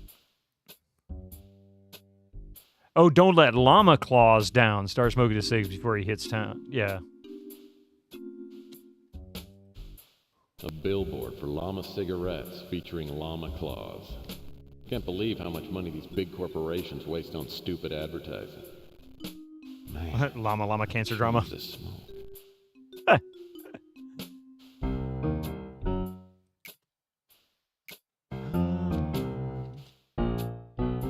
I used to play basketball 2 or 3 times a day when I was younger.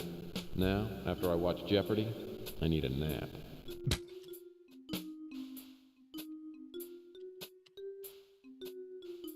I have to admit... Didn't really need to go out here.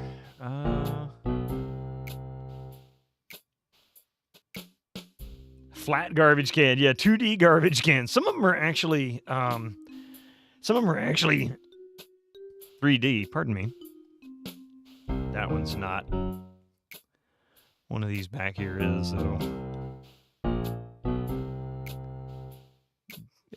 Yeah, this one's 3D. Check it out. The garbage can to person ratio is pretty high in this part of the country. I think it's about 4 to 1. You missed the flat 3D renders, yeah, the sprites and stuff. You still see them occasionally in some games that are trying to, I guess, pay homage to that style. Is there something on that? No.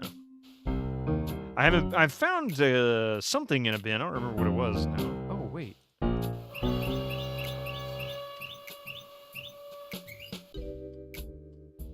So up the fire escape we go. Sure looks like this door's painted on. I love it. He said that in Under a Killing Moon, too. Door looks like it's painted on. Because it does. Sure looks like. Sure.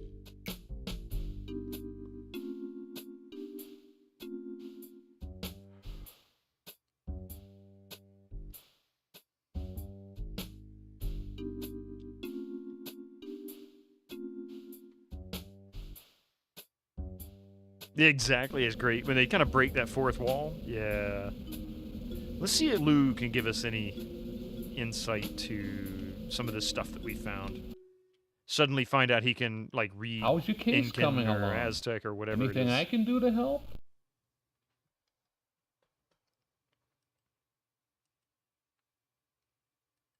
So this is the Ida Malloy Pond. I'm no expert, but this thing looks pretty ancient. I wonder where it came from. Nazca?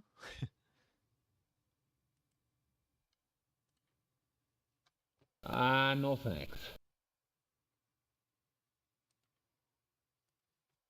Well, Mike, if I had to guess, I'd say it's written in Yucatec. Ha, we were all It's a wrong. Mayan language, spoken in southern Mexico. I can't help you with the translation, though. You know who might be able to help you is Clint. I heard he's quite a world traveler. Traveler. You might give it a try. UKM is top tier, Murphy. It really is. All the photo textures somehow work better with this primitive geometry and more consistently with the FMV than hand-drawn textures. You know, here's a cool thing, too. There's a mod for Under a Killing Moon that is free. And I remember watching, I think it was Pantsless Aaron on GogCom play it a couple years ago. And it's really, really cool because it doesn't change any of the assets. It uses all the original art, everything that came with the game, and it just replaces the engine itself. And when it renders the textures, it does it in a better 3D style so that it's, it doesn't have the texture warping and whatnot. But the way it filters the textures is phenomenal. You can read almost all of the text clearly. Yeah, you forgot about him. He's still around. He's got other things. He's got a lot of irons in the fire right now. He's working really hard, and he had to effectively stop streaming, but he's still part of the GogCom stream team, and they still communicate. Yeah, he's got a life, and yeah, so he still participates occasionally. It's just very, very limited now. All the photo textures somehow work. Oh, yeah. Okay, so we need to go to Clint. That's the chocolate syrup dude. No thanks. He's like, I don't want no child photos. Get that stuff away from me. No thanks. No thanks. So it was Yucatec, which is Mayan, or at least he thinks it's Yucatec, meaning it's neither Aztec nor Incan. That's funny. No thanks. No thanks. Yeah, I think we've already gone through all of that. How about we go to Ask About? I don't know nothing but English. And not much of that. I know how you feel. Okay. So let's go back to Coit Tower. Reality, we can just do that. Insert CD3.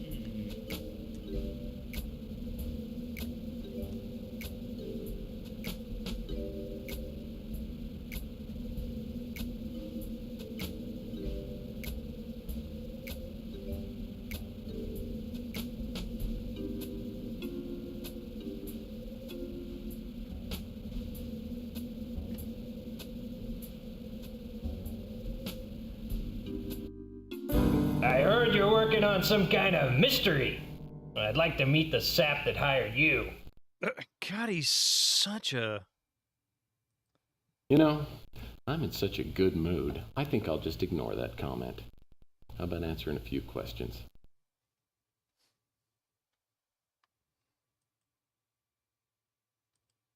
Well, look, I appreciate the gesture, but no thanks. Okay, untranslated letter. Can he tell us about it? Louis told me that you might be able to help me out. Ah, how's that? Well, he says you're quite a world traveler. Tell me what you make of this. Let's see. Oh, yeah. Here it is.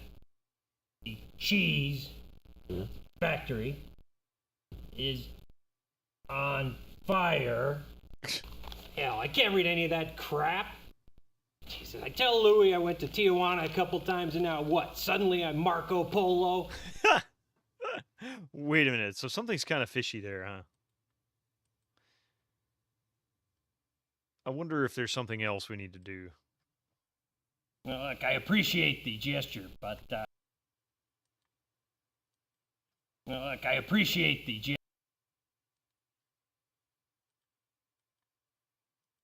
Well, look.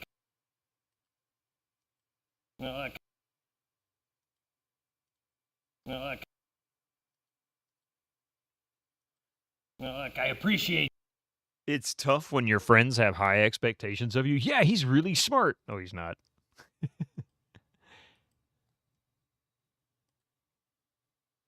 Louis told me that you might be able to help me out. Ah, how's that? Well, he says you're quite a world traveler. Tell me what you make of this. Let's see. We've already gone through that. I just asked. Okay, that gave me the exact same feedback. That's not what I wanted. So he doesn't know anything about this. Then who could?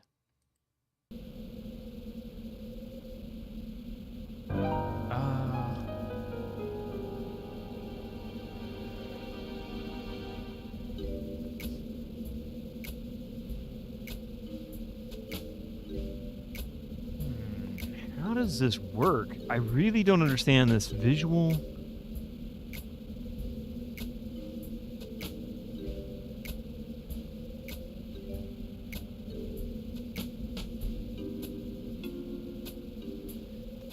So I guess Airport of the Gods must be like the Nazca lines too. So, Stephen Milofsky, how you doing? You know, one of the theories which, albeit not one I think is very popular, at least in science communities, was that Nazca lines were supposed to be some kind of like landing zone for alien ships or something like that. If you watch the Ancient Aliens and whatnot, I think they go over that at some point. Crazy theories. And he proclaimed in a... Rejoining your frequent inquiries has produced in me a sensation of dehydration.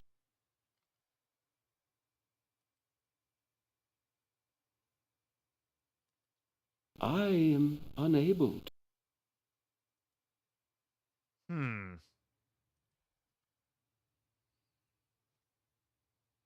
And I can't ask him about my inventory stuff. That's interesting. Why can't I ask certain people about inventory items?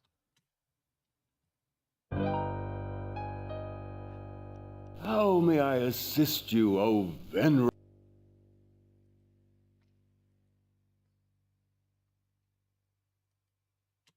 Maybe instead...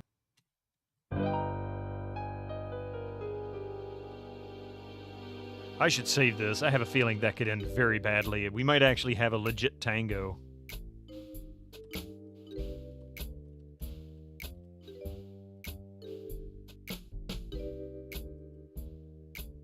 Well, that won't work. I mean, it'll get a job done, just maybe not the one you're looking for. That doesn't seem to do it. We'll give him an extended antenna. How's that? Well...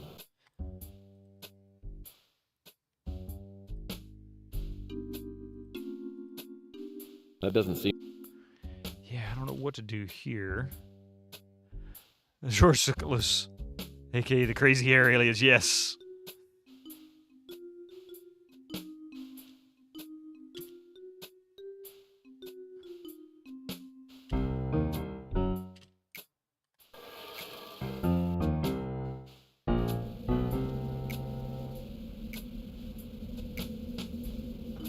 That's a gate to the back alleyway.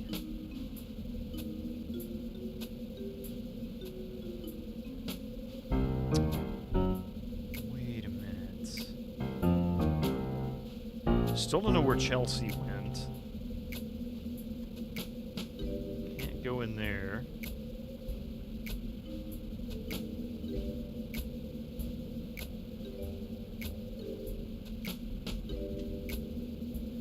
Can't go in there. Maybe... Wait a minute. Let's go back behind the fuchsia flamingo.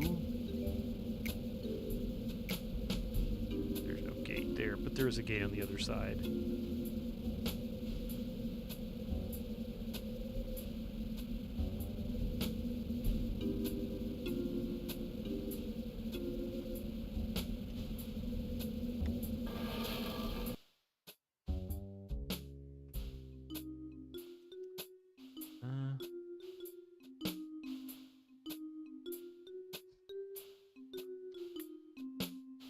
Nothing in there. And this should be locked? It's all locked up. Well, that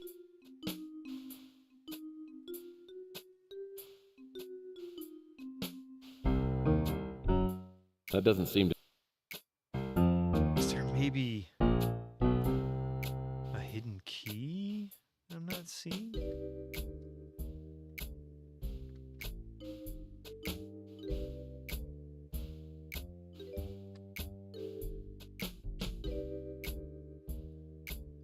The garbage can...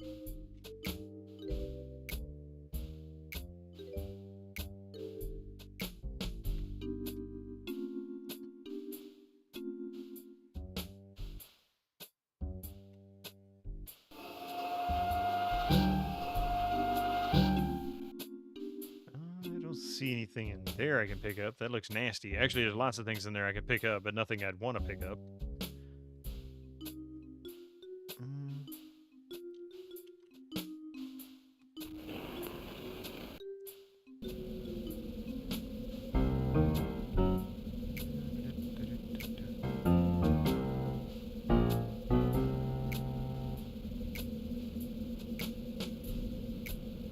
All right, so I guess we'll go to the cabin. Let's do the fast travel.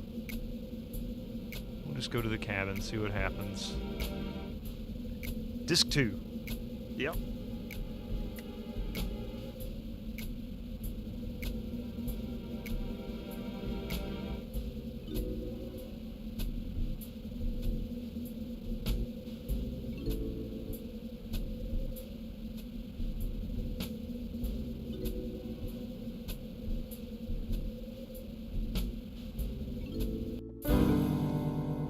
Right.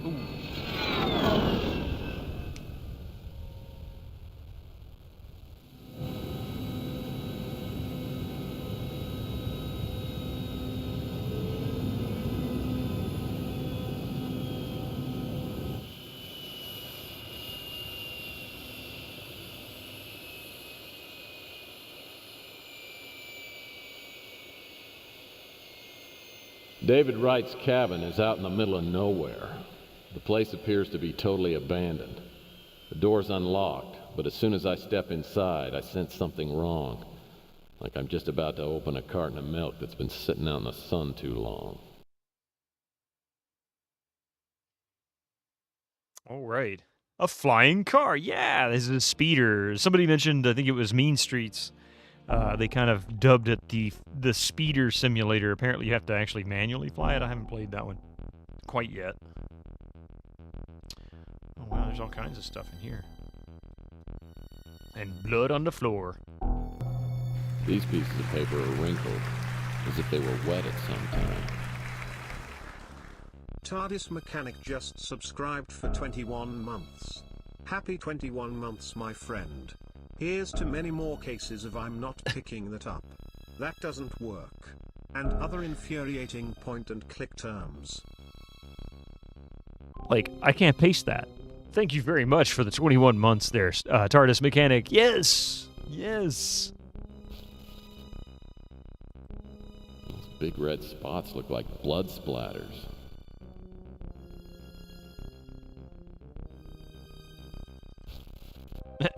It's just moving back. How are you doing today, huh? These books look like they've been tossed around, like somebody was rifling through them. Oh, so it's an option. It's not a requirement. Yeah, you can fly the speeder manually in mean streets, but you can also enter address, have the autopilot do the flying. You never need to do any manual flying, so the whole speeder part is quite redundant. That's kind of cool because that's like Police Quest, the first one. Man, driving in that game sucked. It really did. These books look like they've been tossed around, like somebody was rifling through them.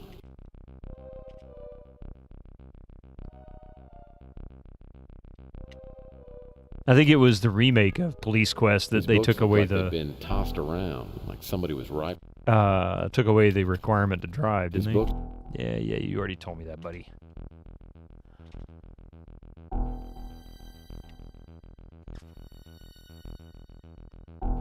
Now that's kind of nice.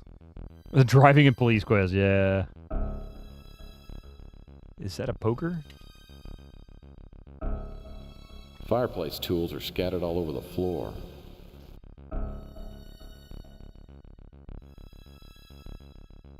This must be Mr. Wright, the owner of the cabin. You didn't fill out Form 24B, and we're run over by a bus. Game over. Pretty sure remake is still has driving. I think it's an autopilot option for it though, isn't it? Can't remember now. It's been a long time since I've touched the remake of Police Quest. Been since the 90s. Only reason for the speeder is to use its comms to talk to your secretary or information broker for contact information. Yeah. Huh.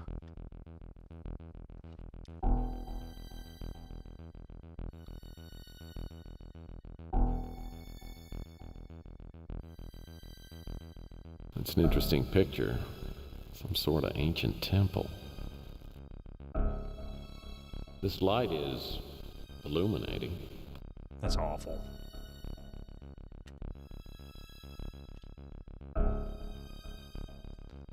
So...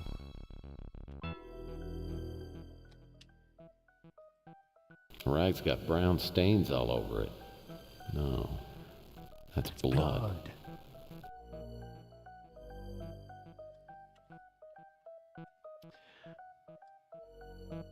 Oh, they're still driving a Police Quest remake, but it's less obnoxious and you can't crash as far... Oh, that's right. Yeah, that's what it was. Dude's literally got a tree growing in his cabin. What the heck, man? Nice wad of paper. Nice. Phalanges. How you doing down there? Dropping a like on your way to Twitch. Yay! Thank you so much for that, man. A crumpled page. Let's see. Examine. Another witness to the bizarre events of July 1947. May have been New Mexico Lieutenant Governor Joseph Montoya. According to sources close to Montoya, he visited the military base shortly after the UFO crash and was speaking to friends soon after. Appeared very pale, almost white, shaking, and very very scared. After consuming half a quart of whiskey, Montoya told friends that he had seen 4 little men. He described their size: short, skinny-like, of facial features, big eyes, the mouth was real small, like a cut across a piece of wood, and went on to say that one was alive. While these excerpts of conversation are subjective and impossible to authenticate, they are one of thousands that indicate the fact that there was indeed a UFO crash, followed by a massive government cover-up, contributed by AE. Puzzle of the month, huh?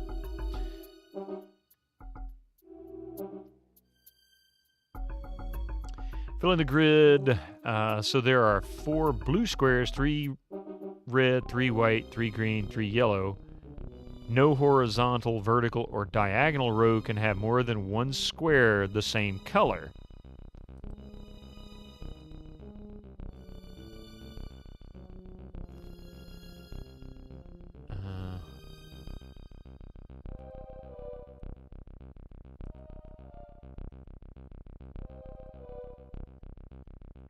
I have yet to combine anything. I don't even know if I'm doing it right.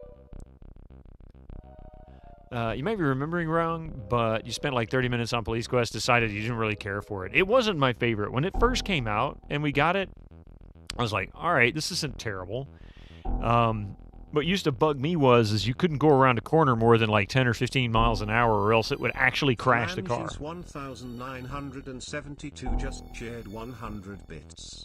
Time to drag my carcass out of bed and get breakfast. Oh, and hello, Thray Bitterman. How's it going, Phalanges? Thank you for the 100 bits and the follow over there on YouTube. I thought you already had, actually. Had you? Had you not? I don't remember. But either way, thank you very much. I appreciate it. And, of course, the 100 bits is just awesome. Everybody complained about Schrodinger's car, for example. Oh, God.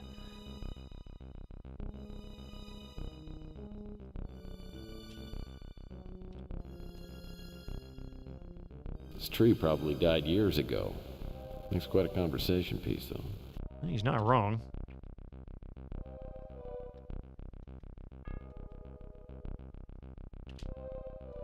That almost looks like a Ferengi photograph. Oh, well. A security keypad. I guess whatever's behind the door must be important. Original Police Quest was technically impressive, but it just wasn't that much fun. I actually enjoyed the story and the gameplay. I mean, it was typical Sierra of the 90s, or of the 80s, pardon me, but, yeah, it wasn't their best. I mean, honestly, if I had to pick a best from that era, it would definitely be Colonel's Bequest, with maybe a second of Quest for Glory. Before driving procedure dictates that you must check over your vehicle. Yeah, if you didn't do this, your car breaks down and you die. If you do, the car is fine. Exactly. They make you go through the process of doing a full inspection.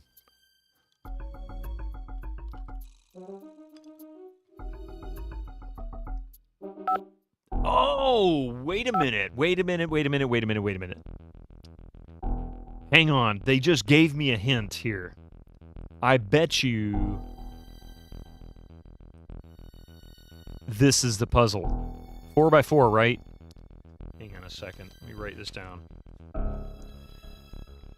Let's see.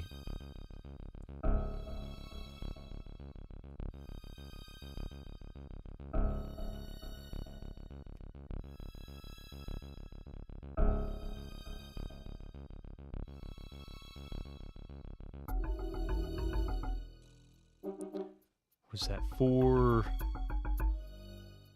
blue, 3 red, 3 white, 3 green, and 3 yellow.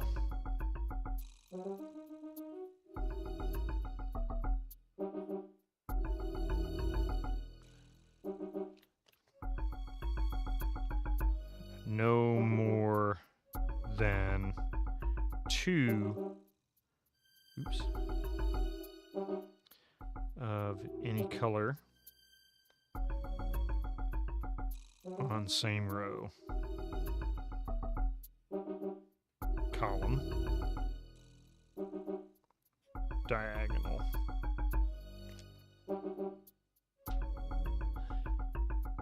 And you couldn't just type inspect car. You had to physically walk around it. I remember doing that. It was so annoying. But figuring that out, whatnot, was not easy. Okay, I guarantee you this is this security keypad. Yeah, whatever. Just go there. Okay, so is that? I guess that's gonna be yellow.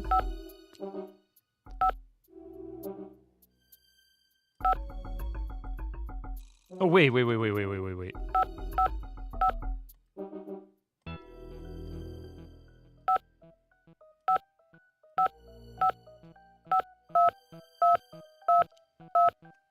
Maybe it's not. Maybe it's a pattern? I don't know.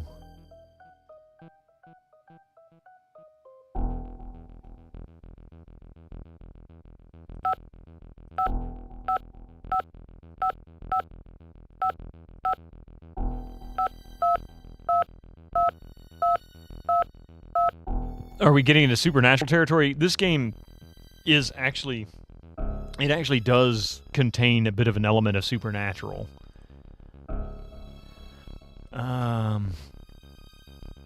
This door's locked, and I don't see a place for a key. Must be hooked up to some type of keyless entry system. Okay, so there's a few things here. There is...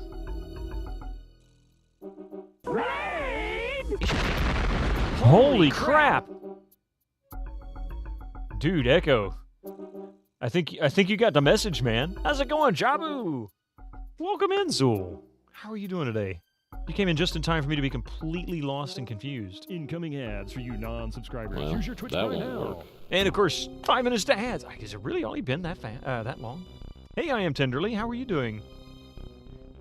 Babylon Zoo. Welcome in, man. You were doing Fallout Tactics with Echo, is that right? That's what you guys were up to today.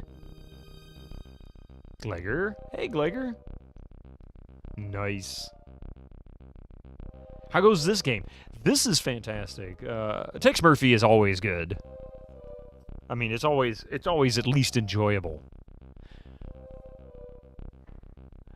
Hey, Draconic Dude, how are you doing? For some reason, your emotes didn't work properly.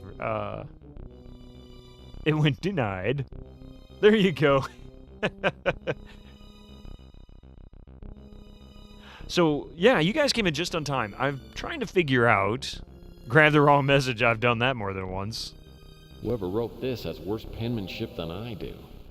Either that or it's written in some weird All's well language. today. Awesome.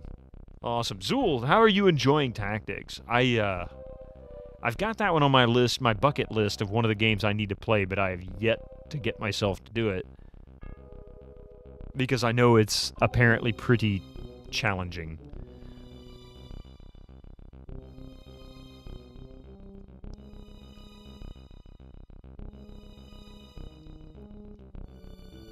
So maybe it's just 3 yellow?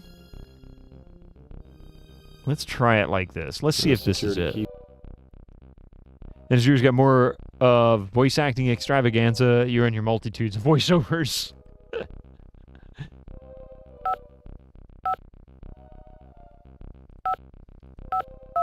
Yeah, I had a feeling that was going to be the case.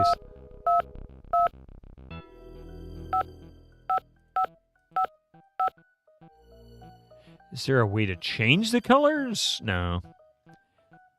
It's a great game. Yours is customized with viewer, streamer, recruitable characters, and slight customizations. It sounds like when folks are doing XCOM, like Doc would do that and Mike would do that.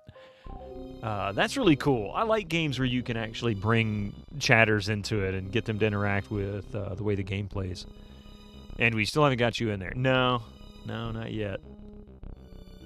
Not yet. I'm kind of stuck at the moment on this one. Is there... So this is the item Malloy Pond.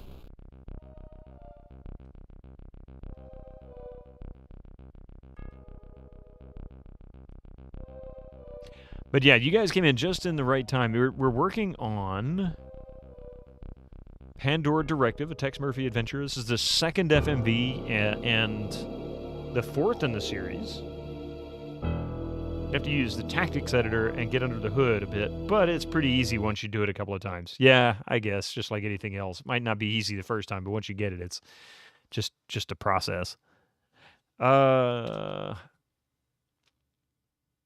really wondering if I have the right code or hint for this.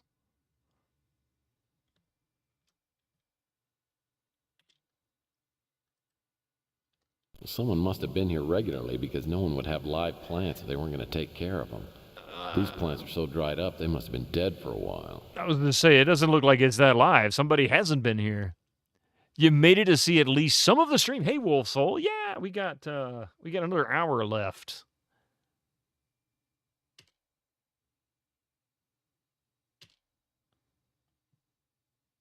Oh, wait. There's something on the floor that's been smashed.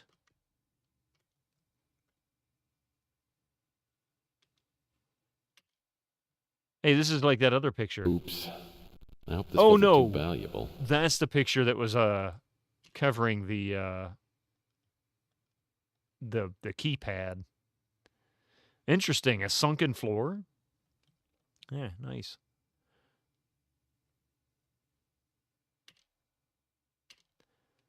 The floor mat isn't interactable.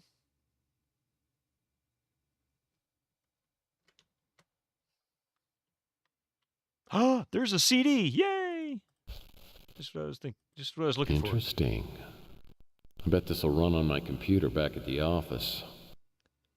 You was at work when it started? Ah, well, I understand that. I can understand that. That's okay. Work's important. Whoever came through here to straighten up missed the lamp. I kind of get the impression somebody didn't come here to straighten up. I think it was more like tear down and ransack.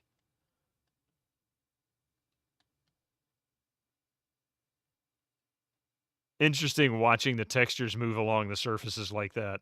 And you know it's not supposed to. It's kind of weird. Okay, where's the... oh, okay, hang on just a second here, folks. Let's let these ads roll through. I'll be right back. This is the last ads for this stream today. I'll be right back.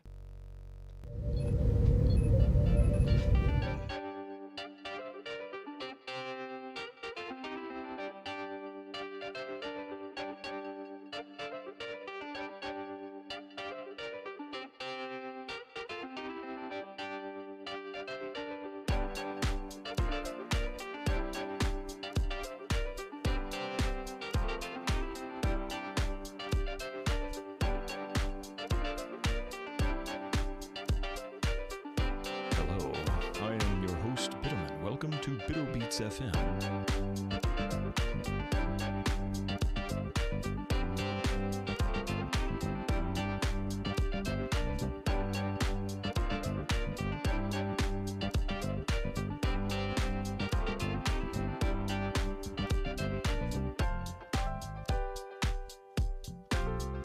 Bastard. Bollocks! Bollocks! Bollocks! Bollocks! Oh, fuck it.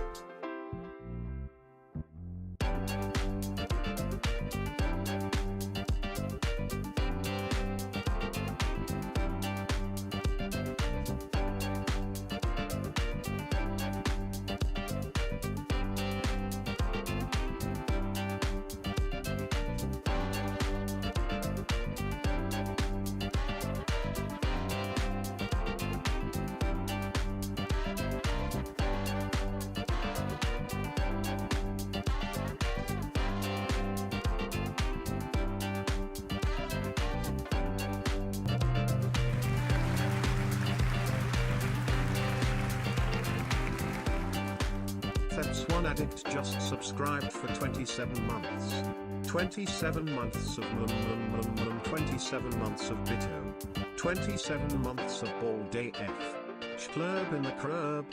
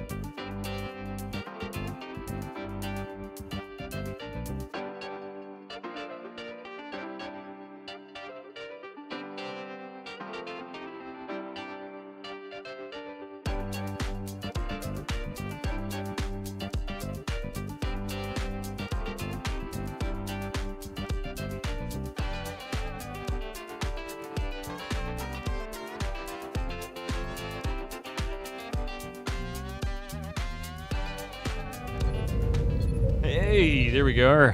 All right. For anyone wondering, the bastard bollocks, that's Sir Brian blessed himself. Oh, PS1 Addict, thank you for the 27 months. Did I miss something else? But work gets in the way. Yeah, it gets in the way of a lot of things.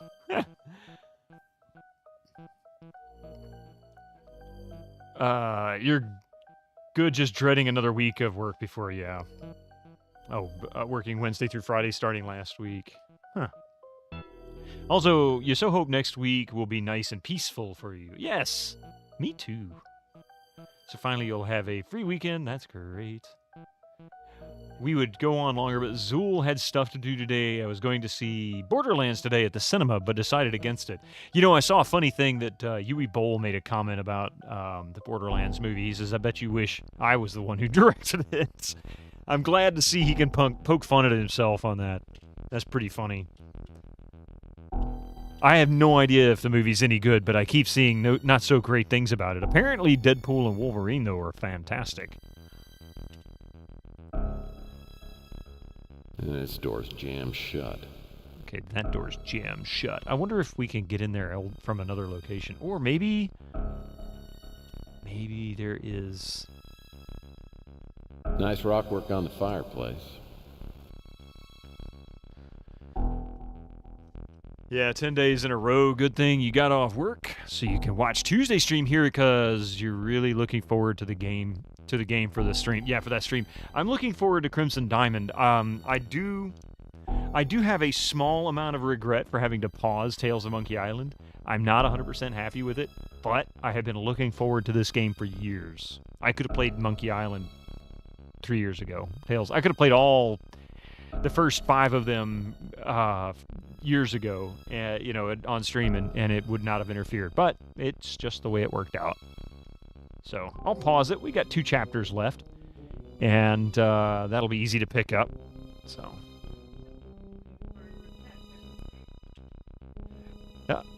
Randy Greasy Pitchford threw a fit on X and started banning everyone because the fans criticized his movie.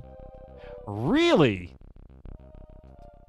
Crimson Diamond. The Crimson Diamond is a retro-styled game that was developed by Julie Minamata over a number of years, actually, and it is a direct homage to things like Colonel's Bequest from Sierra, which is my favorite Sierra game, really. So I've been looking forward to this one for years. Yeah, as she puts it, a love letter to Colonel's Bequest, exactly.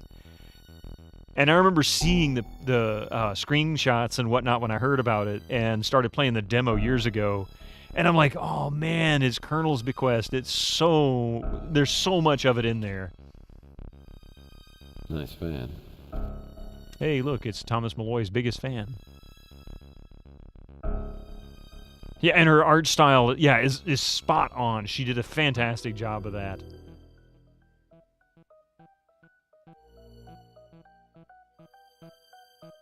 I wonder... There's got to be some kind of representation of that pattern here somewhere.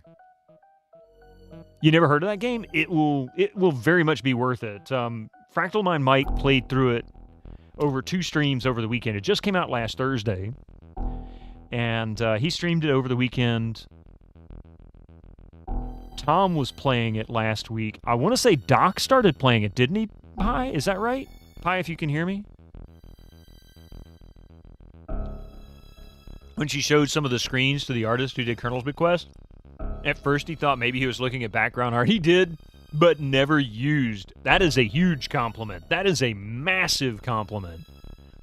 That is like a, wow, you're making me second guess, you know, my own memories. Colonel's Bequest is on GOG as well. For anyone interested, it's like €5 or thereabouts on a regional equivalent. Yeah. Pretty much any of the Sierra games can be enjoyable. I say pretty much. Any of the 80s Sierra games can be enjoyable. Although Leisure Suit Larry might kind of leave some wondering why they bothered. But the game is fun. It's the content that would make you question it. Have I decided on what game for Thursday? You know what? I ought to make a point of doing Colonel's Bequest. Yeah, both Laraboe games are on GOG. Although Laraboe and the Dagger of Amon-Ra is completely different than Colonel's Bequest. Mike got the bad ending and he'll play it again. Yeah, he did say something about kind of rushing through it because it was getting late and he was, like, exhausted. Oh, wait, what's this? A piece of stonework is covered with intricate carvings.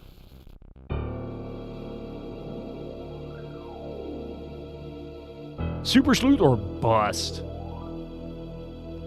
Yeah, you didn't really like the Dagger of Amon-Ra. It was more of a stereotypical early 90s point-and-click adventure from Sierra, whereas Colonel's Bequest was really, really classic text parsing adventure by Sierra in a completely different style from any of their other games. He got Roberta's blessing, to make it, right? You think you won a GOG code for Colonel's Bequest or someone gifted it to you. It is such a worth it game to play. Colonel's Bequest is so amazing because Colonel's Bequest and Hero's Quest both were the first Sierra games that I'm aware of to have multiple endings. You can get very different endings on Colonel's Bequest, and then there is, like, different paths to completion based on what class you play in Hero's Quest. So you got different quests and different puzzles to deal with depending on which one you play, which class you play. You rarely play adventure games, but they're nice once in a while. Yeah, same with me. I like them. I like exploration more than anything. As opposed to Colonel's... Oh, wait. You never hear people say they love Dagger of Amon-Ra as opposed to Colonel's Bequest, which everyone seems to rate highly, because it was very unique for the time. And not only just was it unique, but it was so well done. The art is spot on. It's typical great Sierra art. The writing is funny. It's just well made all the way around. A security keypad. I guess whatever's behind the door must be important. Maybe I need to go back to the house and look on the CD. Well, let's do that. We'll go back to the house, or back to the office.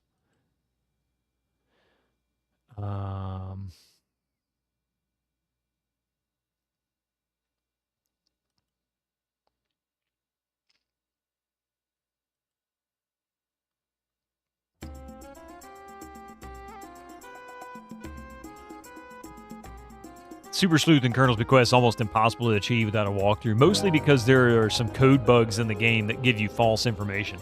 It's that, and also you have to be careful how you play it. Apparently, the only way to really play it properly without causing serious problems with timed events and other things is you have to do it in Scum VM. Because it's something to do with the way it handles timers and some code bugs that you mentioned, which they were able to patch out in Scum VM, most of them, but you can't really fix if you run it in DOSBox. Like, there's something to do with it, yeah. Very strange. Thank you, Echo. Yeah, we were doing Kingdom Come Deliverance on Thursday, which is such a fantastic game. I love that game. I need to play it some more. I really do. I need to figure out the rest of that DLC. I'd never played that. Oh, crap. I forgot to put the disc in.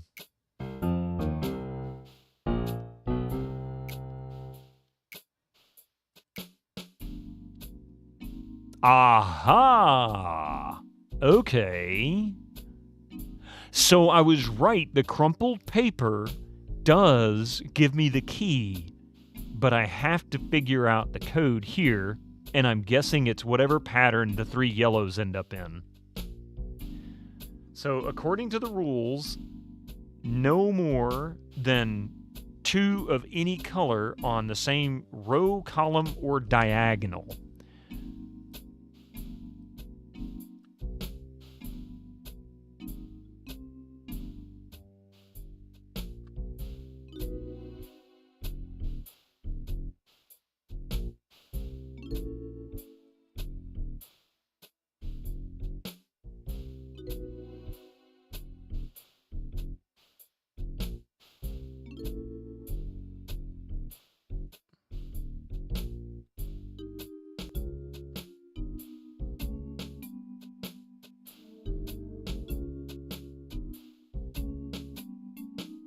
Did that do it?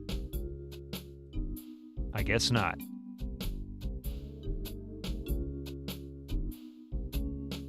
Sleuthbox did a great write-up of how to actually get it.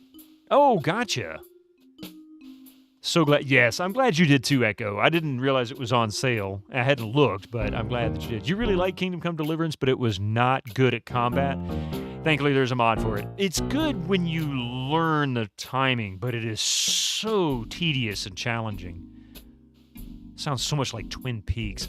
I guess in a way it is kind of like Twin Peaks. All right, you know what? Let's look at that paper again.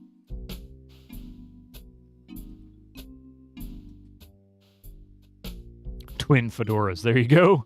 Same kind of music. Yeah, I mean, this is just jazz. This was a common style of jazz from the late 50s, early 60s. You'd hear this in a lot of Disney movies, like That Darn Cat, for example. This was really, really kind of a common style. Let's see, fill in the grid. So there are 4 blue squares, 3 red, 3 white, 3 green, and 3 yellow. No horizontal, vertical, or diagonal row can have more than one square with... Oh, more than one square. Oh, I misread that. Oh, my.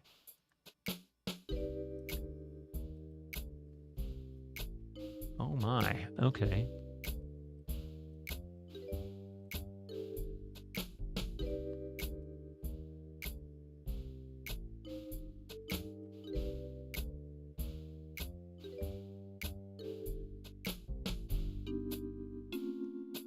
From cryptograms to Sudoku, yeah. Something like that.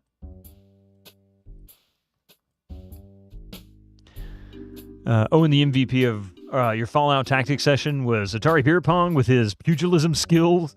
He tore a few raiders apart. Wow.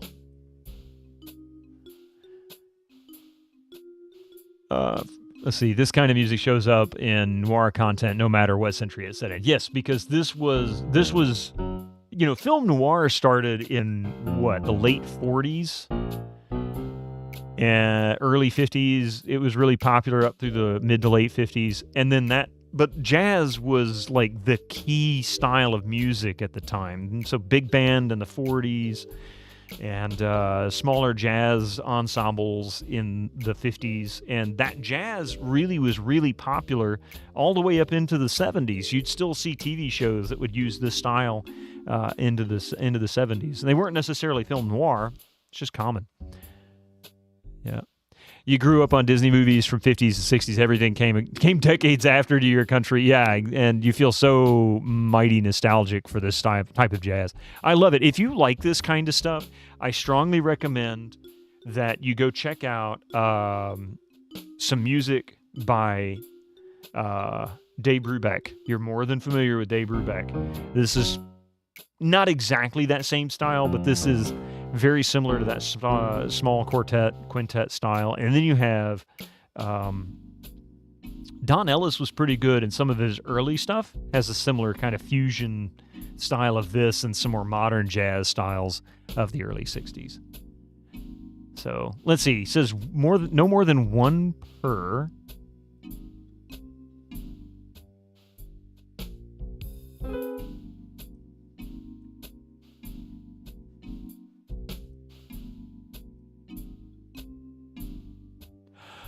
Oh, I see. Okay, so this is going to get really tough.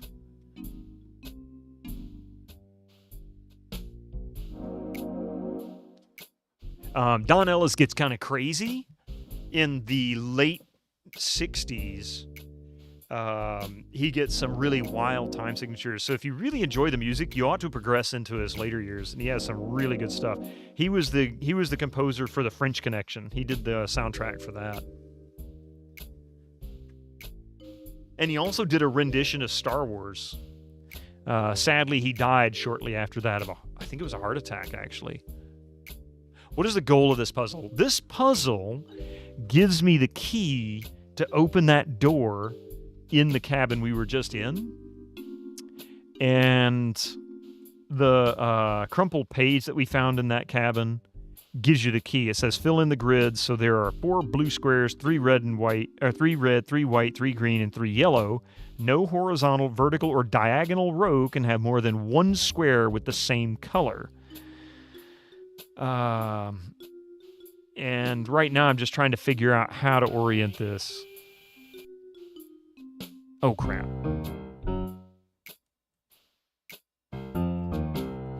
That's why you love Jack Orlando's soundtrack. You're so sad the OG soundtrack is not available and only remix 1 can be found. Jack Orlando soundtrack. For what? I think I missed something.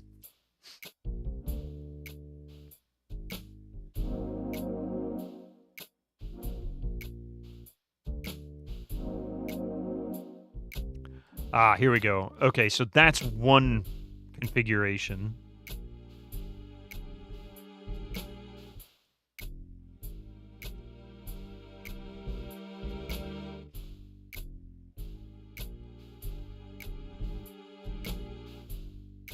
I think I know what it's trying to get me to do.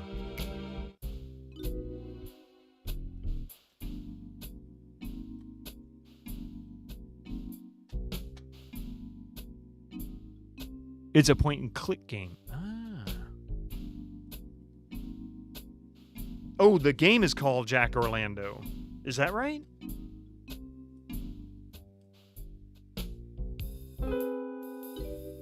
Ah, okay.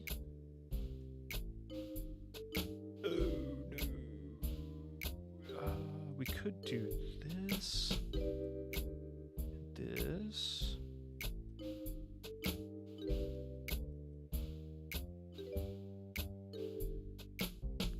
Now I need to figure out what I can shift here.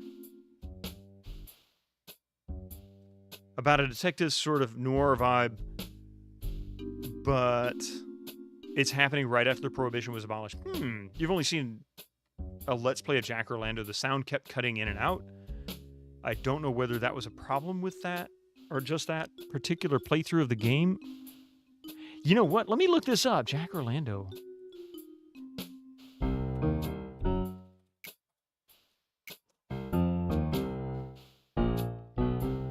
It's on Steam, and of course it's on GOG.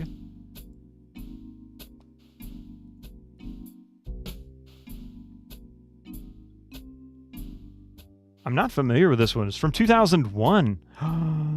Hey, this might be a perfect candidate to play on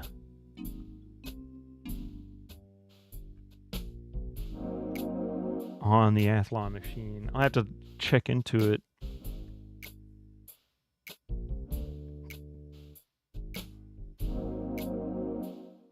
All right, well, I've added it to my wish list on GOG. So I'll see about that sound cutting out issue, because if I can get it to work just fine on the XP machine, then we should have no problems getting audio played back properly. So, yeah, we'll do that. Okay, let's see.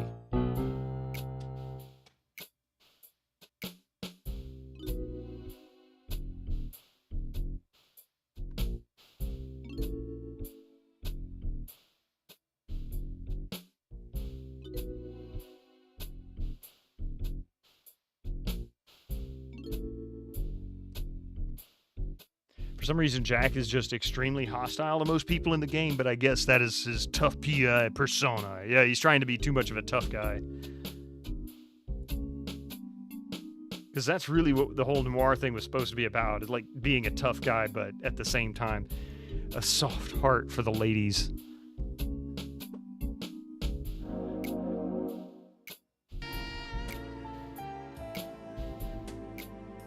Hang on a second. Let me mute the audio to the...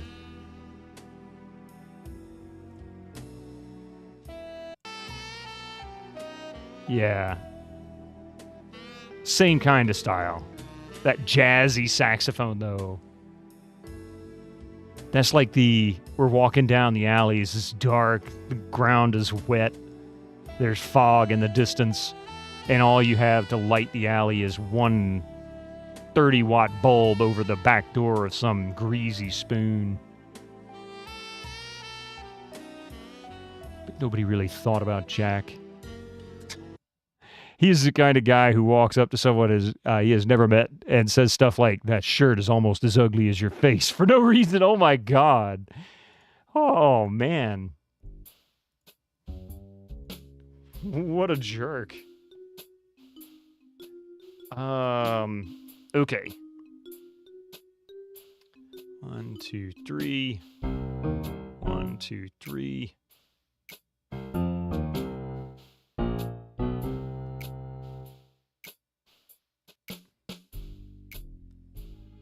And the green needs to do the same thing, so maybe that. And so let's see. Doot, doot, doot.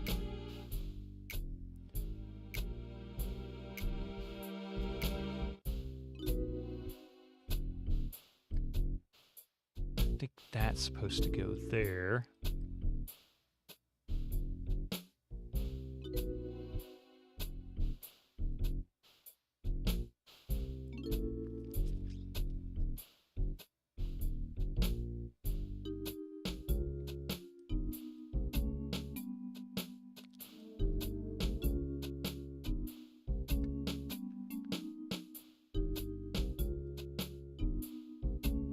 No, I think that blue does belong there. I think that weird pattern is for that. Jack-o'-lanterns was your pick to Hippolyto Picardo's channel when he first started. Oh, cool. That's your go-to playlist. E.g. on Spotify, there is only mixed versions. There are not that good. Thankfully, one can just minimize YouTube on smartphones, so it only shows the notification board. Yeah, unless you pay for the premium, and then you can get it that way. And a bonus, it's a Polish game like God. Oh, is there really? I think this is the Devil's Square puzzle. There is a fixed method to solving it, I think, if you want to know. I think I've figured out what it's trying to get me to do, because I'm seeing a pattern here, and I'll show you the pattern. I think the pattern will be for the blue squares is like this, because I can't put them in the corners. They have to have their own separate locations, and that's the only way to accomplish it. And then I think we're supposed to take 3 and go 1 here, 1 here, 1 here. And then we rotate that same pattern, and that goes 1 here, 1 here, 1 here. So 2, 2, 2. And then we rotate it again, and it should be 1 here, 1 here, 1 here. And then it is 1 here, 1 here. And that's it. Yep. Okay, so this is the pattern for the door lock in the cabin. Thank you. Thank you very much. 4x4, huh?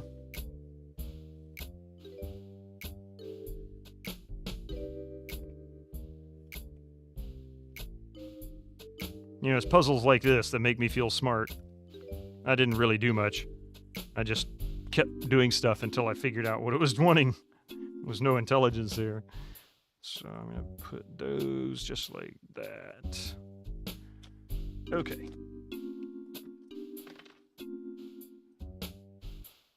The Maya standalone among early Mesoamerican cultures is evidenced in Dresden Codex, a native book of pictures with explanatory hieroglyphs. Portions of the codex date back thousands of years. And some of the contents, such as tables predicting eclipses and tables on the cycles of the planet Venus, are highly scholarly and would have been meaningful only to trained astronomical experts. Their knowledge is even more amazing in light of the fact that all observations of Venus had to be done with the naked eye. The Maya knew with great accuracy the exact solar year, but rather than adjusting their calendar by adding extra days, as we do for leap year, they added a correction formula that indicated how many days away from the correct seasonal position the 365-day calendar was at that particular time. This correction formula revealed an extremely accurate notion of solar phenomenon. In fact, the Maya year was more accurate than our present Gregorian year, which was not introduced as the standard calendar in Western civilization until 1582, over 1,000 years later. Michael D. Coe found that the Mayan culture was intrusive. It appeared on the scene as a band of outsiders with a vastly superior civilization. Where did the outsiders come from? There is nothing we know that relates to this culture to any other in the world. None of the artifacts found to date show evidence of Eastern Hemisphere influence. I guess that's influence? Or I'm not sure what that says. Origins, maybe. That's what it was. There has been much speculation about the origin of Maya. Gregorian 9! One linguistic researcher has pointed out an interesting fact concerning the story of the Tower of Babel in the Old Testament. While the Old Testament was supposedly written well before Maya flourished, the Mayan word Babel, or Babel, B-A-B-E-L, means confusion. Moreover, the Mayan expression meaning to speak in confusion is Babel. That is Babel then. Yeah, what would the inclusion of Mayan words in languages of Asia and Europe indicate? Is it possible to conclude within the Mayan context there existed in effect a primitive language from which other world languages were derived? There is every indication that the early Maya were a tremendously religious people. Their energy in worship and in providing the trappings for worship was unflagging. More than the religious participation seems to have been the keystone that bound social classes into a cooperative functioning system. The Mayans' principal deity was undoubtedly Itzamna, the sky god. They believed that he was sent to Earth by Hurab Ku, the one god. According to most accounts, Itzamna, came from the eastern sky. He was known as the great astrologist, lawgiver, and high priest. Mayans also believed that there are 4 Chaks, gods who control the world from the 4 compass points. Interesting. Mayan ceremonies were directed toward appeasing many different gods. Hunahau, the god of death. Itzchel, the goddess of the moon. Kulkakan, the deity of the polar star. And Kinich Ahua, or Hau, something like that, the sun god. I don't know how to pronounce any of this stuff, so I'm just making it up as I go along. Mayans also greatly feared solar eclipses, often committing suicide rather than face the wrath of Zulab. Let's see. Streets of Crime from the OST is an amazing tune with absolutely beautiful sax solo. Interstate 76. Yes, I did use that one. Yep. That soundtrack is amazing too. But that's funk. That's funk, which is derivative, but it is his own style. There is a similar word in Swedish, babla, where you keep talking pretty much about... pretty much without an end in sight, yeah. But still, it is amazeballs. So there's kind of interesting. I know I've heard some of this before. And look at the date. Mayan Times, January 2023. This is a year and a half ago. A little over a year and a half ago. So one thing I do remember reading about in South America, I feel like this was in Peru, but it's probably not. I can't remember what country. Either way, there is a temple where along the walls are busts of different citizenry, I guess, whether the nobility or leaders or who they were. I don't remember or if they even knew. All of them had light brown skin. They were painted. They all had light brown skin with, different colorations and things like that, except one. And they all had brown eyes, except one. One actually had pale white skin with blue eyes. And it raised a tremendous number of questions with archaeologists because the temple had been abandoned long before Europe began colonizing in the Americas. And they don't understand why or how. The only thing they can come up with is that somehow or another there was visitation from Europe long before anybody actually started colonizing. It's kind of intriguing to think that perhaps they did come over here from Europe or even Asia. Because, I could see I could see somebody coming across from Asia, like the land bridge, and then moving south. But would they have had blue eyes? Since apparently the blue-eyed gene came from, was it Turkey, I think? Region? Or the Turks region? I don't remember exactly where. I know it was in, like, Eastern Europe, maybe Western Asia, something like that. I don't remember all of it. It's fascinating, that's for sure. Okay, so let's go back to the cabin. Now that we know the code...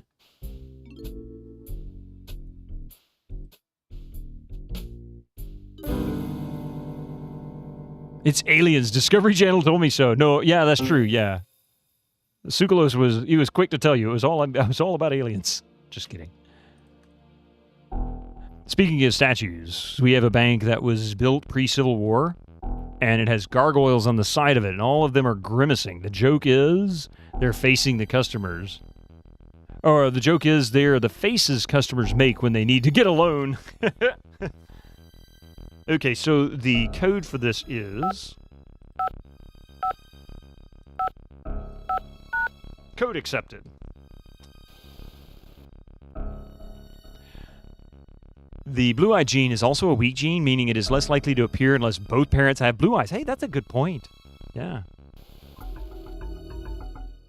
Look at this, lots of stuff here.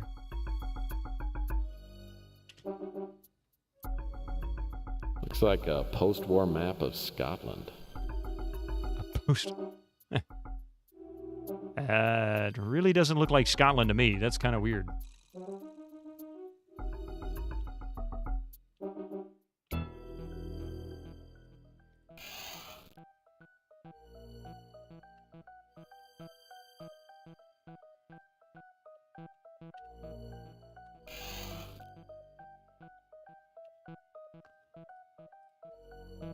Nothing interesting in the cup. Love gargoyles. We need to come back to adding them to buildings. That would fix everything. Keep the evil away, right? You have mixed eyes like mom blue and green. Your father had ice blue, almost gray eyes. Interesting.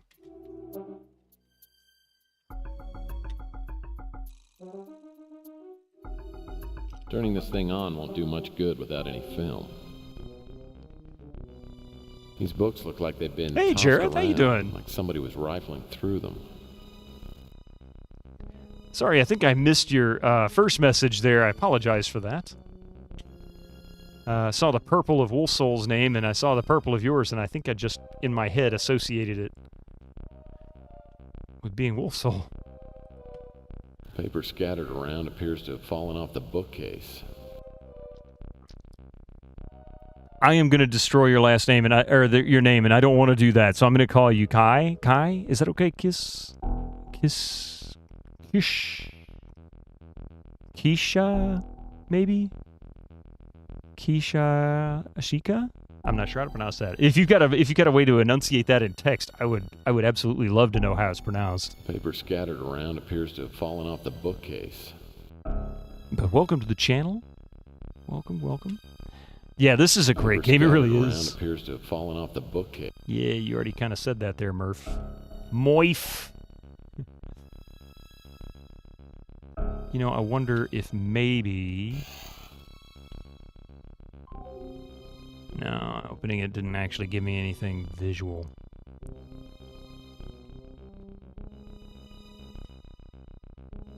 Paper scattered. Oh. Some of these floorboards appear to be loose. Ah. Doing all right. Good to hear. Interesting. The composer of Jack Orlando's music is Harold Faltermeyer. Really? Bum, bum, bum, ba-dum, bum, bum, bum, bum, bum, ba-dum, bum, bum. Ooh. Oh, Lord.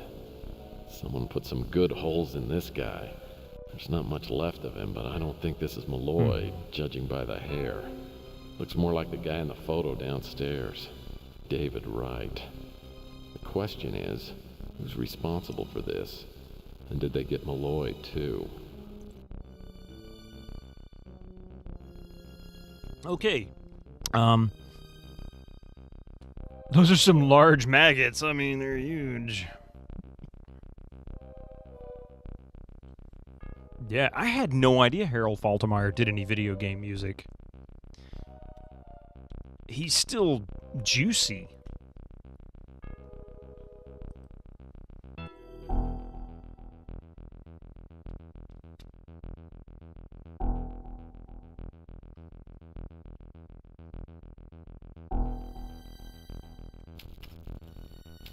Aha, there's the film. It's a reel of 16mm film. This reel looks at least 100 years old. Yeah, I doubt very seriously. 100-year-old acetate in a cabin that is not being occupied. In which to say it's also not humidity controlled. Yeah. It wouldn't be. It would be one giant glob. Sheesh, I haven't seen one of these since I was a kid. That would be stinking so bad, even I could have smelled it, right? I was thinking the same thing. You have Under the Killing Moon, the Pandora Directive, Overseer, and Tesla Effect, a Tex Murphy adventure. I've got all of them on GOG, but I have 2 of them on disc. This is one of them. I have this one in Under a Killing Moon. Hey, random beeping noise. How are you doing? We're going to queue up a film here.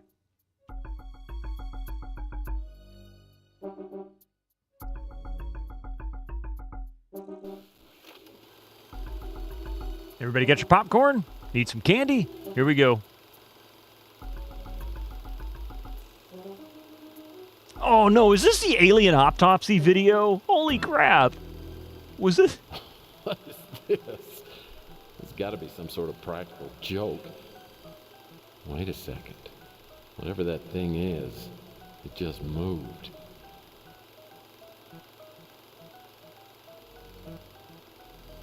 X-Files. I think this was a snippet from the alien autopsy video that was going around back in the 90s, if anybody remembers that. If you don't know what it is, go to YouTube and type 90s alien autopsy. I think I remember some sort of alien autopsy film from years ago, but that alien was dead. This thing looks alive. Just barely. Seems to be in a lot of pain. I wonder what happened to him. He got all tingly. Does that mean we got to play X-Files after Might and Magic 3? I'm going to have to play X-Files after Might and Magic 3, aren't I? Hey, Yuguni, how you doing?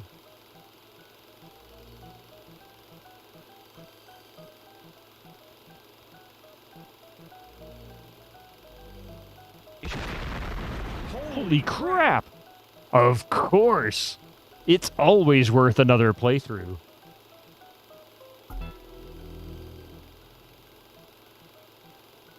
Aliens are humans, just from the future.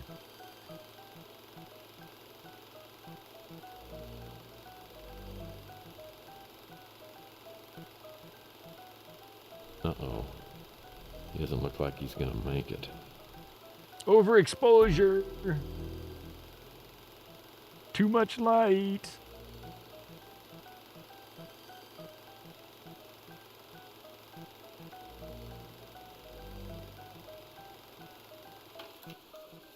He's calling Domino's Pizza. Yeah, that's the reason why the alien can't make it. He's in pain from hunger. I wonder if Malloy's disappearance is connected in some way to the contents of this film clip.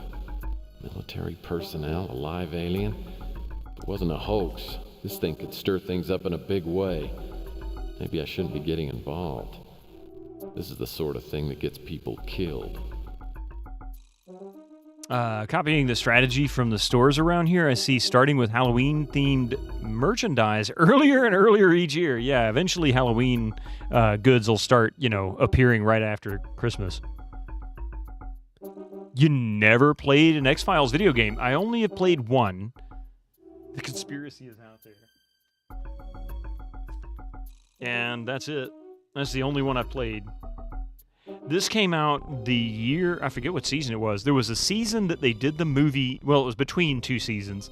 This came out somehow as a tie-in, maybe not directly, but a tie-in to that whole summer. Halloween-themed Valentine's. Now we're talking. He had stores last year with Christmas and Halloween stuff at the same time. Good God. It's a little much, isn't it? Books in the case have really been shoved around. Yeah, time to move and get a new identity, Tex.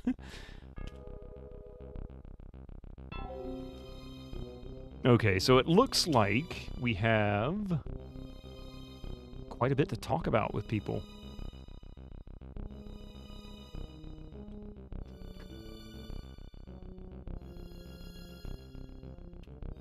Let's travel.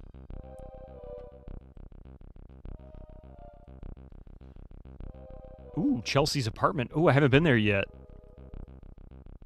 You need to get Mean Streets and Martian Memorandum, right?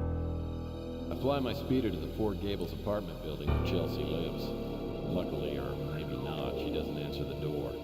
For the time being, I can save my groveling apology for later and go back to working on my case.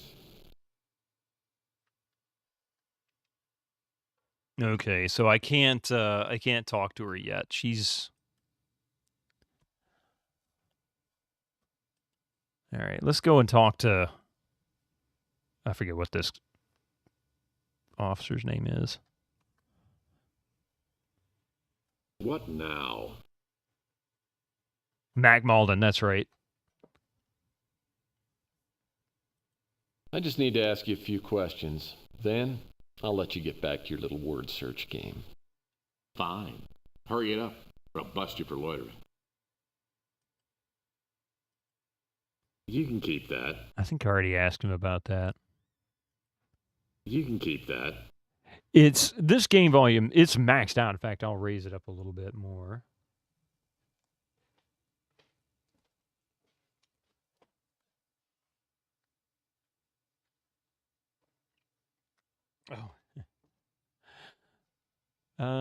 But I can do this. One thing that might help, I was just noticing,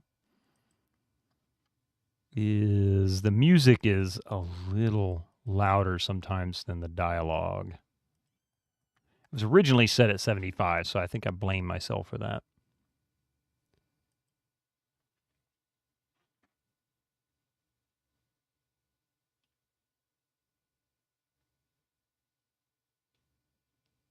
I think everything is, yeah.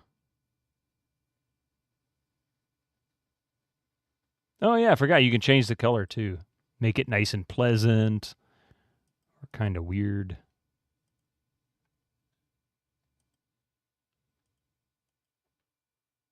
We'll go with the steel blue. Actually, green. Oof. I don't know. What do you guys think? What color seems good? I forgot you could even change the colors. I have a little bit of extended memory. The blue look nice? All right. I can do that.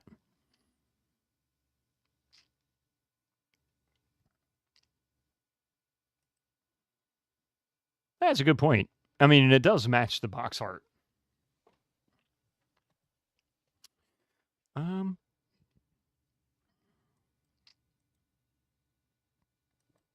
You can keep that. Okay. Ask about... No can do, Murphy.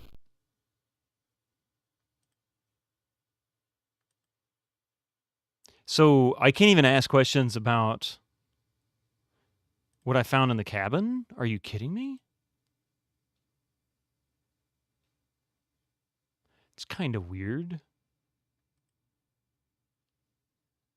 And the game's cover, yeah, the box.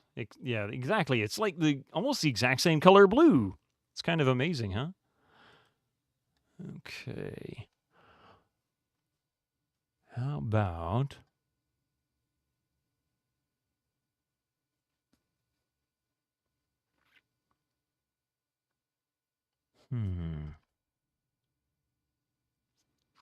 I really don't know where to go next. Hey, Caffeine Terry, how you doing? Welcome in. Maybe... Let's go back to Tex's office.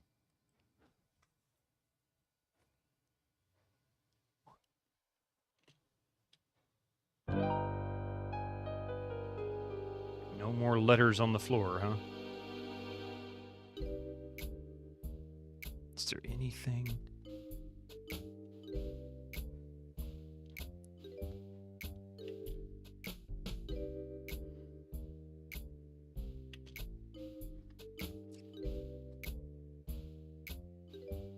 I'm kind of at a loss. I'm not sure what to do next. Maybe I can combine stuff now. Maybe there's something that'll click.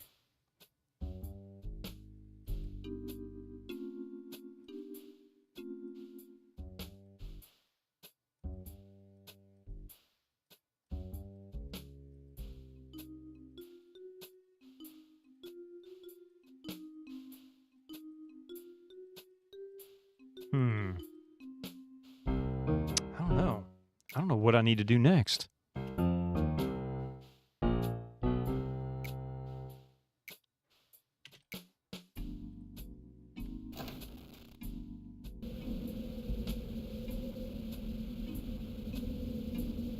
Let's see. Bottle of scotch, belt sander, electric scooter. It's all there. Yeah. Wait. Well, I can't go to Chelsea's yet.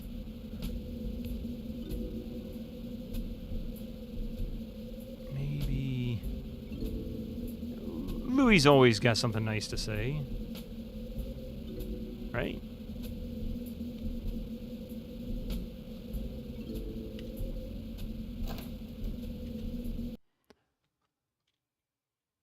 Hey there, wife. You hungry? Just baked a tasty shepherd's pie. Really not hungry because I just had a couple of smokes. You know, if you ate here as often as you ask questions, I could retire. What's on your mind? Yeah, it's fair.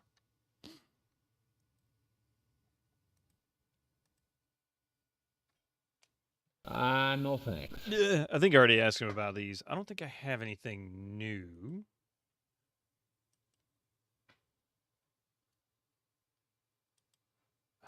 Nothing there either.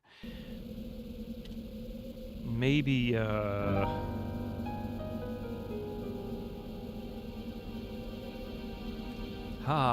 cigarettes.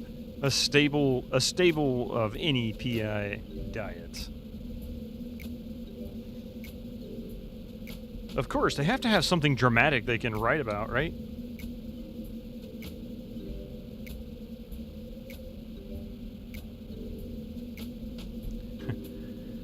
So, some of these, like the smoke, what is it? The smoke rose rapidly, like the bubbles in my Alka-Seltzer. Black coffee and scotch. If you're here for chocolate, you're out of luck. I'm all out of stock until tomorrow. And then it'll be out of stock again.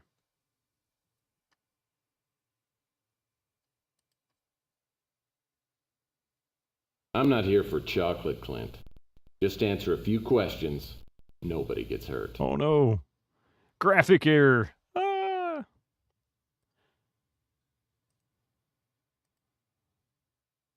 He literally eats his profits. He does. Well, look, I appreciate the gesture, but no thanks.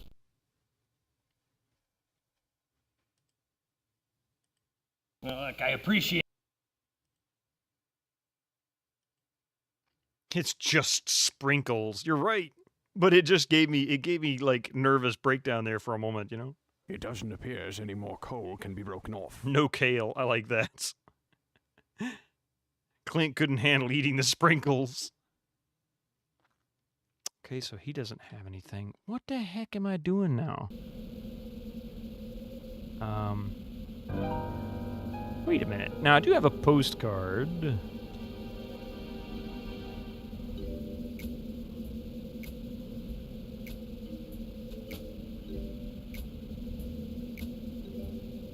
That doesn't seem to do it.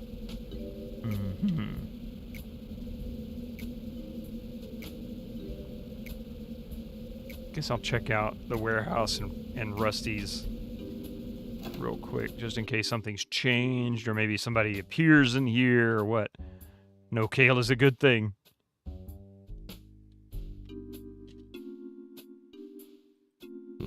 Empty.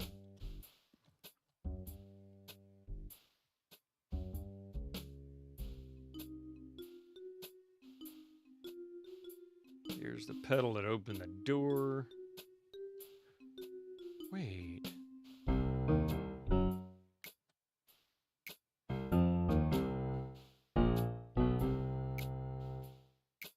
This sink must have been used for developing photos. Not much use for it now that there's no developing equipment. Yeah.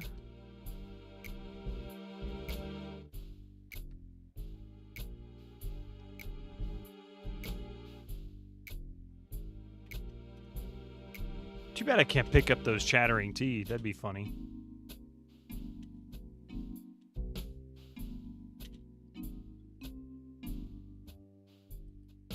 Oh, now here's a classic. Fake See, I can't even pick up the rubber chicken. Hey, you happen to like kale, one of the few vegetables I actually do enjoy. Oops, wrong one. Is there anything under the table? No.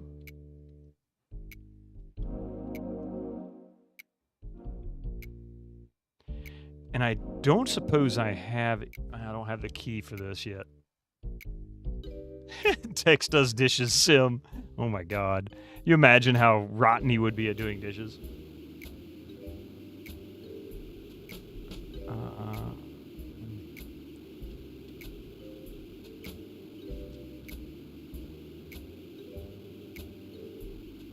Now this must be where the local air traffic dumps their garbage.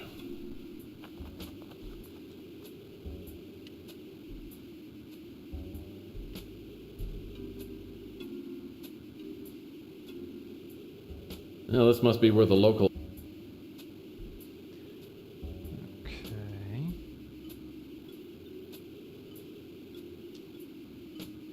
Ventilation pipes.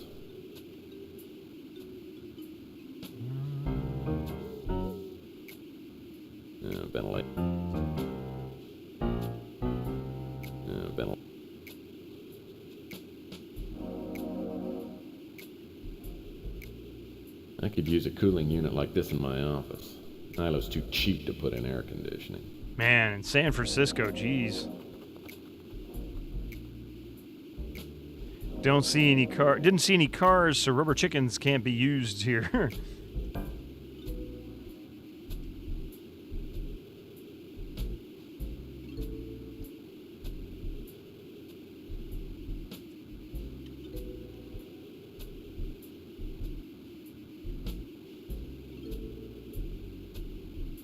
Another beautiful night in the city I love.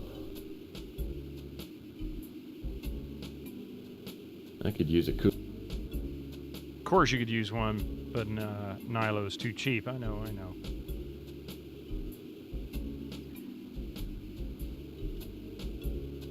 Ventilate. Not really sure where to go from here. But actually I do know where I need to go from here. It is now 1 o'clock. I am quite hungry, and it is my time to end. So what I'm going to do is I'm going to leave Murph up on the roof. We're going to increment.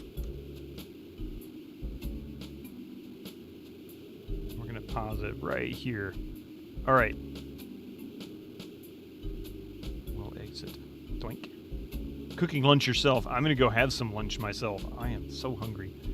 Let's see. Yes.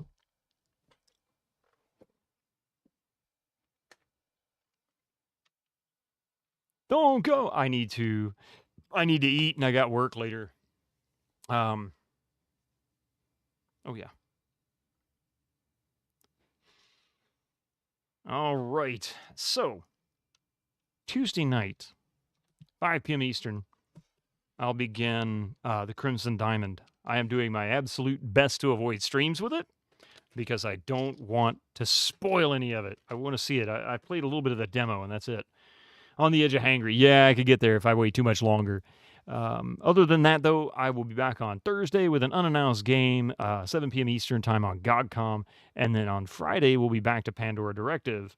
I hope to have a solution in process for the Athlon machine, perhaps even be able to test it. I kind of doubt I'll get to that point this early, but if not this weekend, it'll be the next weekend. I'll definitely have it by then. So Once this is done, we can pick up the rest of Pandora tomorrow, provided my cooling solutions resolve the issue, I hope.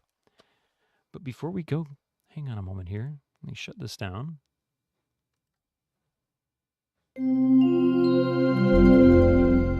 That was a little loud, sorry.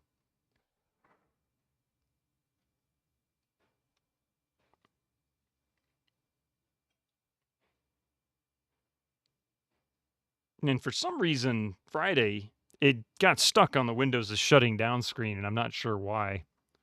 And I didn't realize it was still here for the longest time. I think I must have turned off ACPI or something like that, or APCI, or whatever that thing was called.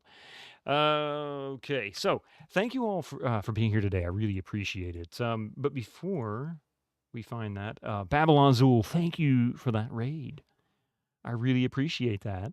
I also appreciate the raid that we had from Proton Fig. It's so good to see you. I'm glad you had a good time with your stream. Your music is awesome. I really appreciate that. Duncan Thrax, thank you for all the bits. The Gigantify and otherwise. Pi Phalanges, also thank you very much for the bits.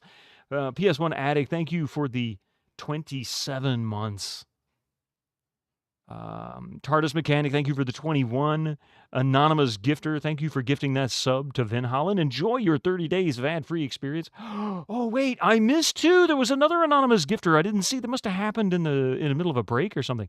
Also, Anonymous Gifter gifting Epic that gift sub. I apologize for missing one of those. I don't know what to say. And of course, thank you all for the stream streaks. You guys rock. Plus all of the follows, all of that. Let's see who we can raid into that is not currently playing Crimson Diamond. Actually, I think I know who we can raid into.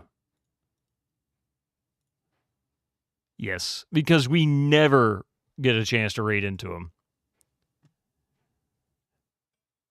In fact, I don't even know why he's playing this. I need to ask, because he's played it not that long ago.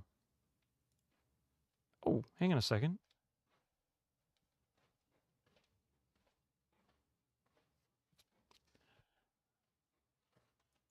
You say SteTech. I'm going to raid Rig because I never raid Rig.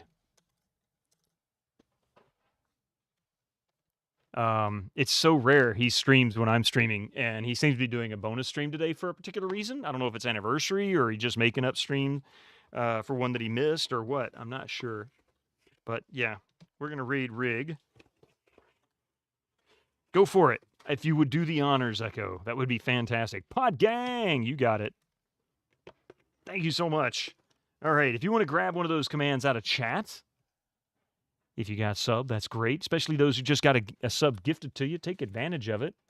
Copy paste it into Rig's channel when we get there. He's currently playing Warcraft 2. So if you are a fan of RTSs, this is a key adventure in that series of RTSs, the 90s. And yeah, anyway, thank you again for being here. Sorry, I'm a little distracted trying to put this in the box at the same time, and that's not working out so well for my brain. Thank you all for being here. You have a wonderful week. If I don't see you on Tuesday, I hope to see you Friday. But until then, be safe and just have a good one, all right? And this time the end screen is accurate, I promise. It's meant to be end. Have a great week, guys. Be safe.